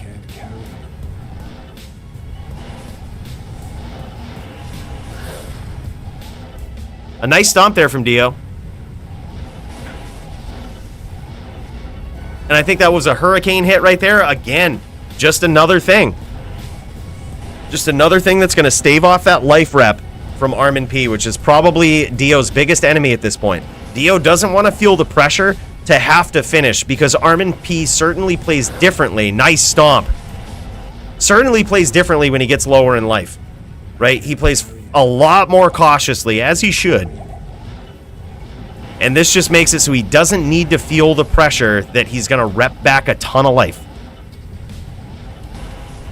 Dio's being very patient.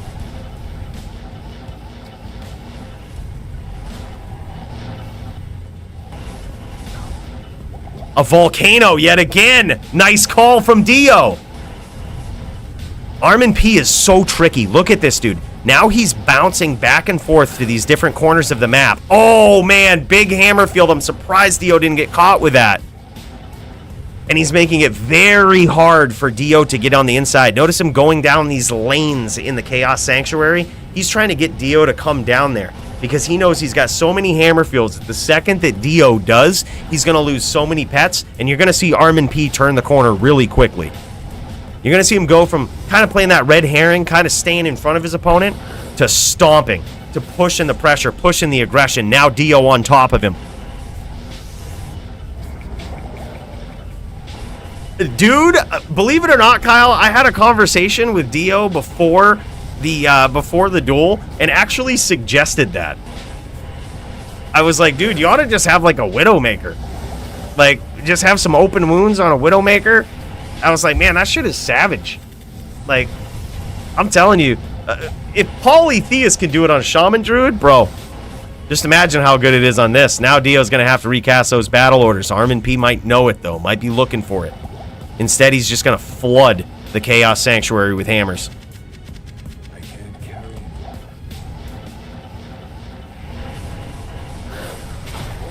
Oh my god, a surprise win from ArmondP! And just like that, it was over. And that's why he has to be so careful in these duels. Because just like that, you see that was a beautiful up smite from ArmondP. He almost baited Dio into that. He saw Dio down in the deep corner there, looking for that, thinking that maybe Armond thought that Dio didn't have the name lock, but no. ArmondP was ready, man. That was a beautiful up smite. Wow, what a duel. What a duel. 2-1 in favor of the previous winner so far, ArmondP. I'm gonna need some more whiskey for this.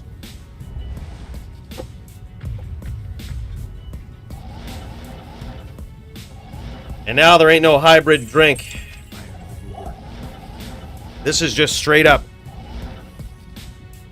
bourbon. This is, wow. It's so tense, man. It's such a tense duel. Because theoretically, ArmondP shouldn't win this duel, right? Theoretically.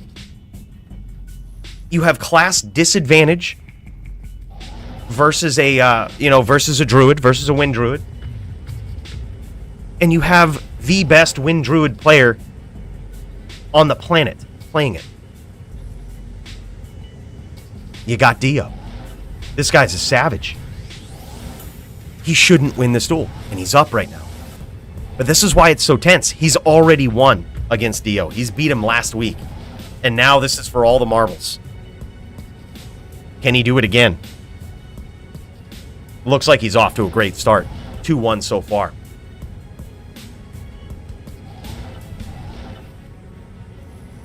Well, I can't watch the streams and Discord keeps getting hung up. Dude, honestly, sometimes it's a Discord thing. To tell you the truth, I've seen it be a Discord thing before. Sometimes if you restart like your computer or restart Discord, it will fix it. But I've actually had that happen live before while we were trying to watch a fight, and it was a Discord problem. So there is that. Which now makes me scared to swap away from this duel. I see Hellian and GVN going at it though. And goddamn, that one looks insane. That's also a very good duel. I'm gonna see if I can catch GVN. Let me pop over. Looks like these guys going at it. We might be able to pop back and forth between these two.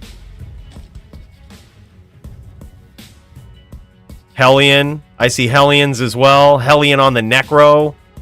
Damn, this guy is new, though. This guy is new. Do you think he'll be able to do it as a new player on a necro? This guy doesn't even know what he wants to be yet. We've seen him on a druid. We've seen him on a barb. He's such a new player. He's just experimenting, guys. Yeah. Yeah, I kind of want to see this too, man. Pop over to Dio. Let's see it happen. This is the title match. This deserves all of the attention.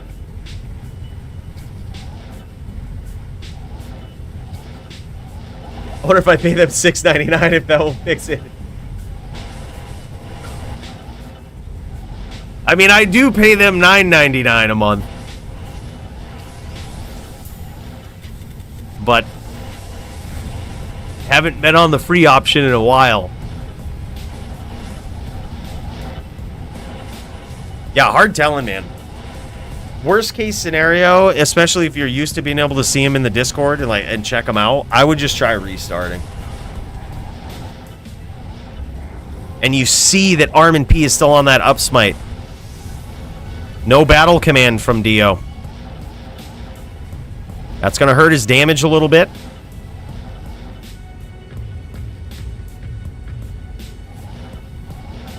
Now he's got it. Also technically hurts the bow a little bit. Hurts the life total. Hurts the mana. Because you're missing one skill on the battle orders.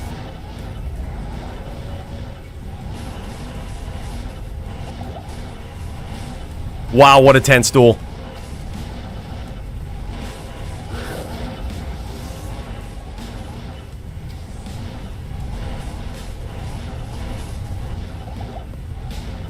Dio going to that volcano. I don't blame him. Oh my god, a big finish there from ArmondP. Dio dances a little too close to the fire. It's now 3-1 in favor of ArmondP, the indestructible Din. Impossible. It's 2-1 Hellian right now. Yo, bros, you should wait. I would love to check out the rest of this. If ArmondP wins this, the duel's over. But if it's not, trust me, you're gonna want to see it. Yeah, please wait, dude. I also want to see that. Especially right now if Hellian's up. That's actually pretty impressive versus GVN. He's a very good Zon.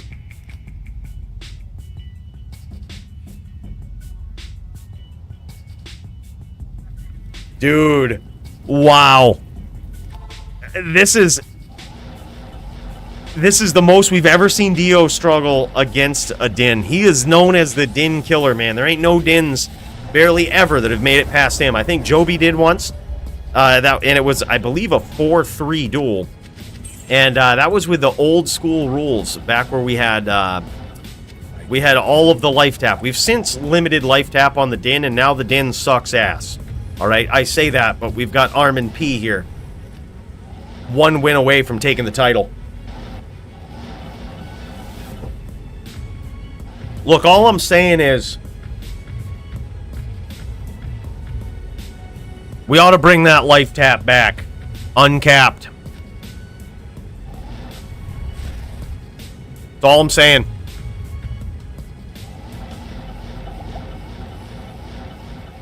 Yeah, LOD was different, though. LOD was way different. I mean, you had the desync, which was just so good. Like, it made it so that Hammerdins had a shot, I think, against Wind Druid. Because you had the desync, right? Like, you see all of these times Dio's getting caught by these Invisa hammer fields. Like, that happened all the time in LOD. They would always be invisible. Like, a Paladin would charge up on your map, and if you tried to stomp them when they were charging, sometimes they would have a grief and they would upcharge you, which, like, that could hit through your pets. Like, that could, there was a lot of things that could happen with that, but most importantly, they were charging up on you. You probably didn't see them half the time. They were, you know, they were desynced. So yeah, I mean, that was, it made it interesting. It was certainly different in HV Druid then, when stomping was just the thing. But even then, it was so much easier to recenter your cursor. Now it just seems so inconsistent to me. That might just be me. Could be a skill issue. But recentering the cursor doesn't seem to be consistent with the position. Like, I usually go upper right shoulder to recenter. Doesn't always work.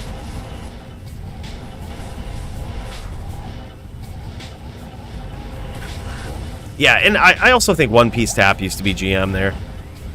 But we used to say we had One Piece Tap in the DFC, but the One Piece could have been Exile, and we've since basically banned Exile. Like, you can have any amount of sources of it, it just can't exceed 10%. Which basically limits it to one. You either have Last Wish or you have Drax.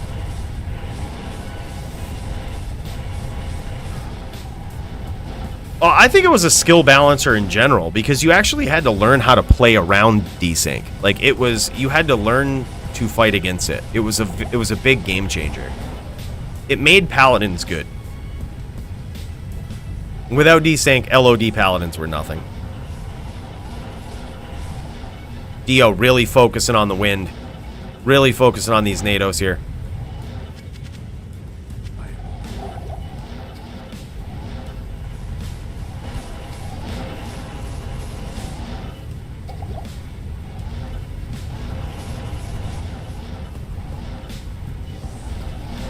I wonder if Dio will try to predict where ArmondP is going to be. Because he's almost getting into these patterns when he goes to a certain wing. Right? Leaving some NATOs there for him. I mean, that would obviously be something that ArmondP could see. Right? You could see when he goes to a certain wing. But who knows? Maybe you could play it. Maybe you could play it a certain way. But I'm thinking that, like, beat him at his own game, you know what I mean? Have NATOs waiting where he's going to tele away from you.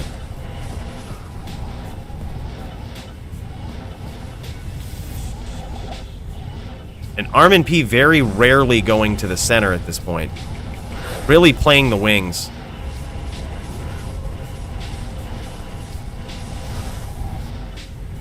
Ready with the up smite, but Dio doesn't stomp. Dio's needs to recast that battle orders. He's going down here to do that. Man, this is tense. Yeah, whenever they got hit by anything. Also, TS was a good counter to it. Because if your TS went off, it would hit either their Oak Sage or usually the Din. Because the Oak Sage wouldn't follow as fast as the Din. So TS would also resync them. And it was just an auto hit. You didn't have to think about it. You didn't have to cast it. That was also something really good. That's why a lot of sorceresses used it, no matter what build they were on. Just to resync Dins.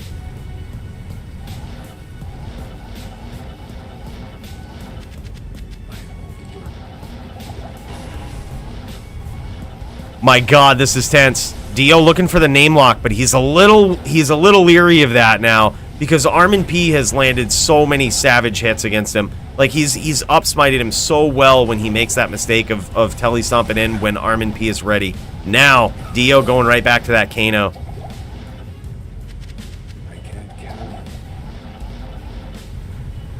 And it's like, it's one of those situations where you would think that, like, Dio should just stomp and, you know, get the damage in early and run the risk and whittle him down. But, like, you've seen it. The fight can be over so quickly if he does that, right? It's not even something that you can risk. It's more of just, like, he has to work his way in against ArmondP. Like, he has to find a way. He has to... It's practically all on him to find the way, and it's a tough mental task against someone like ArmondP.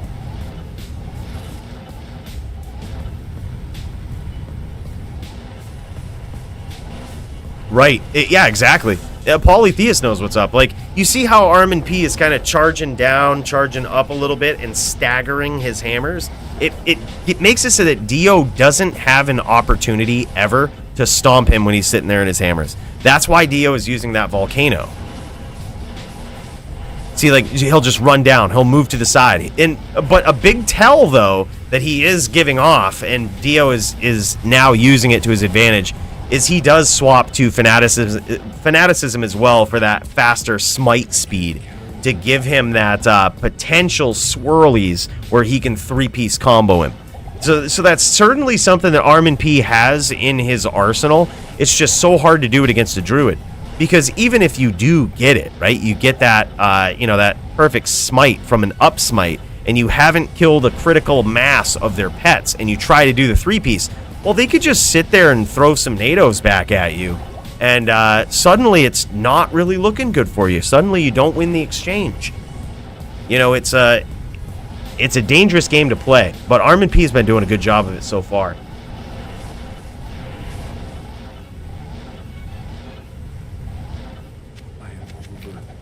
Yeah, I don't know, man. Any skill that requires you to be at zero range and, click on your opponent, I think is at a natural disadvantage, smite included. Like, and it goes back to originally just saying, like, the skill, you have to be skillful on a din with smite. Smiters are good. They're very good. But they are so skill reliant. You have to be a good smiter to even make it look good. You know what I mean? If you're a semi-okay smiter, if you're a subpar smiter, it's gonna feel so bad. Sure, yeah, it's really good up close, but it should be.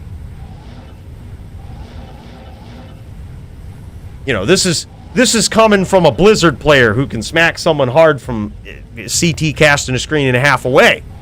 All right, that's a safe distance, Doom. That's a safe distance. Now just imagine that same damage, but having to do perfect chains, get in the lock, recenter, push the pressure. It's tough, man. Very, very tough. We're in what very well could be. It could be the final round if ArmondP wins it. Dio having a lot of trouble getting on the inside now. ArmondP making it difficult for him.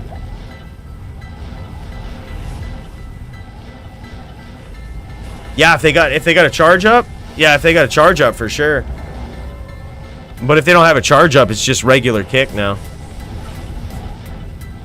He lands a volcano hit against his opponent, pinging him down a little bit. We'll actually get to see how much that did if we can get a life check on him. But it's not something you can just willy-nilly do. You can't kick around there too much because your opponent will punish you for it. Arm and hammer. Not a guy you want to kick around on the screen with for longer than you really have to. Yeah, that volcano didn't do much there. He might have actually prepared for it. Very nice damage there. A nice stomp from Dio. He wisely gets out. Doesn't mess around too much. Doesn't get too greedy. But he did some serious damage to ArmondP there.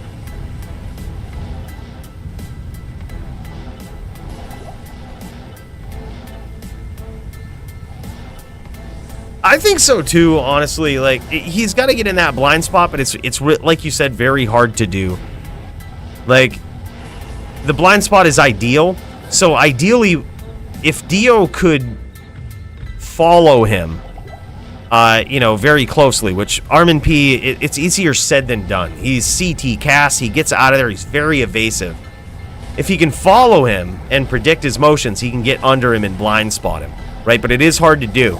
So, like, right there where he teleports away, that's the opportunity where Dio would want to be on top of him and not give him the chance to set up these multiple hammer fields. That's basically what he wants to do. That's a best case scenario, but ArmondP very, very evasive. He's going to make it difficult for him. And there he goes. When he sits in there, oh, man, that could have been potentially a very good stomp. Very good timing from Dio. Dio getting quick, getting clutch with these stomps now. A very nice stomp from Dio. Now he's running low on those pets. Man, Dio could bring it back here, but we've seen ArmondP come back from the brink of defeat and finish the duel. Dio cannot get too comfortable. Can't get too ahead of himself here.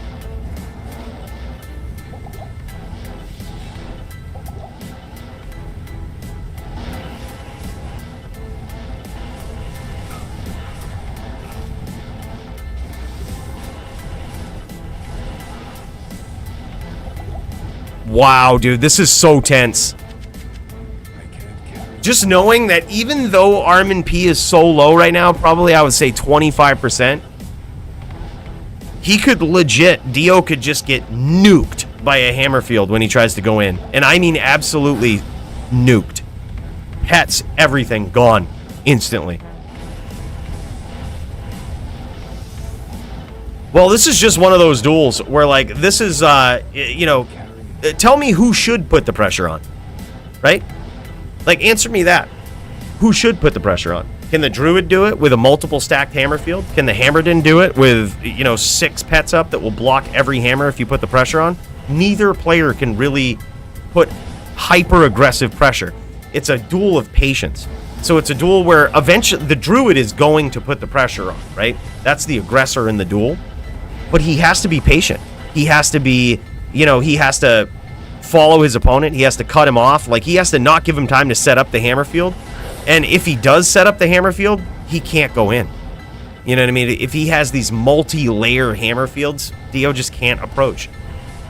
It's just one of those chess match duels where, like, the opportunity will be there, but you gotta be patient. You gotta be ready for it. And it looks just like that. That's what I mean. He had a very nice stomp right there, but he ended up eating a hammer for his troubles. And because of that, he takes 4,100 damage from that hammer, blasting out the pets and everything. And now he's in a lot of trouble. Doesn't look like he has any life rep on either. That's scary. Dio has no life rep. Very interesting. So that means literal one hammer away. ArmondP one hammer away.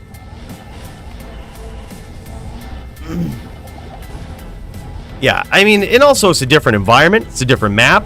There's high stakes. That's also something you have to take into consideration with this. There's high stakes. This is for DFC title. Both of these guys want this, right? Both would be new title holders right here. So that's why there's so much pressure to it. There's a lot on the line for it. So perfectly understandable. Dio being patient. But yeah, basically what Dio has to do is as soon as ArmondP runs away, he's going to follow him and cut him off. Follow him and blind spot him. Like, that's the ideal strategy. And he can't stomp him. Because if he stomps him, ArmondP does have the tricks up his sleeve where he will up smite him. He will catch him off guard. He'll smack him into those hammer fields.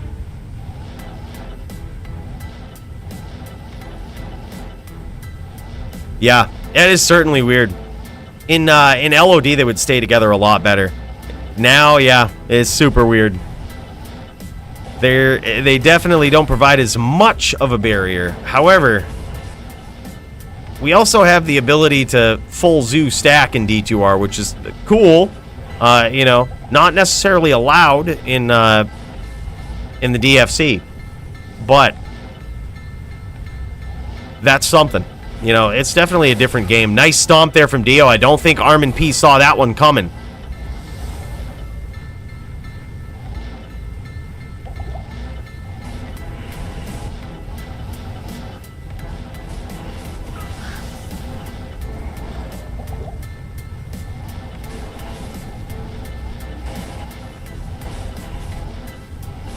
So tense, man. Dio just wanting to stomp, but it's just like he's got PTSD from the times that ArmondP has punished him for doing so, dude. Like, this is a duel where both players have the utmost respect for the other. Like, and the skill and dueling style of the other. Nice job avoiding that invisible hammer field as soon as he noticed it there from Dio. He saw himself losing the oak and some pets and said, I gotta get the fook out of here. He did it again. He got caught with that in their last duel, dude. There was an invisible hammer field he just didn't respond to quick enough. Wow, man. Everything on the line.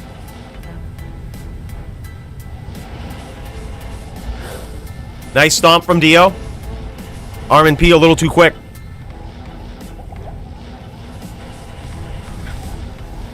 He was waiting for that stomp, though. You see that? He started up smiting. He expected Dio. He's starting to read Dio very well.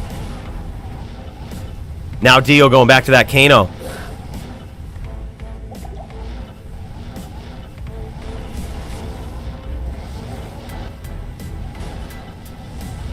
Holy shit, man. Yeah, no, not at all. Like, the Hammered In is just especially in a bad spot to aggress in this particular matchup. Especially bad spot to aggress. The only time you can aggress as a Hammered In Wind Druid versus Hammered In, assuming that they're keeping all of their pets up, right, is when their pets go down. And ArmondP does a great job of that. He's had very little windows for it versus Dio, though, in this duel. Dio is keeping those pets up strong, man. But those are the times. ArmondP did it in their last duel as well. As soon as Dio lost a critical mass of pets, ArmondP was on him, dude. Like, he was chaining him. He even did the three-piece combo. Just like that, man. You see that? He pushes the pressure. He sees that Dio has lost some pets, and he's ready to go.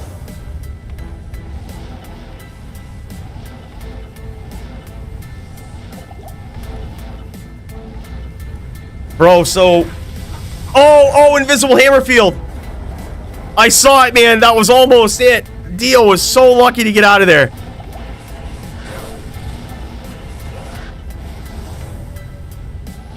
Bro, what I want to see is Maddie actually taught me this trick, and I didn't believe him until I played against him, and I was like, wow, dude, you're fucking right. And he showed me this where if he's a Wind Druid, he actually doesn't even have to teleport. And he can beat a Din. Like, he can beat a Hammered In as long as they just use hammers. They don't, like, charge or anything. Oh, nice stomp from Dio. Loses all of his pets for it. And it looks like he might have caught a hammer there. It's possible. He lost some life. But dude, I wonder if it's possible with this sort of playstyle. Like to just walk down. It might be hard. Might be very hard. Now ArmondP really looking for that up smite because he knows Dio is going to be looking for that stomp. But Dio is also one hammer away. One clean hammer away. But Dio has played very patiently here so far.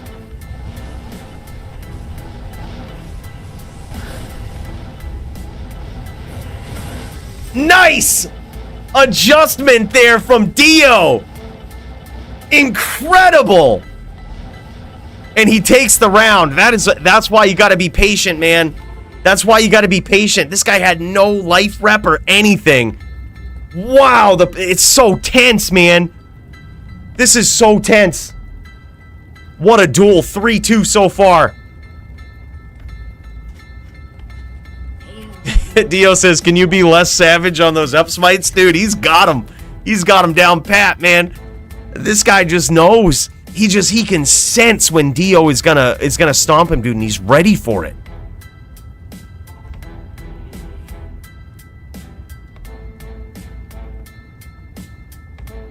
Yeah.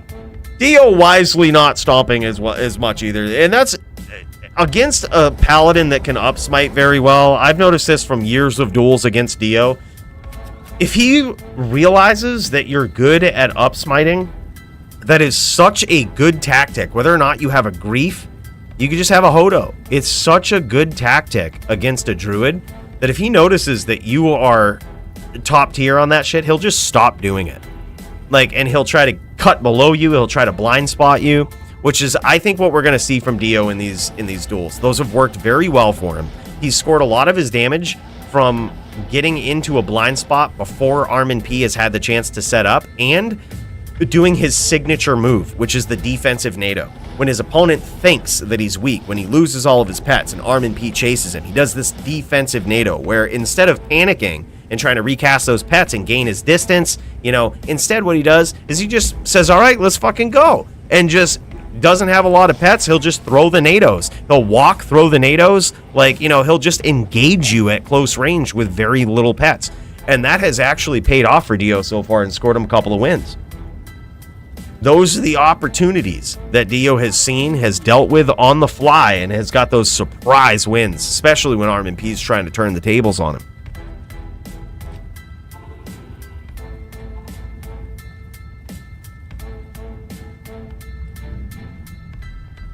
Oh, you guys used to DVD? Yeah, man, he's good. He's good. We've seen him in a lot of DVD matchups in the DFC, both Windy and Shaman. And it's just so impressive, man. Guy is skilled on a druid. Just skilled. So I think the reason he doesn't have any life rep here is it looks like he might be using a 6 NATO helm, I would guess. And he's opted to go with a 6 NATO helm, a suicide branch, and 6 NATO helm with faster hit recovery, suicide branch, and all of that to maintain his 163 cast breakpoint and deliver the most possible damage. That's going to make it so that every time he gets in close and he lands these NATOs, they mean something, right? Because it is a duel of limited windows of opportunity, right? You have very limited windows of opportunity on both sides to get in and deliver serious damage. These guys are stacking up. Just gonna peek in on this. See if all right, these guys are waiting. Good. Man, I don't want to miss that. I hate to keep you guys waiting. I'm so happy that you are, though. So thank you so much for being patient, because GVN versus Hellian is definitely not a duel I want to miss. I appreciate you guys being patient. This is the title match, man. We can't leave these guys hanging.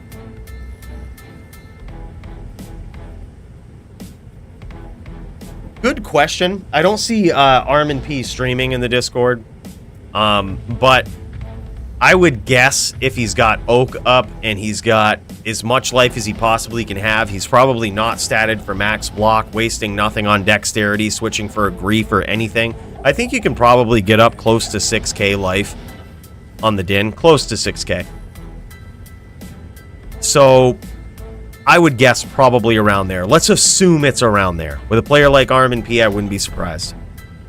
And he's, like I said, not tokened for any extra dexterity. He's not using a grief for these up smites. He's not max block, I wouldn't guess. So yeah, I would guess he's anywhere between 5.2 and 5.9k life. Yeah. Yep, definitely over 5k.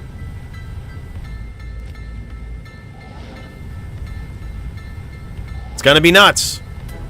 Makes it so you have to get hit with about 8 NATOs, and that sounds like a lot, but you gotta remember, NATO can hit multiple times. It can hit 6 trillion times, it seems, whenever you get hit with a clean NATO. Seems like it hit you 6 trillion times. It hits a lot. So you have to get hit with NATO about 8 to 9 times with that amount of life. But that could happen in 2 NATOs. It very well could. You also got to figure he's probably got some DR on there, so it might be a little more. He's pretty tanky.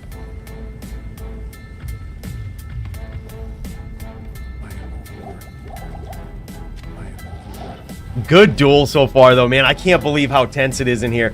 It's also half the struggle with having a duel like this is just the mental tax of it. Have you ever been, like, I'm not sure if you've ever played like a card game such as Magic the Gathering, gone to like a competitive tournament. It's not about how good your deck is or how good of a player you are a lot of times. It's like a duel of attrition. The whole tournament is like a challenge of attrition. I feel like that's what this type of duel is. It's a duel of attrition. Like, who can get there? You're going to have very few windows. You're going to have to be ready for them. It's like sniper training. When they train snipers in the military, one of the tests that they do is that they set them out in the woods for 3 days, and they say at some point within these 3 days, a target will pop up for like 5 seconds, and you got to be ready to shoot it. That's basically the mental pressure that you have in this duel. I say basic, it's probably a long shot from that style of mental pressure, but you get my point. Yeah, long events can wear people out for sure. Especially when you got like brackets and stuff. Like, oh man, it can just be brutal. I was playing Magic at one point in a tournament in Boston, and I was on a dredge deck in Legacy, which is an extremely mentally taxing deck. Like, I was wrecking it, man. I was doing all the best decisions, not missing any triggers or anything for the first like 2 games. My 3rd game, I went up against Jim Davis, and I was so mentally exhausted. He just trashed me, dude. I made so many mistakes. And I'm like, all right. It was just so mentally exhausting.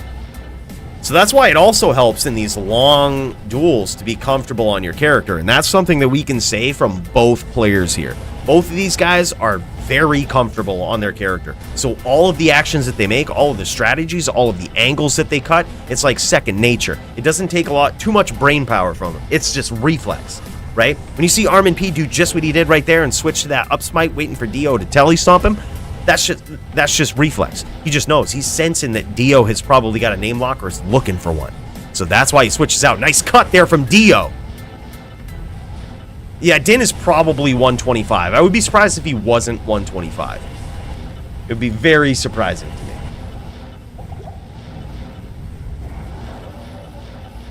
This is just savage, boys.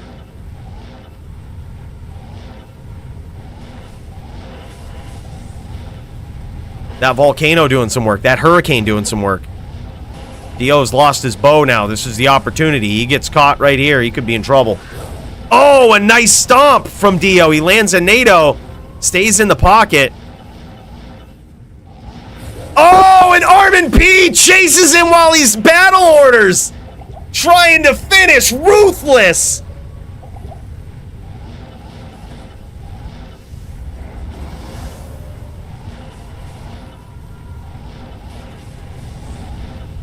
There is no mercy with ArmondP.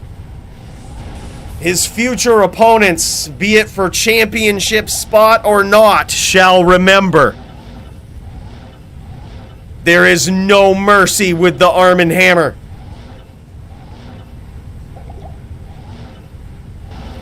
Now Dio in trouble with no way to rep that life back.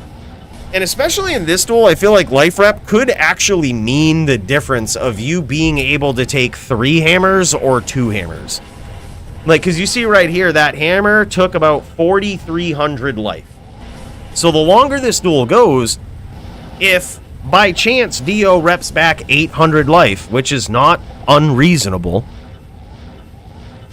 that makes the difference of him taking 3 hammers versus 2. So there could be an argument to use the Hodo setup here as opposed to the max damage. There could be an argument, but Dio knows this matchup better than anybody else. He probably knows his time is limited anyhow, and that he could just get blown up by, you know, a hammer field unexpectedly. He knows that's a very real possibility.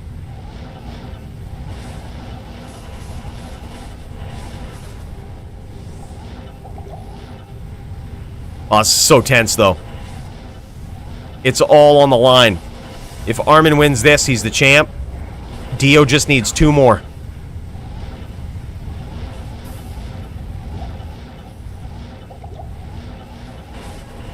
Dio doing a great job in this duel of trying not to give ArmondP a lot of time to set up. ArmondP doing a good job of capitalizing on battle orders. That was clutch. I say fair game, man. Fair game. I can't carry it. Bowie versus Vamp, 4.5 hours. Bowie lost focus after 4 hours. Yeah. Dude, that was a long-ass duel. Very long duel.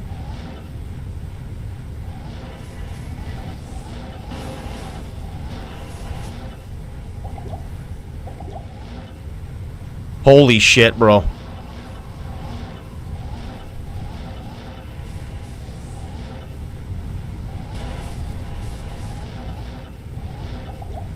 Wow. Dio being very cautious approaching. Makes a lot of sense. Ooh. Risky teleport there. Dio almost had that. Almost had a swift hit. I can't carry it.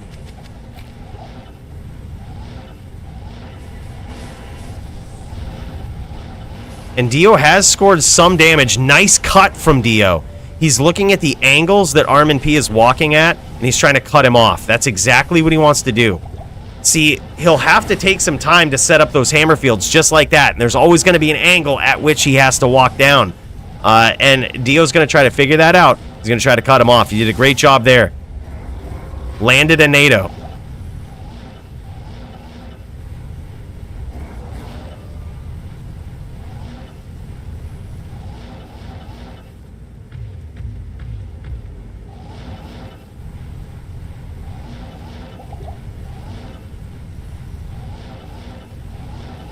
Dio being very patient. ArmondP staying in the hammer field. Now he's out. Now the chase is on. Dio's going to try to cut him off using that volcano as well. Making sure he doesn't forget about it. And again.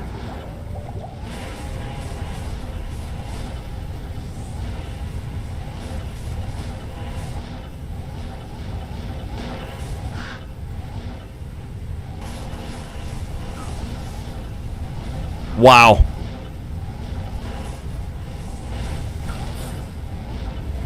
ArmondP on his bike, dude. He's going to make Dio chase him. But this is going to create windows, though. Like, and Dio is noticing this. When Armond is on his bike, and this is how we beat him in the first duel, when he's on his bike, it seems demoralizing. It seems like, oh man, I'm just going to run into hammer fields. But these situations create windows where you know that ArmondP isn't taking as much time to set these up. Now he is. Now he's in this, in this wing of the Chaos Sanctuary, taking these times to set it up. But the more he teleports away like that, the less time he has to walk down and set up multiple hammer fields. Those are typically the times that you'll see Dio get in close, do that perfect blind spot stomp. Just good enough to score him some damage. And this is a duel of attrition. I think ArmondP might be going to battle orders here. Yeah, he did. He got away with it.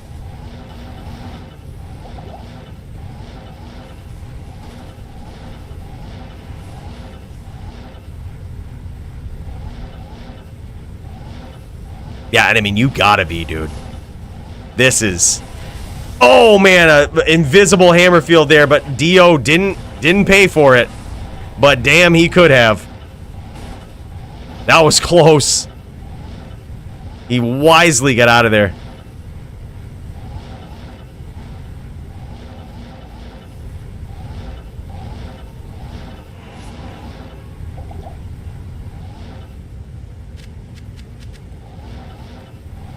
Wow, man. Wow. I don't know who to root for.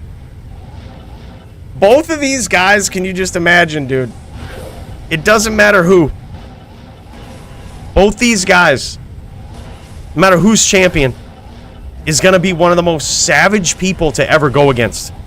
Like one of the most demoralizingly good people that is in it for the long run, that will drain it to the deep hours of the duel. Strategically, not lose focus. Dio looking for his angle.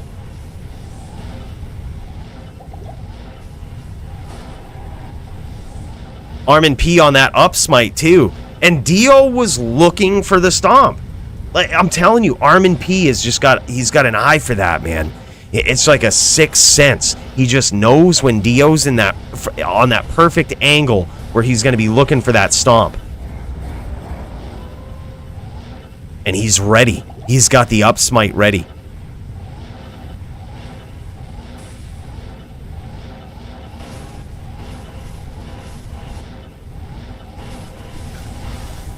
Nice volcano there from Dio.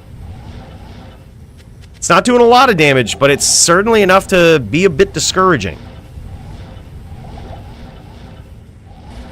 One of the things he can do as well over the course of a very long duel is these volcanoes can actually blow out the charges on the Hodo, like the oak charges, and make it so that when you finally do get that stomp, it's going to hurt even more.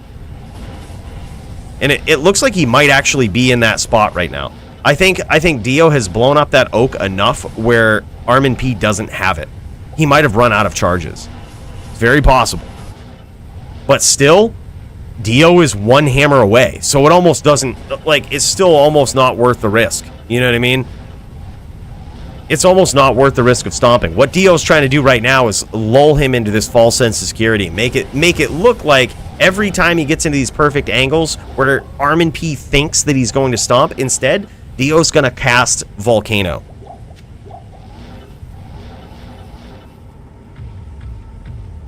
And that will make it so that ArmondP just starts believing that he's not going to stomp. That's what he's hoping. But it could just be ingrained in ArmondP at this point to just up smite no matter what.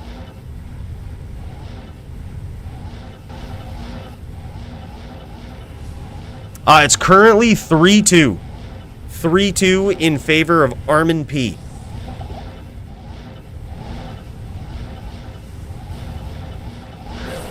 Nice stomp from Dio.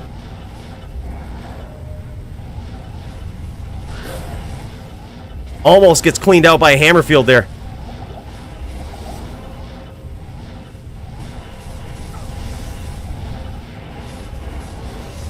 Dio might also just be waiting for his opportunity. Like that, he's also very aware that ArmondP's pattern here might be him trying to lull Dio to sleep. It might be something that ArmondP has picked up on as places where Dio will not follow him so much. That's also something nice. A beautiful stomp there. ArmondP launching off the FOH. Not necessarily going for a combo without the stun, but just letting him know he's there.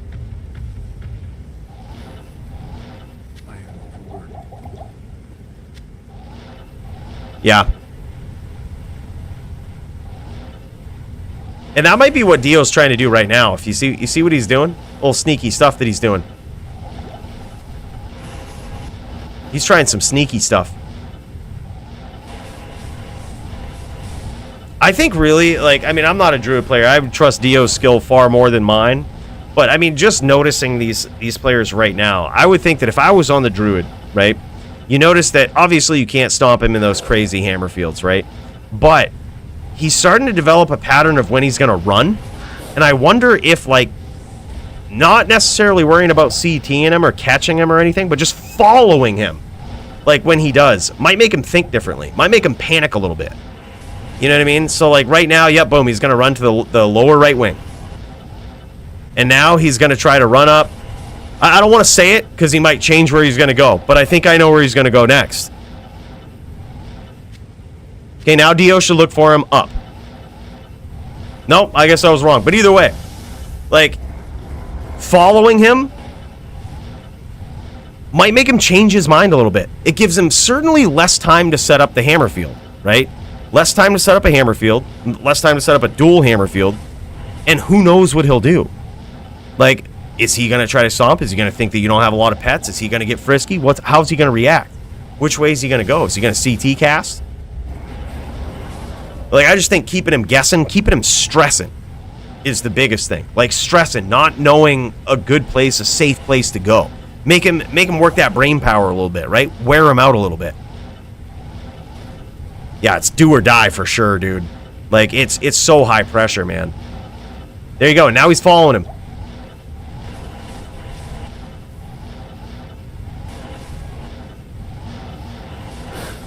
That was a great angle there from Dio. Unable to capitalize on it too much, but he might have landed one there. I can't carry it.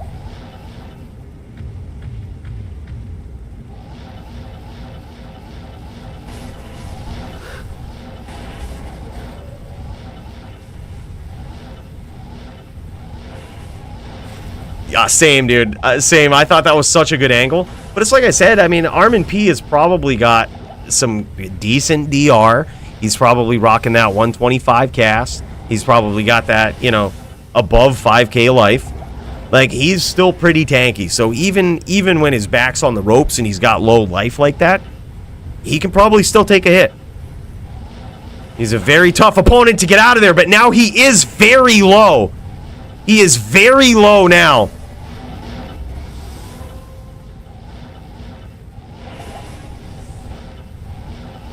Possibly even Kano PK? Who knows, dude? It's hard to... I'm not sure if the Kano is actually doing a significant amount of damage to him, enough to... You know, he's certainly one, though. It looks like he might be one. You imagine Dio gets a Kano PK here to tie it up? That'd be sick. I wouldn't necessarily go for it. I wouldn't rely on that doing a lot of damage. It doesn't appear to have done a ton so far. It's more of a deterrent. It's doing a great job as a deterrent.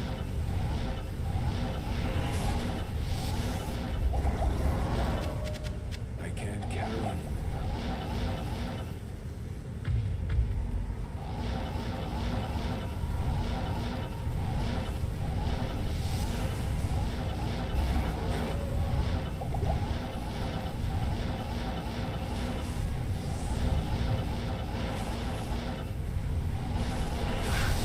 Ooh.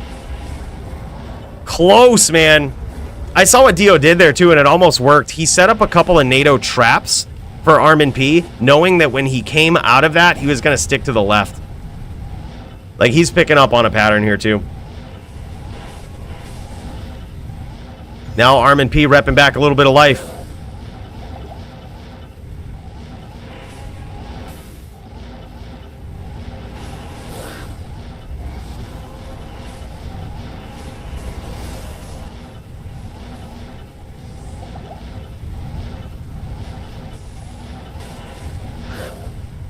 Great stomp from Dio, but Armond Hammer is out of there.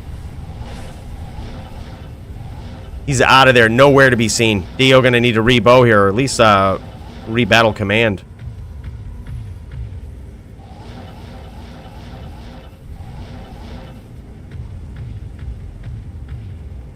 I mean, it seems like he could French, right? And, like, I think...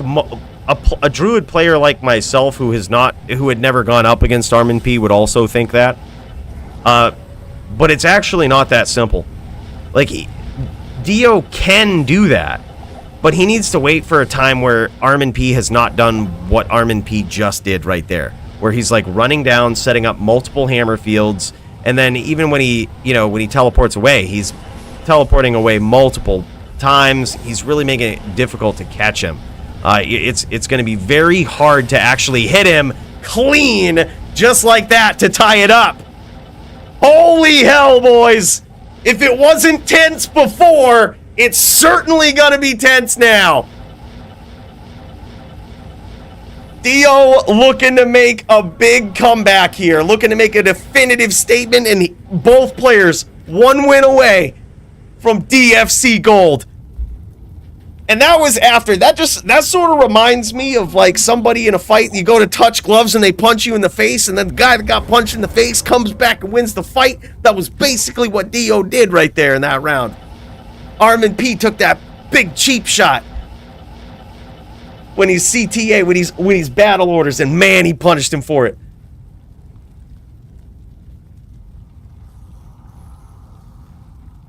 Yeah, it's a good point. It's exactly what Ayur is saying. It's like he can theoretically do it if the Din hasn't stacked multiple hammer fields. Then it makes it a death sentence if you try to do it. Like, you try to go into multiple hammer fields, the first one's going to blow up your pets, and the second one's going to blow you up. And especially with the life total that Dio was at, he was certainly dead to one ham. He was one ham. That was so good, so tense, man.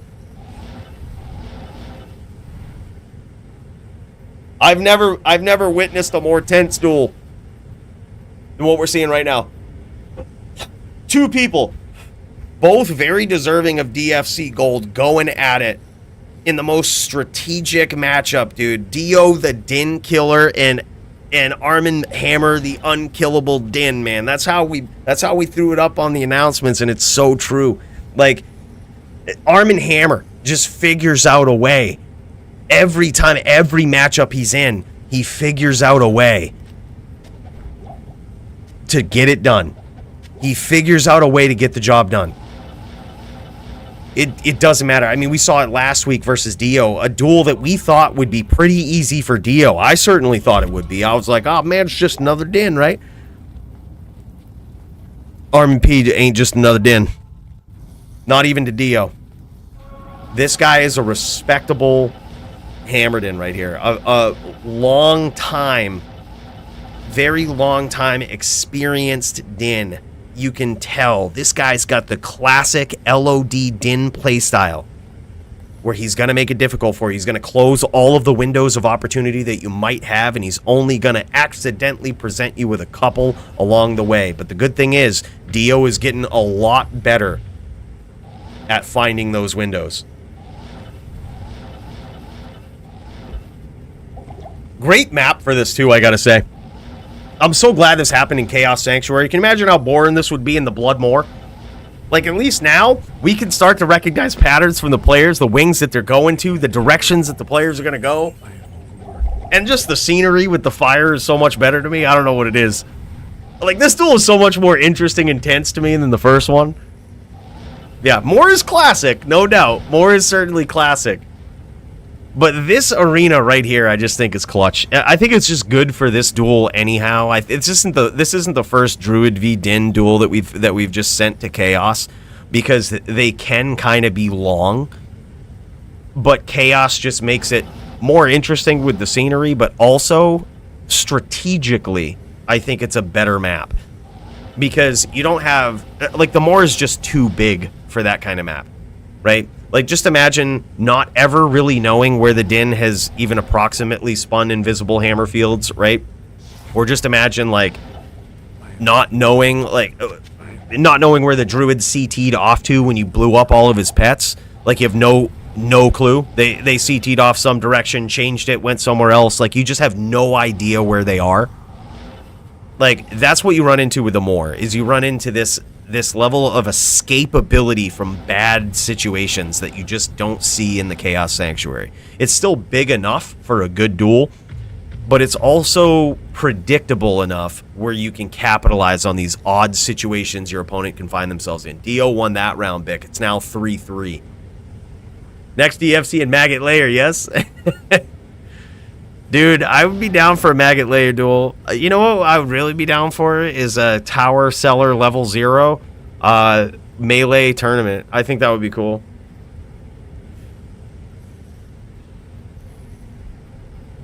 Yeah, dude, this is for all the marbles, man.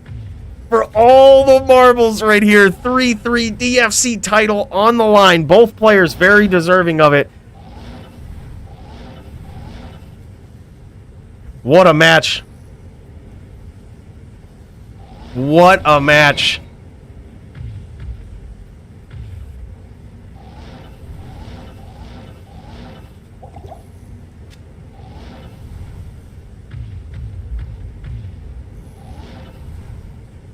Wow, boys. This is it. At the end of this duel right here, we'll have a new DFC champion. Brand new first time DFC champion with the badge, with the belt, and everything. We're going to see it.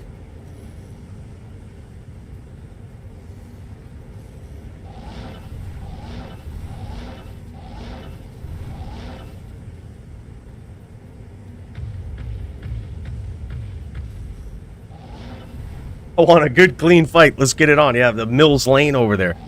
You got Lilith on the map. I can't carry anymore. Just Mills Lane in it. Oh yeah, dude, that was really good. That was really good. Celebrity Deathmatch, man. It's a good show. I know what you're talking about. Yep. Big old MTV 90s kid. I know what you're talking about. Show was classic, man.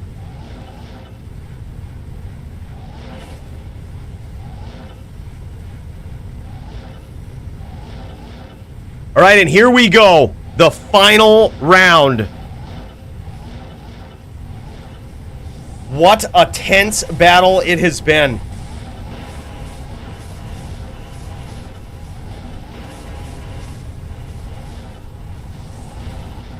ArmondP trying not to give any windows to Dio. Dio trying to cut him off, trying to find his angles, throwing up the Volk, throwing up that Kano like it's nobody's business. Throwing it up as a deterrent. This guy hasn't missed a beat. It's been a long duel, but he's still in this. He's still in this just like he just started.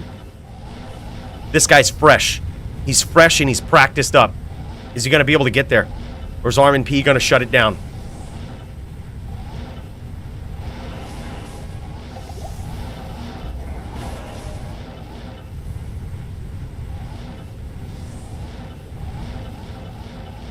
Nice sort of side screen Kanos there. I think Dio's really trying to blow, like really doubling down, trying to blow up those oak charges. If his opponent's even casting it anymore. He might have just given up on it.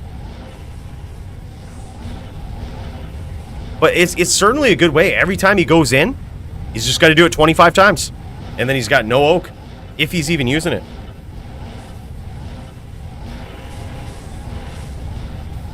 Oh yeah, this one's a cheek clencher right here for sure. This is insane. Dio getting that chip damage in with the volcano.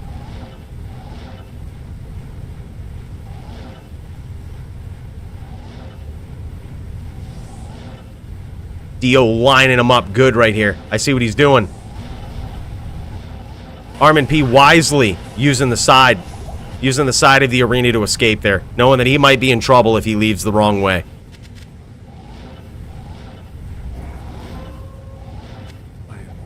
By the way, appreciate Doom being in here too, man. Thanks for being in here and pooling for these guys, refereeing, being the Mills Lane and pool replenisher. Hell of a guy. All right, Dio's going to have to go for his first rebow here. I wonder if ArmondP is going to punish him for it. Is he going to try? Dio's ready. Dio ain't letting his guard down now.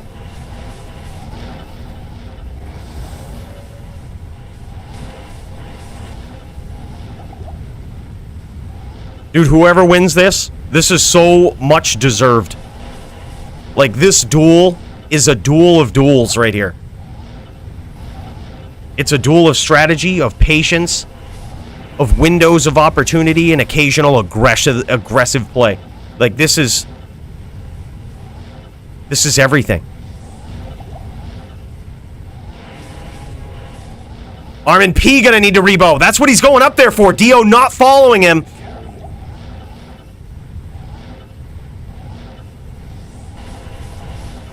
Yep, and he was able to get away with that battle orders. Dio ain't trying to punish him like that. He ain't trying to take no cheap shots. Dio showing showmanship, classiness in this championship fight. An interesting juxtaposition to that shot from ArmondP earlier. Emphasis on occasional, yeah, especially in this duel, emphasis on occasional. It's just like you get very few windows and you have to capitalize on them as soon as they present themselves. And sometimes, here's the thing too. You don't have to. You know what I mean? If you're not feeling it, if it ain't right, you weren't ready, you don't necessarily have to. Because they're so rare. You know what I mean? And it's just one of those things. It's going to favor the patient player. It's going to favor the guy that can play better for longer. Dio working on getting on the inside here. Now ArmondP staying in the star. And this is where likely that volcano could come into play. Ooh, invisible hammer field.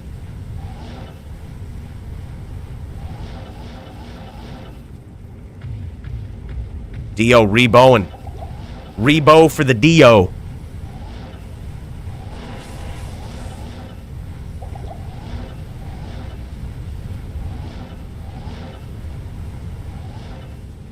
Now Dio's trying to, I think he's trying to lull. I think he's trying to bait ArmondP a little bit. Nice stomp from Dio. Dio draws the first blood after a very tense first part of this final round. In the event that this final round ends up a draw, it's the first ever exception we will make, okay? In the very rare event, I'm thinking about giving it to the person who killed the other one first. Can you imagine? It's very possible this round goes to a draw. I'm just saying.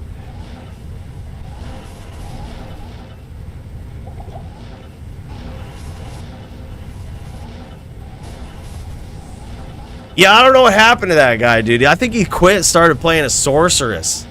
I don't know what happened to him, man. Dude must have really sucked on a din, huh? Started playing a fire sorceress, I think. ES, and I got stomped on that. He made an appearance tonight, though. Started blasting away that bow, just dumping some sins, dumping some druids. It was good to see him back.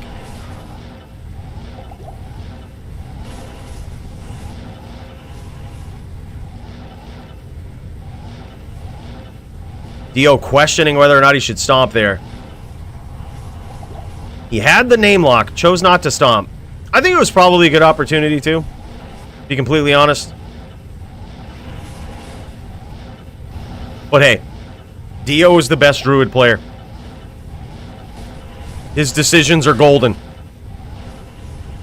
This guy knows.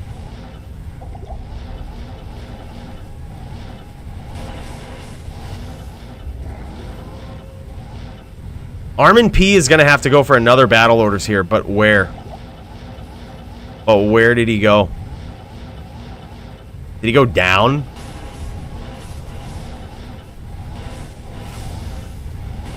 Some Kano there. Kano keeping him honest. Looks like ArmondP might have rep back a lot of that initial damage. The NATO didn't actually roll too high with it, it didn't look like. Like, he didn't actually score a ton off of that first very good stomp, which is interesting. I got a decent look at his life after he landed it, and it looks like it might have done 10%, if that. Like, it wasn't a great NATO hit. Oh my god, but that was a good hammer hit. Now Dio tasked with the charge of recasting all the pets. Now he's down on life quite a bit. He's certainly one ham away.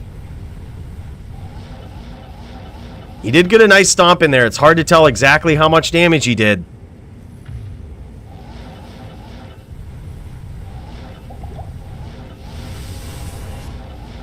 Yeah, now Dio in a lot of trouble. We've seen him come back before, though.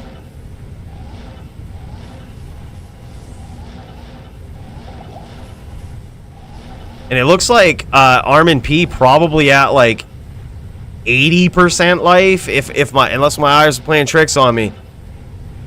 Looks like he certainly won out in that exchange. And with no life rep, this is going to be an uphill battle for Dio.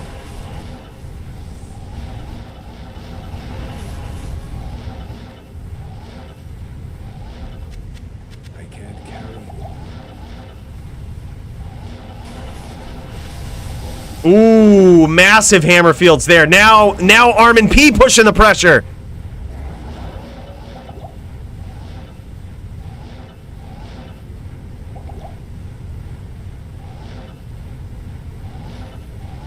Dio keeping his guard up, looking for his opponent. Where's ArmondP at?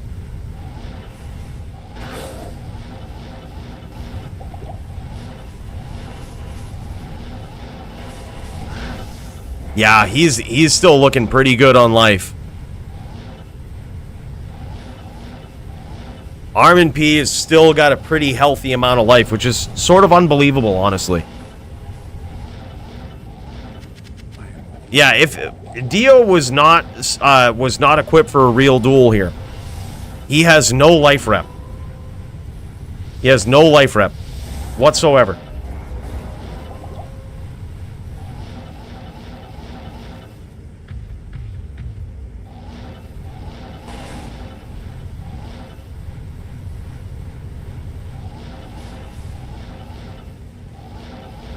Wow, man. What a match. I think so too, Triton. Like, I was saying that. He's on CTA side now. Okay, so he's blasting on CTA side there for a second. And I think that was probably to rep back some life. I thought that was going to be his plan for a sec, but it looked like that was a mistake. No, it might not be a mistake. He might be on CTA side. Just to try to rep back some life. Which, honestly, like, I get it.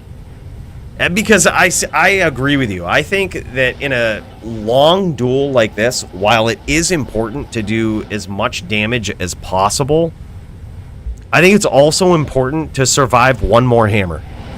You know? Like, especially when, look at this. I mean, the life rep on ArmondP's side is really mattering quite a bit. Like, he's almost rep to full again here. And Dio hit him clean a couple of times, but they've been really spread out. Now Dio going back to the Kano. Not losing focus. Just saying, all right, yep, that happened. That happened.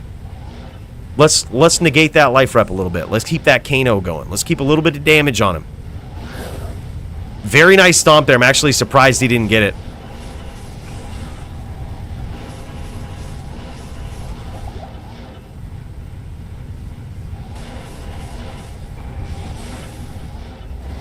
Interesting choice of FOH there. Dio losing some wolves. I can't carry Wow, man. So theoretically, I think Dio repped back to 2,500 life there to hopefully be able to take another hammer. I think on a low roll, it will do 2,400 damage to him. And that's why he's trying to stay above that. He's trying to afford himself another hammer. CTA has 13 rep on it. And that's what Dio's rocking with right now. But when he is on CTA side, it is cutting back on his damage a little bit.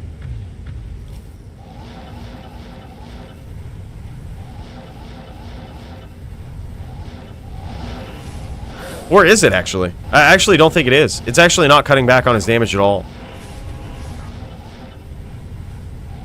CTA plus Dole Shield equals 40 rep. There you go. Max with the Doles. Need to tell the Dios the wonders of the Dole Shield. That was one of the coolest items I'd ever seen, man. In fact, I was doing a Chaos run with Joby a couple of days after that, and a Dole rune dropped. And he made a point to be like, oh, this is Dole. Somebody tell Max. Somebody save it for Max. It's like, yep. There we go. For them real duels. Yeah, Duel Scepter? Rep Scepter, dude. I can't carry you. Yeah, the good old CTA Rep Scepter. Alright, now, this is very interesting. I see that ArmondP... Does he have a different helm on? Or am I seeing things? Yeah, dude, he's got some sort of mask on. That isn't Andy's visage, is it? What the hell am I seeing? Am I going crazy?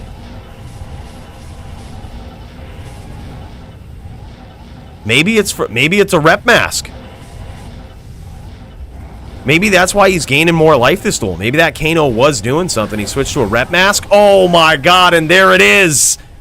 ArmondP gets there. What an incredibly arduous duel.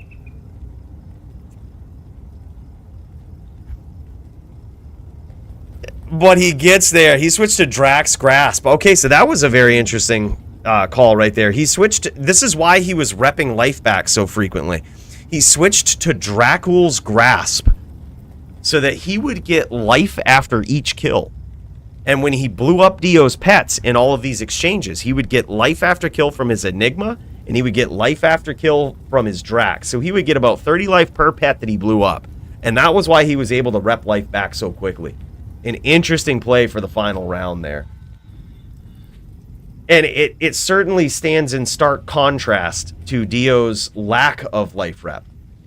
Right? I think it certainly made a difference in that duel. I think the longer that one went on, the better it was for ArmondP. That was crazy. And with that, we have a new DFC champion in ArmondP. Much deserved, I would say. Both of these guys, man. Either way this went. Could have been great. Like, I'd have been happy either way.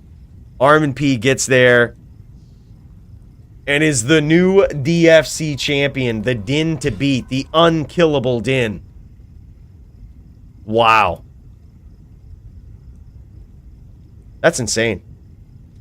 Well, boys, we've been waiting a long time. Let's cut over to GVN and Hellian. I hate to keep these boys waiting any longer than we have to. Gosh, long, arduous duel. Thank you guys so much for being so patient and waiting. Means a lot, man.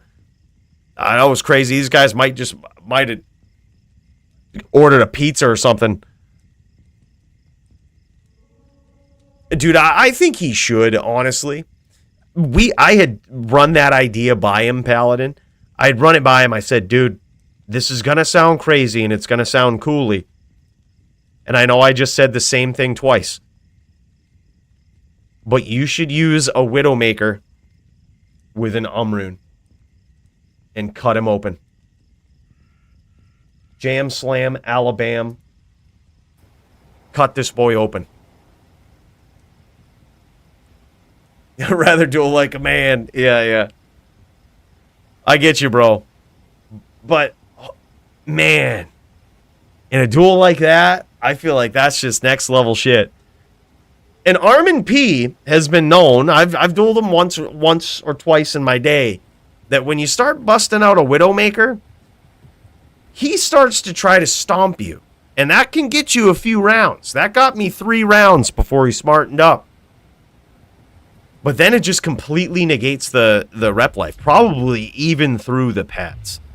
But, I mean, it's so hard to put. Here's the problem that I noticed when I built my sorceress, which is a caster, and putting a Widowmaker on her. You suddenly introduce a whole new set of breakpoints that you need to meet into a class that shouldn't ever have to meet them. That shouldn't ever be required to meet them. So it's interesting. But either way, dude, good gameplay from both players. If I could, I'd make them both the champ, man. It's just demoralizingly good on behalf of both players. So good.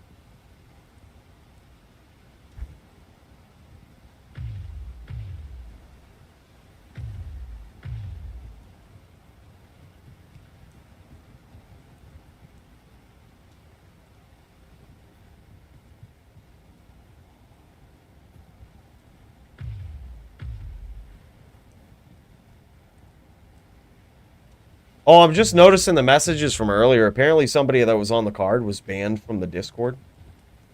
We'll have to look into that. I have to check it out. Looks like GVN is ready. Hellian closed out of his client. He might have crashed. He might be restarting or something. Pelt was for Kano. Oh, okay. So that's where you got that from. So it was just kind of like a, I used to call it a 1-point wonder, but it was a O skill. Yeah. Dude, it's crazy, man. I was noticing that. As soon as I noticed that there was some sort of change in that last round to ArmondP's life rep, because you hit him clean with a couple of NATOs. And after a little bit, we look, and he's like, full life. It didn't click, but I'm like, oh yeah, life after each kill. That's what we used to do with the necro. And we had that really cheesy teeth necro set up for druids, because I wasn't good enough on a necro to beat a druid. That's exactly what we do. I think we had like 50 plus life after each kill. So every time we would blow up their stack of wolves, it would be like we would heal for like 300, 400 life. It was crazy. But I mean, that's kind of what he did with the Drax. Like, so he gets, I think it's like, I want to say 15 life after each kill on the Drax. I forget exactly, but I think it goes from 10 to 15. And then you get 14 or 15 from Enigma. And then that might have also been, I thought, I could have sworn I saw some sort of weird helm on him. And if it wasn't some sort of rep helm, it might have also been that. Something that, like, somehow we got life after kill on it. And that would have been smart as shit. Like, just a crazy way to win that match. Look at this 100% perfect Enigma Dusk.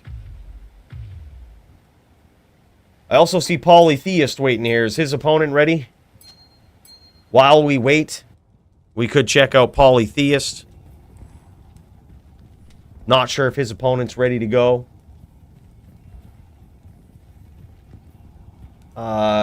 As far as the guy who was banned, if he doesn't have a reason, it was probably a long time ago.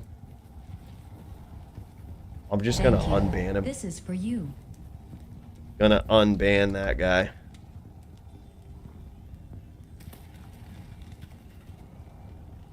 If he isn't already unbanned. He signed up for the DFC. It's Zell Tyler. It was probably a long time ago. It was probably before the days of the DFC being what it is today, where he notices, all right, this ain't no server I can fuck around on. And that's cool. That's cool. I appreciate it when people come to that conclusion. They might have unbanned him. Is he unbanned now?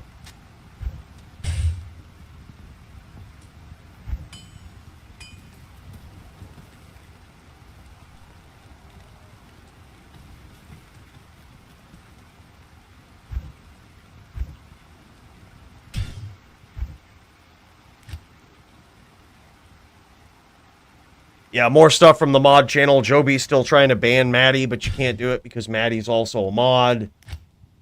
These guys have had an ongoing beef where Joby's been trying to ban Maddie from the Discord. Look, it's a long story. It's a long story. He actually came to Maine. He put on the show that it was to be nice and to visit with his boy Coooley, but really it was because he was hoping that I would leave my computer up and he could ban Maddie. And then instead he just like demodded Shirley Serious. It was right there. He could have done it.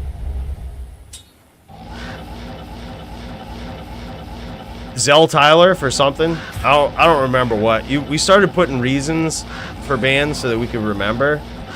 Like, that was probably after like a year of the Discord being there, so probably early on that he got banned.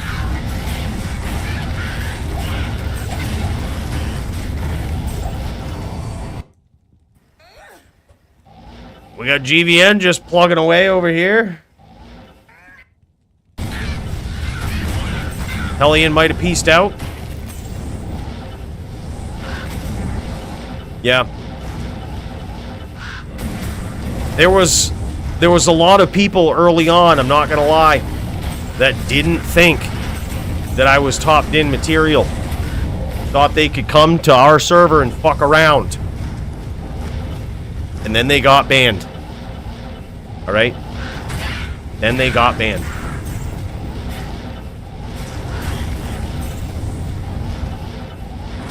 But it's okay, we all come to our senses and realize, alright, this guy's for real. That bow paladin wasn't just a meme. He's had multiple title shots in the DFC. Wasn't just a meme.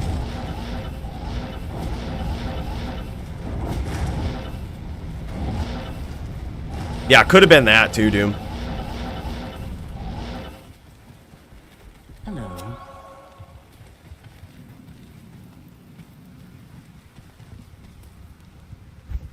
That's what I say, man.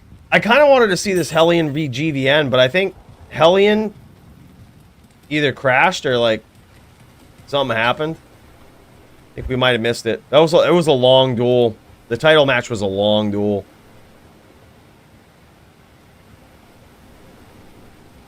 I'll PM Riz. All right, GG. Riz versus Poly could also potentially be fight of the night, bros. By the way, speaking of which, let's certainly get Dio v ArmondP up on fight of the night for consideration, man. That shit was nuts.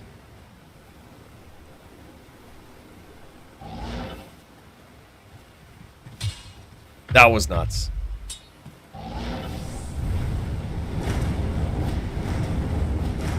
What a long duel, dude. I got mad respect to those guys for being able to stay in it mentally for that long. Like, I find that to be one of the hardest things to do.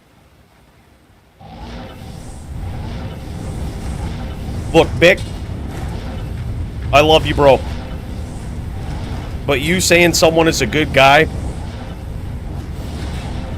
that's like the biggest asshole saying, yeah, that guy's alright. You know what I mean? I'm just saying that. I'm just friend to friend, okay? I'm just saying you're kind of an asshole.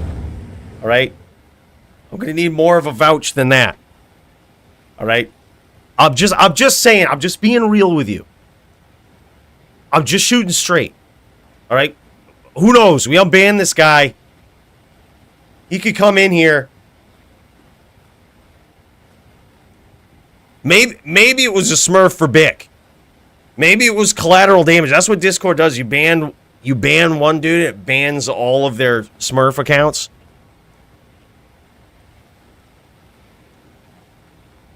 Maybe that's what it is. Maybe it's Bick too. Oh, fuck it. I think he's unbanned now. You gonna ignore the drink you drink? What? Did I miss something? Bro, I've been cheersing to you on this forever, bro. We do things responsibly on the stream. That would be an irresponsible thing to do, Doom. We're classy. You don't reach top din status. Alright. I hear you, Paulie. Got you, bro. You don't reach top din status by being unclassy. Okay? You just don't. Wow, man. Let's fucking get it going. Let's build it up. I see you, Kyle. I see you, bro. Yeah, we're gonna do this. You know the real problem with that last duel? The true problem with it. And I think you guys know this, and there's been somebody out there that's said it way better than me. But first, let's cheers to Kyle. You cutting back? You not thirsty? Lol, no drink. Coooley gets a go, or am I just out to lunch? Well, I mean, obviously, we're going to have to go back to the spaceship for this one. Tell them how to win, Bowie. Alright, well, we tried our best, but in a real duel, me and my partner Z would have just repped all the way to full life, and we would just pin down a necro and probably kill him.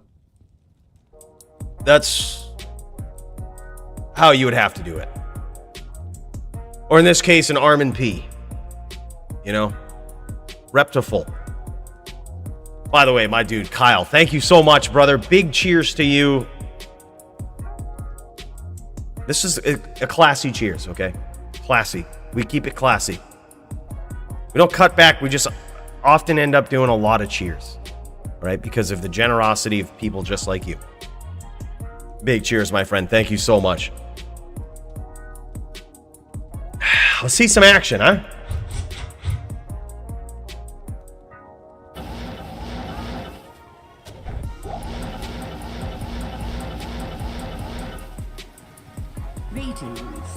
Let's see some action. I feel bad. GVN was still waiting here. It looks like his opponent, Hellian. Hold on, let me cut over real quick just to make sure that, like, Hellian ain't dueling but not streaming. No, I don't see. Is that Hellian on Ghoul?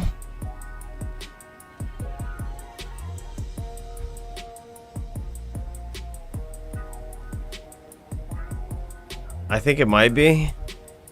Who knows? It was, I believe, 2-1 in favor of Hellian so far. Yeah, Hellian gone. Okay. Don't know where he went. He probably crashed, dude. But you know who I do see? I'll keep an eye on it, dude. If he comes back, we'll cut over. We'll put Poly and Riz on pause, and we'll cut back over. Dude, I'm so sorry. I know that was a really long duel, brother. I appreciate your patience.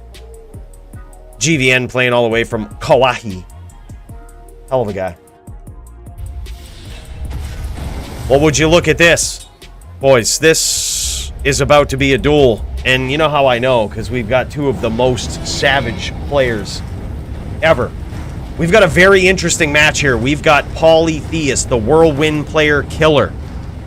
And we've got the most savage, most aggressive whirlwind player in the entire world. These guys going up against each other, about ready to jam. Let's check out what's going on, shall we? Who's your money on? Me? I'm completely in the dark.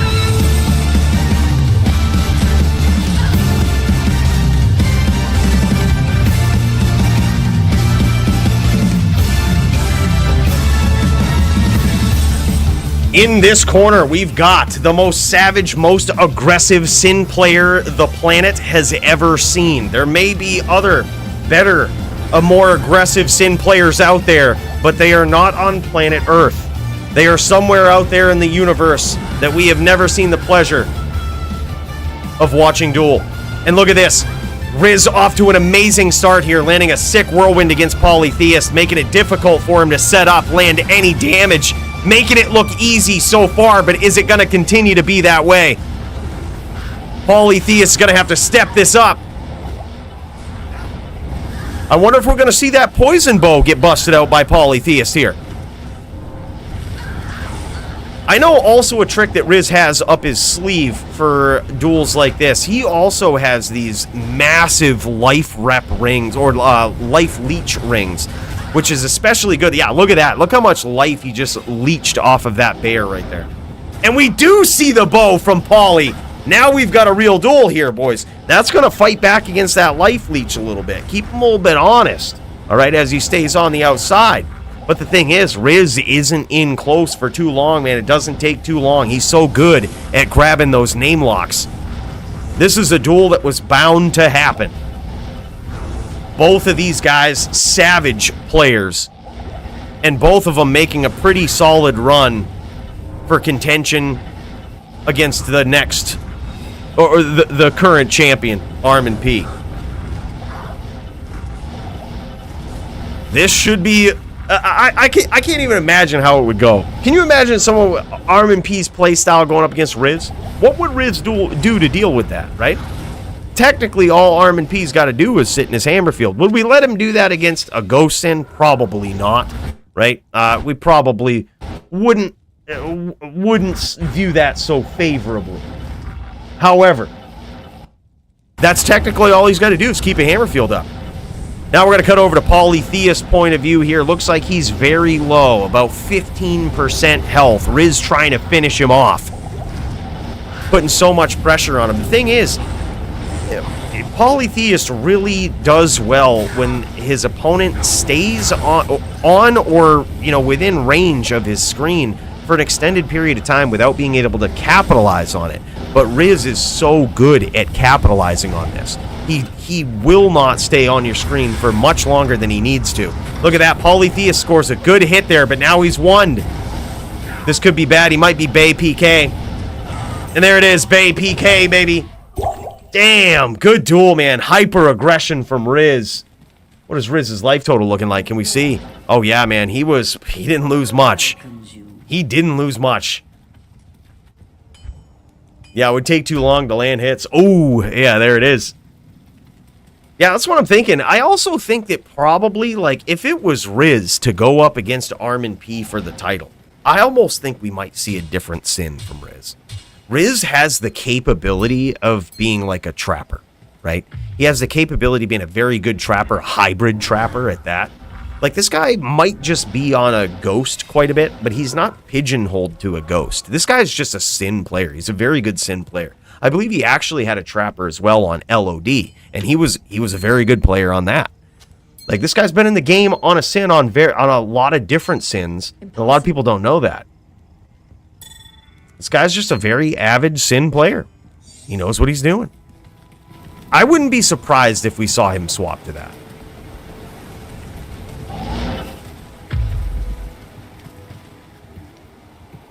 Yeah, I think so too, dude. I think so too. That's an interesting problem we're seeing here. Is that he does low enough damage where Riz is, you know, claw blocking a lot of the hits, but also, I mean, it's going to be a long duel of attrition, and Riz's hyper aggression with the life leech is really gonna pay off. Look at this, man. Vicious CT casting, gets the name lock, sets it up with a mind blast, trying to stun his opponent, keep him pinned down for a little bit.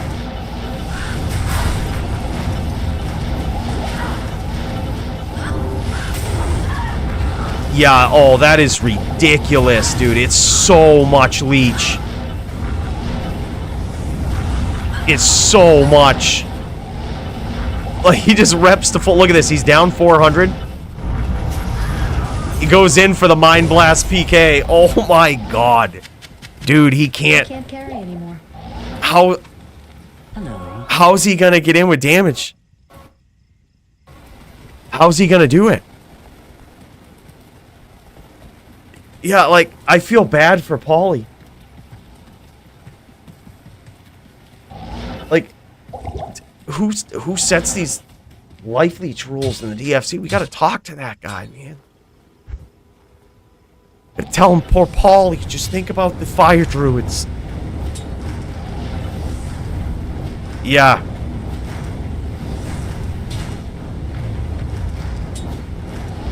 Bro.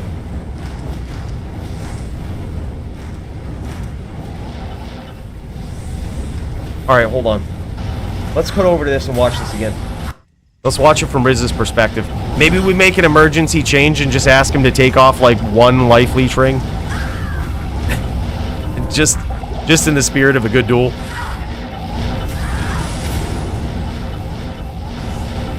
But we'll see. We'll see how it goes with this duel right here.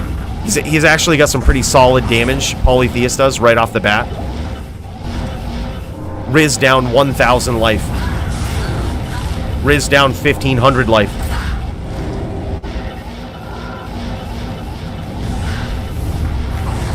Riz down almost half.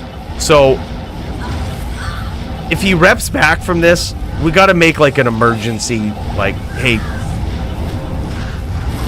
sorry to do this, but would you mind taking off one of those life leech rings? Yeah, he just clipped the bear there too, and he didn't really leech back much. It needs to be like a clean clip by the looks of it. Yeah, like right there, he just got 400 life back. Yeah, it's certainly winnable. Pauly just needs to stay mobile. Make Riz swing and miss.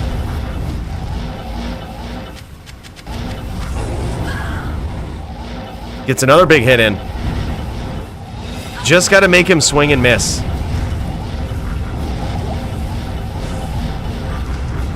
And that's a big challenge with Riz. Like, making him miss is easier said than done. Just don't get hit. Exactly. Just don't get hit. You got to tell your bear that, though, if you're Polytheist. You got to be like, just don't get hit. I wonder if this is one of those duels where you just don't cast bear. Right? That seems weird, right? It might seem weird, but, like, perhaps you just have, like, a wolf up. Like, I mean, I know when he cracks that bear with all of that life leech, he's getting so much back, dude. So I just wonder if it's one of those duels.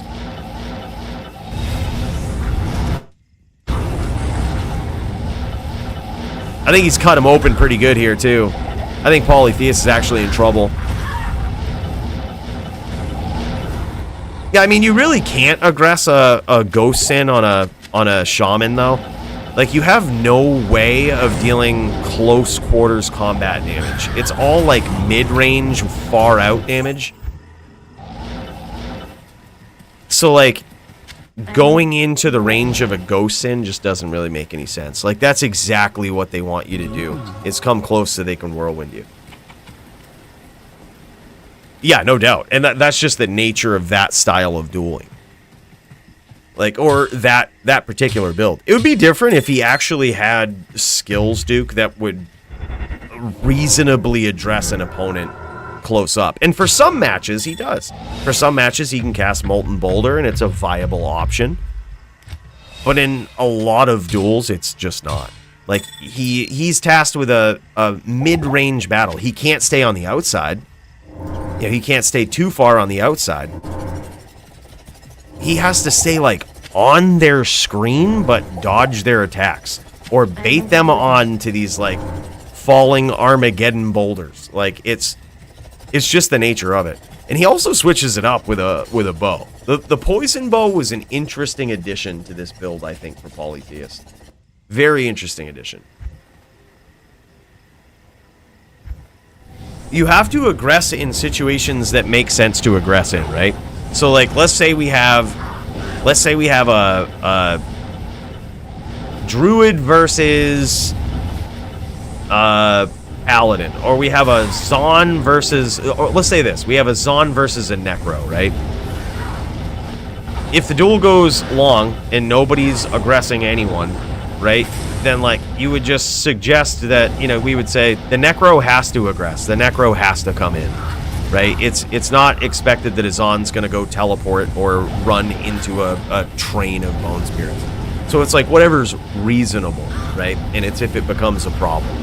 Like, if this duel were to go long, right, then it would be on Riz to aggress. Because it doesn't make any sense for a Shaman to aggress a Ghost Sin. You see what I mean? Like, it's... Believe it or not, Elite actually made a pretty good example of how it should all go.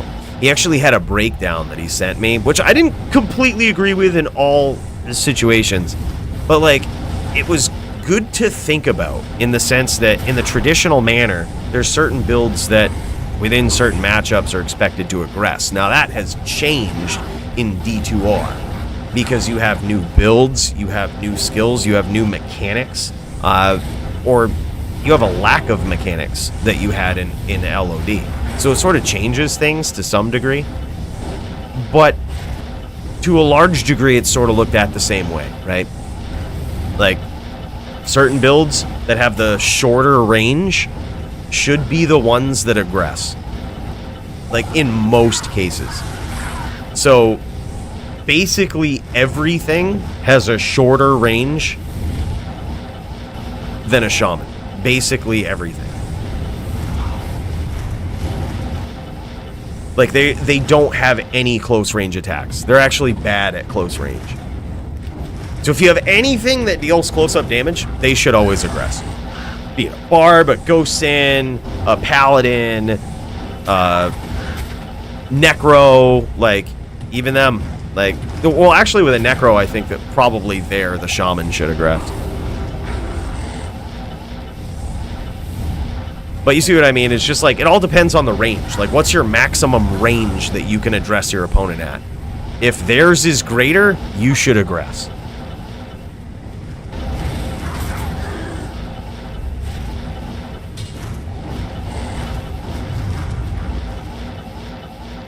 And sometimes it's a difficult call to make, not gonna lie. But this one, I don't think it is. Usually with a shaman, it's not a difficult call to make.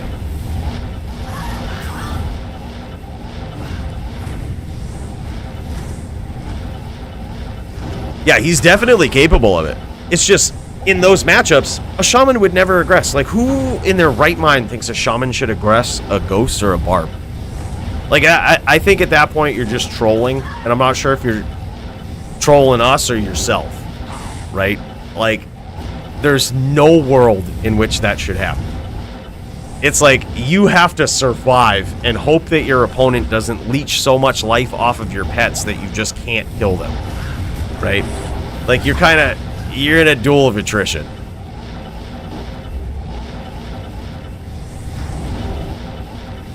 Show me a duel where his opponent didn't kill themselves. I mean, that's what you're doing. He's trying to get you to run into this Armageddon, man. I think it's a brilliant build.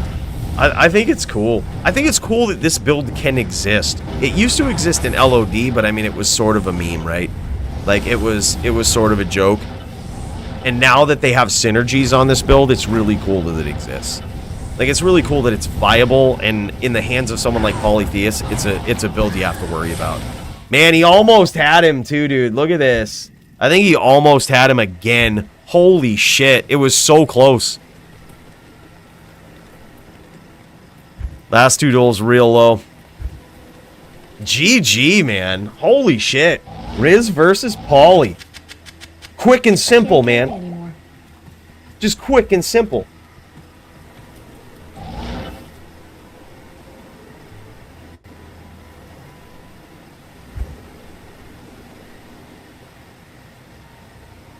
That was nuts. Not sure if your Riz is saying, not sure if your bear hit me or if it was Armageddon. Dude, I am so curious as to why Poly still used the bear in this. Was it to block shots? Is it more important to block shots than it is to have your opponent leech life back? I would assume by how much he was getting cut and poisoned, probably it is. I assume that's probably the reason. But it just seemed like, with that bear being up, if he ever cracked that, he was leeching so much back. If Rez is 75 with some overcap and a little DR, Geddon won't be too terrible. Yeah, so probably both in conjunction. So this is an interesting thing that Polytheist is saying, and probably other duelers in the DFC or even in pub games could take note of. He says if your DR is on point and your res is 75, Geddon won't do too much. Like, it'll be a, reasonable damage, but like it won't be anything to write home about. Oh, no way. Really? They're back? Dude, hell yeah. All right, let's cut over to that real quick. These guys have waited long enough. Let's friggin' kick some ass. Here it is. Whew, man. Thank God. I was hoping we didn't miss this. I felt so bad because I know that duel ran long with Dio and the new champ, ArmondP. But dude, it was worth it. We had to check it out. All right, these guys are ready to go. We've got Hellian versus GVN going at it. Now, this is going to be a different kind of Zon versus Necro duel here. All right, GVN opting to teleport here as well. I think this is a good strategy versus a Necro. Now, while it does open you up to Bone Prison, it also makes it so that the typical kind of off-screen style of the Necro doesn't really work that well. And that typical style is this. They'll stay off-screen. They come on for a little bit while you don't have Enigma, right? If you can't teleport, they'll launch a couple of Bone Spirits your way, and you're going to be forced to deal with those on your feet. You're going to have to run down. You're going to have to stay mobile. You're going to be prevented from throwing too many multi-shots out there. That's what it boils down to. That's what a typical Necro would do against a Zon that can't teleport. But I think in this case, it's really good to have a Zon that can teleport, because you're not necessarily confined to those very restricting situations like that, and you can keep that multi-shot up.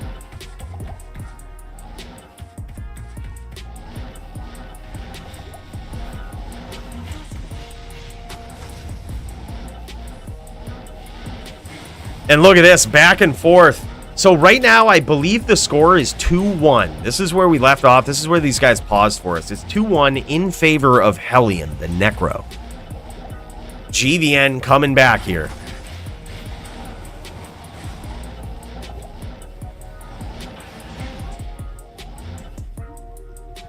GVN trying to score some shots.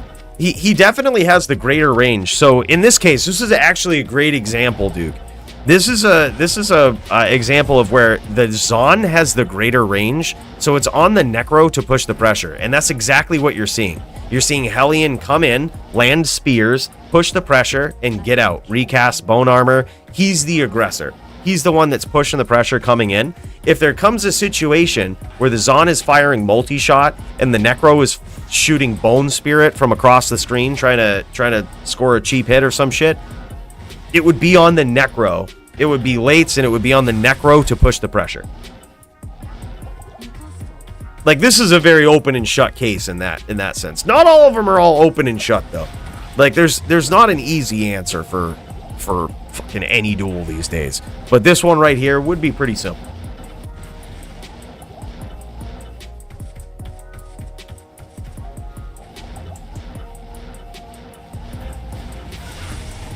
Nice hits from GVN. Well, yeah, I mean, the Zon also has terrible cast frames. The thing that they have working for them is you have a very low chance of ever hitting them with any attack that you have, right? All their dodge, avoid, evade, all of that bullshit is just crazy. But, I mean, that's just sort of beside the point. Like, they're able to accurately and effectively address a situation from off screen. And we're not talking with, like, guessing with random IBS. It's like they can blow up the entire off-screen with multi-shot. So if you stay off-screen, it's a detriment to you.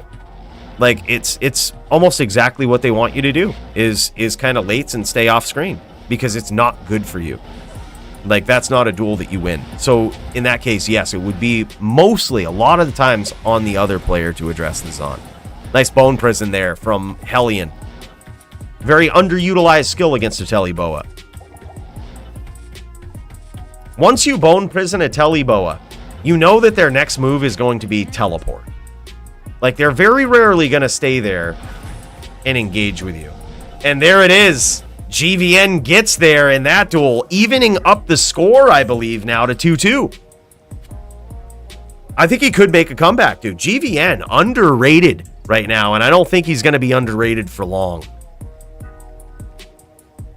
Oh, it's 3-3. All right, here we go. 3-3, baby.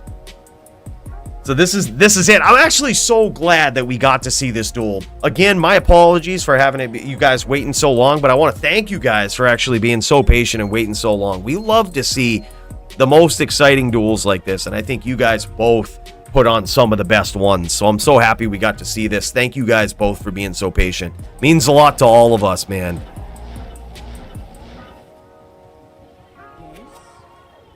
Pewa, what's up, dude? In a real duel, exactly.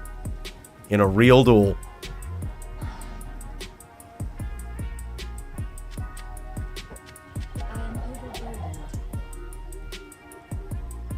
Yeah, you gotta put on a lot of cast to even get those frames on its on. 99 cast, I believe, is the break point. And, yeah, you gotta change your whole build for it. And that's just to be able to teleport at a semi-reasonable slow speed. Like, anything else is an unreasonably slow pace. It's just like, you go to teleport, and there's a good chance that in the time it takes for that teleport to go off, you dodge, avoid, and evade something, and it stops your teleport. You know, it's just like, you might as well not even do it at that point. Yeah. Neck is I think a fair matchup against the Zon. Neck is fair if you're a good necro. And I think Hellian is, you know, we make fun of him. He calls himself the new player all the time. But this guy's a savage. He's a really good player on just about every class we've ever seen him on. This guy is just a ringer all around. Anything we've seen this guy on. We've seen him on Druid. We've seen him on Barb. We see him on Necro now. And he's doing what he needs to do, man. He knows how to aggress. He knows how to keep the distance. Like, he just makes the right call a lot. He's also very build savvy. That's something that's it really separates the men from the boys in these duels. Knowing how to adjust your build for your opponent that you're dueling against. We saw that last week with Hellian versus my ES Fireballer. Dude, that was the first duel we ever saw with Hellian where a Barb did not use Grief and won a duel. Not using Grief. I was a little butthurt from losing to my first Barb ever on Santiana, but I can't say I was anything but impressed. Like, that was cool.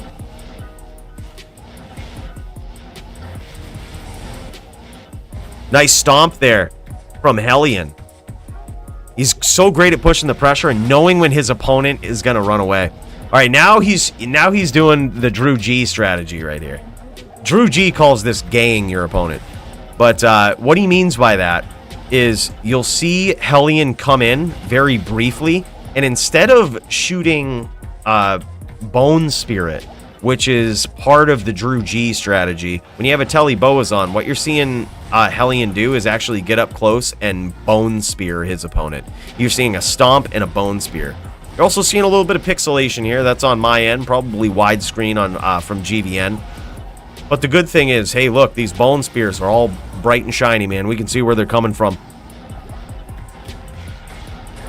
The whole Necro turns white. Look at this. Even in poor quality, we can kind of get what's going on.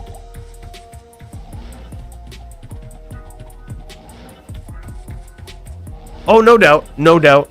It's very situational. It doesn't always mean that. It doesn't always mean that, but a good portion of the time it means that. And that's also why I think, you know, what brought up the whole debate. Oh, shit. Stream pause. GVN has minimized their application. Sit tight. Did he accidentally minimize Diablo? Did he exit out of Diablo? That would suck.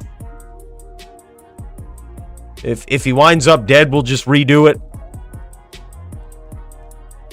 If he just comes back ganked. Oh yeah, I think he came back ganked. Oh no, he says GG's. Looks like we missed the end of it, but he did get ganked. A little bit of pixelation. This is what we get from widescreen right here. This might be reason enough to ban widescreen. Because we can clearly see it on stream. And it pixelates the shit out of the image. Might be time, boys. Might be time to do it. But still, very good duels. Oh, he's not widescreen. Okay, never mind. He's not widescreen. 4-3. No shit. Fucking weird, man. Why does it do that? Discord is bad. Bad Discord, man. Shit. Well, you know what? I think we ought to throw that one up there, too, in consideration. Let's get these in, man. I think, speaking of which, speaking of it being time, I think we ought to vote for Fight of the Night, Performance of the Night. What do you think? Depending on how Fight of the Night goes, I might just decide Performance of the Night. All right? It all depends. We're just going to see. We're going to see how it's going to go. I got to narrow this down to 4 fights, which is going to be tough. What was Fight of the Night? 500 forum gold each. Narrow it down.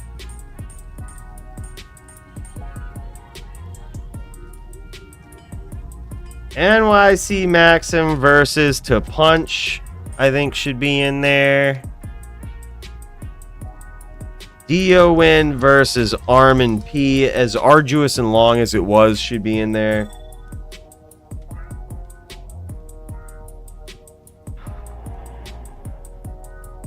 Riz v Polytheist, I think was good. There were so many of them, actually. Hold on.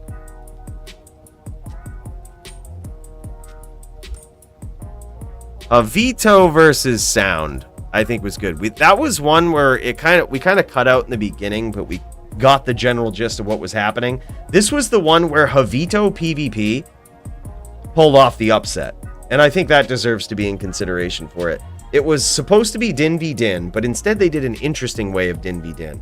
They basically played Din v Necro, and whoever did better won. And I think that was an interesting way to do it, and JavitoPvp surprisingly came out on top. That's a statement.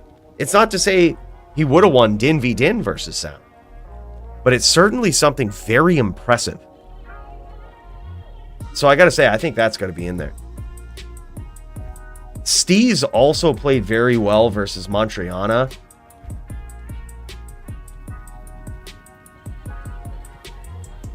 God damn. This one's tough. I gotta narrow it down to one more. I'm actually gonna put GVN versus Hellian on there. And not just because these guys waited so long for the duel, is because they played it how they should. It was quick, it was very aggressive, it was played exactly how it should be played. And like, it was just very good. Like, we saw the last couple of rounds of it, they were super patient. I think that alone's a pretty good one. Reason enough to be on the list.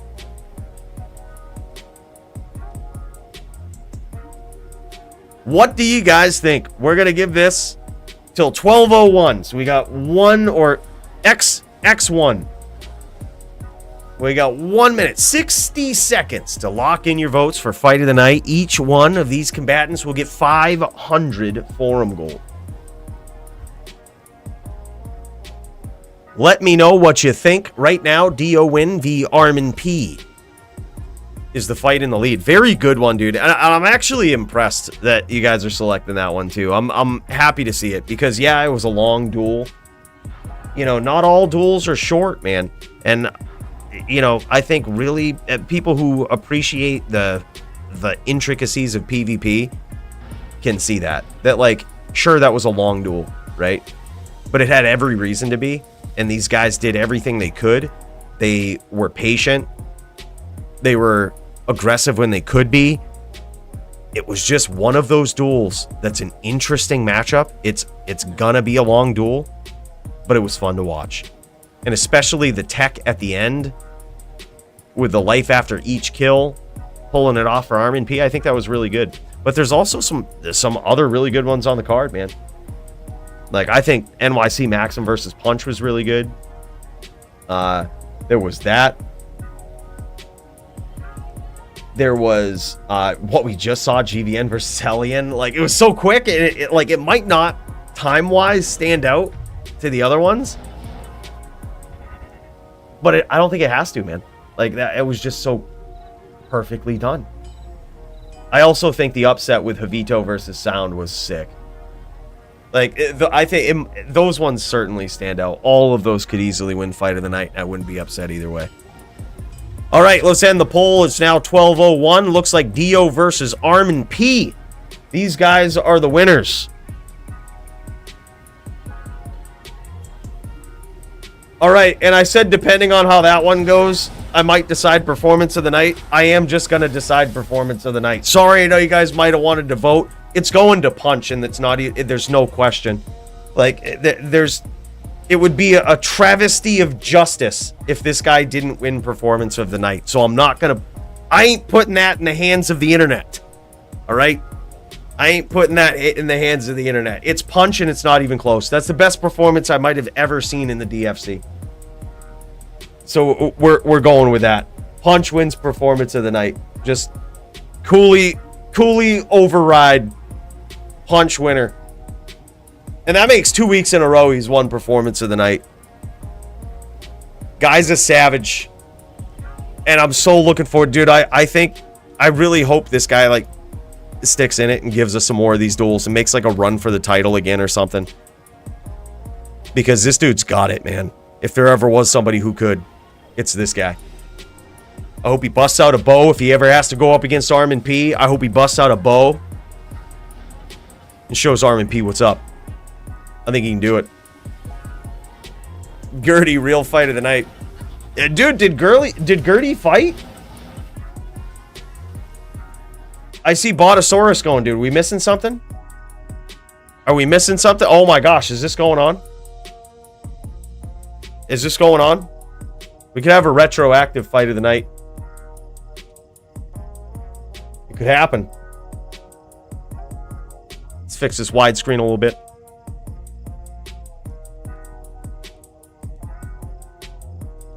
Hold on, this is... If this is the fight with Botasaurus, yeah, this is Gurdy. This is Gurdy versus Botasaurus, I believe. Sin v Sin, right? We get to... Hey, look. If it's fight of the night, we'll award it twice. If it's that good, we'll run it back. Got a little screen freezing going on here. A little bit of a screen freeze. This is not on your end. This is on mine. There we go. It's caught up. Gurdy is ArmondP. Yeah. Damn it. He's just getting multiple duels in here, man. Multiple classes. Now, what is this?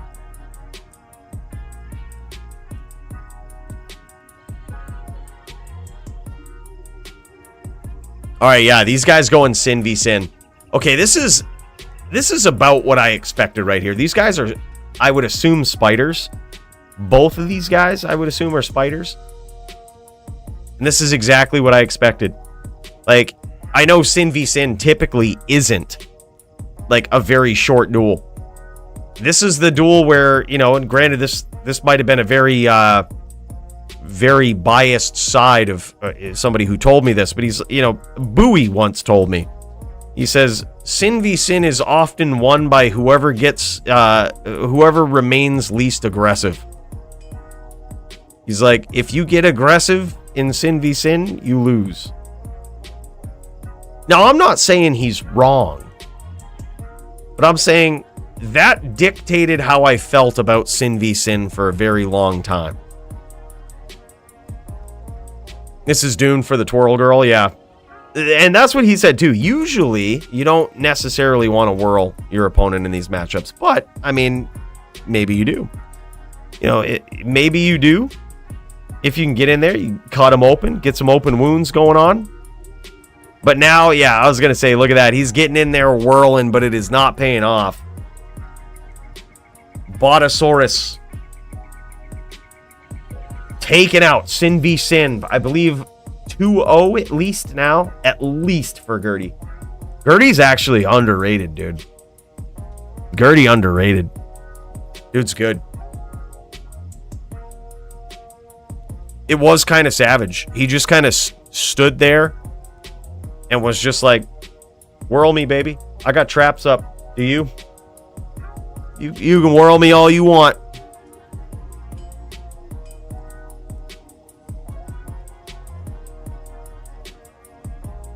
Yeah, no doubt. Bowie was certainly a defensive player. That's why we have this now, right? It's why we can cut out when we need to, when the situation presents itself, and just remind everyone what's up, right? This is what we do. Alright, well, we tried our best, but in a real duel, me and my partner Z would have just repped all the way to full life, and we would just pin down a necro and probably kill him. It's never gonna get old. It's never gonna get old, man.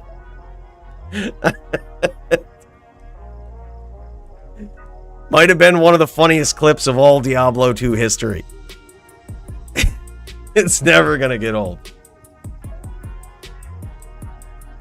In a real duel? Oh my gosh. Dude, believe it or not, Bowie actually reminds me of my friend who got me into Diablo 2. He was the guy that, like, introduced me to dueling and stuff too. Like, I could see him saying the same, except for he played on a smiter. He was actually really good. He showed me how good a smiter was. He was pretty savage. I would love to see him these days, like how he would hold up in PvP these days. But he was always pretty good. Like, just leagues above you. Like, you know, one of those players just like you don't you don't really speak on his language because he's just leagues above me. So he was probably a good dueler. He didn't want to play Diablo 2 past the age of 25 or some shit. And I think he made it to like 18 and then stopped. And the shame's on him, really, because they fucking remade the game and it looks better than ever. So fuck that guy. I'm just kidding. He's a good dude. But Bowie reminds me of him a little bit. Like, I could see him saying the same thing, like getting kind of tilted in a duel and being like, yeah, but in a real duel, this is what I had done, but didn't want to do it because, you know, people are watching and, you know, felt the pressure. Like, I could totally see him saying it.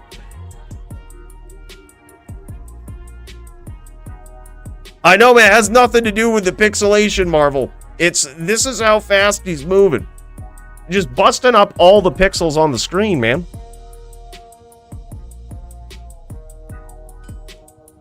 Just busting them all up. It's a blur. It's just his opponent trying to catch him.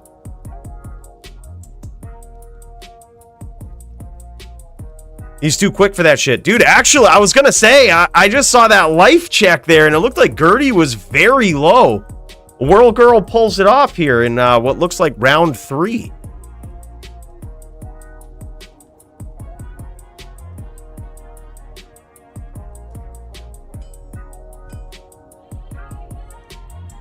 Good question. I'm not exactly sure what he's on. I can't imagine he's on that low of FCR, but he's probably on 65. That's what I would guess. But I hadn't noticed that. He doesn't have Griffins on, which means he's not 102. So that would be interesting. I can't imagine he would be on 48. That would seem like too slow. This seems like 65 to me. Granted, I don't really main a Sin, but the Uber Tristram Sin that I had 65 cast, and it seems about like that.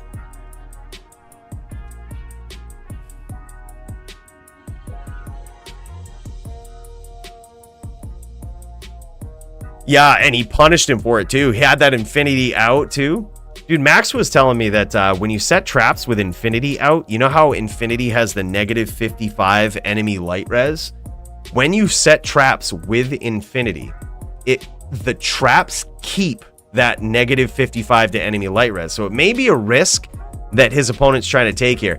Dude, this is exactly what I expected. Look at this. You've got... This is a Sin v Sin, man. This is everything Sin v Sin ever wanted to be. These guys just going at it. Like, this could easily be a longer duel than ArmondP versus Diowind. This duel could very well be a duel that puts the length of ArmondP's duel tonight to shame. But these guys mixing it up. You've got Gurdy on an Elephant Sin, I believe, with his infinity out. And almost willy-nilly, just throwing it around, keeping it up. No fucks given, dude. Like, he's just keeping it out, setting those traps up, trying to proc that aura. Look at this. Coming right at him with a whirlwind, and dude, Gurdy clips him. Or, I'm sorry, Bot clips him. Dude, oh my god. Botasaurus coming back, dude. I believe it's 2-2 right now. I believe it's 2-2. Yeah, Infinity is very risky versus Whirl Girl. But you know what? It's fucking fun to watch. 3-3. Okay, they say it's 3-3. Very risky to watch.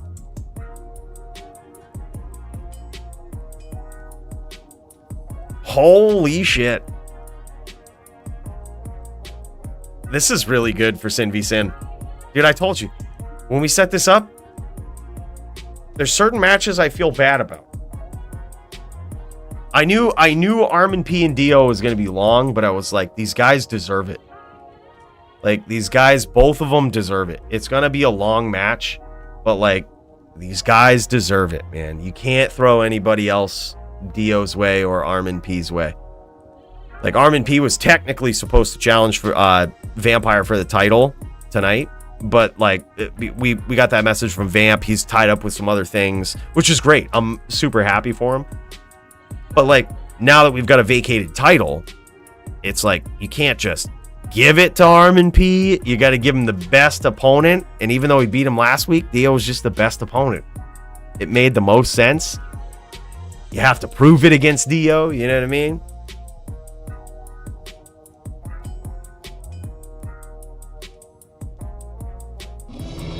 I died to Riz before on a LOD. On my LOD, Elephant versus Ghost. I bet. I wouldn't be surprised. Would not be surprised.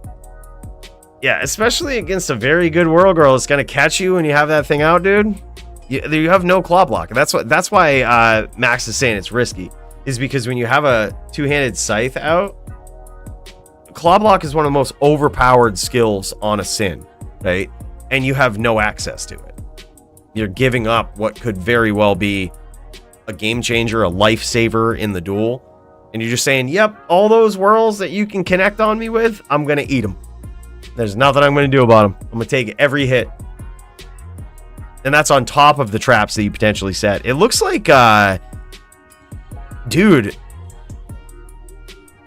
is Gurdy a ghost? No, he's laying traps too. Okay, I was going to say, it looked like he was laying traps earlier, but now he's just like going straight with the whirlwind.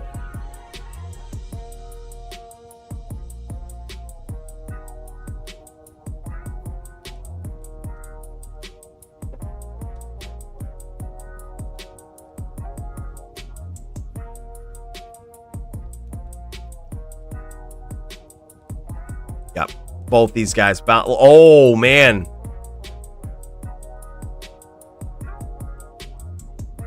Bot going in with that whirl there. He almost got it, but it looks like it's possible. Yeah, it's possible that Gurdy swapped off from the Infinity setup.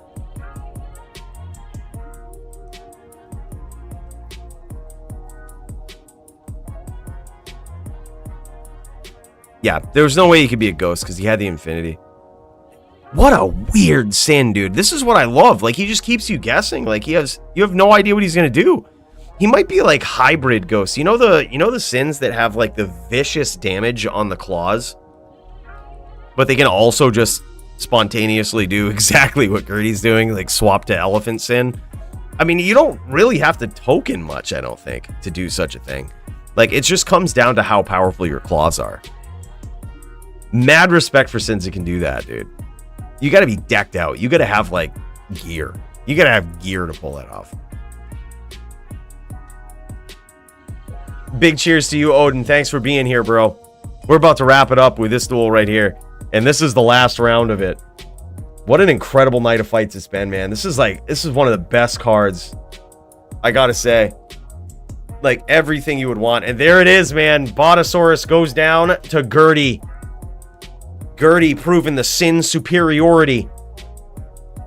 Actually, really good. Like I said, man, this could have easily, with two Sins, been like one of the longest duels. If both players played at maximum capacity, which we only know the best Sin player in the world, Bowie, if they both would have played like him, this would have been a 5-hour duel. I promise you that. Yeah, that was good. Clutch, man. Very well done from both these guys. I'm so proud of them. This, like, man, I wish this would have been in consideration for fight of the night right here. God damn. This could have been something. This was good. But unfortunately, we missed the window. But something tells me these guys will probably be up for it again. Like, both of them very exciting. Yeah. I think it probably would have... I think it could have replaced...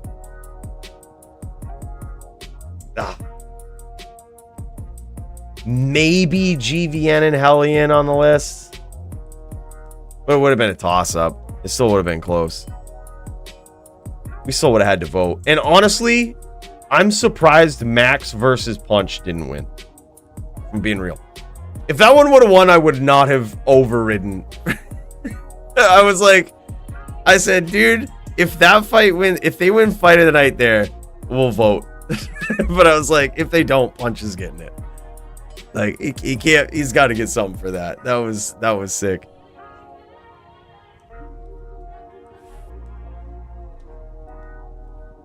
GG, though. Good fight.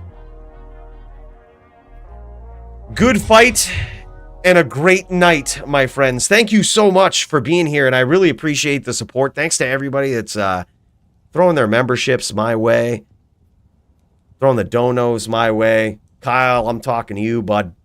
Really appreciate you, man. Slim Dizzy as well. Clayton. So many people tonight, dude. It's insane. Couldn't do it without you. Alicia, big cheers to you. Andrew, big cheers to you. Guys starting the stream off the right way. It's the highlight of my week, and I mean that. Coming here and watching some of the best duelers ever in D2 history and coming and chilling with you guys. Even the best duelers that we know are out there. Pwa, Marvel, I'm looking at you guys. Having you here in chat, chilling with you, hearing your input. Really good. It's awesome. Highlight of my week every week. So thank you guys for that. Hope you guys have a great night. Dong, love seeing you here every week too, my dude. GG's. Catch you next time. See you in the Discord if you're not already there. Peace out. Till tomorrow. We'll see you then.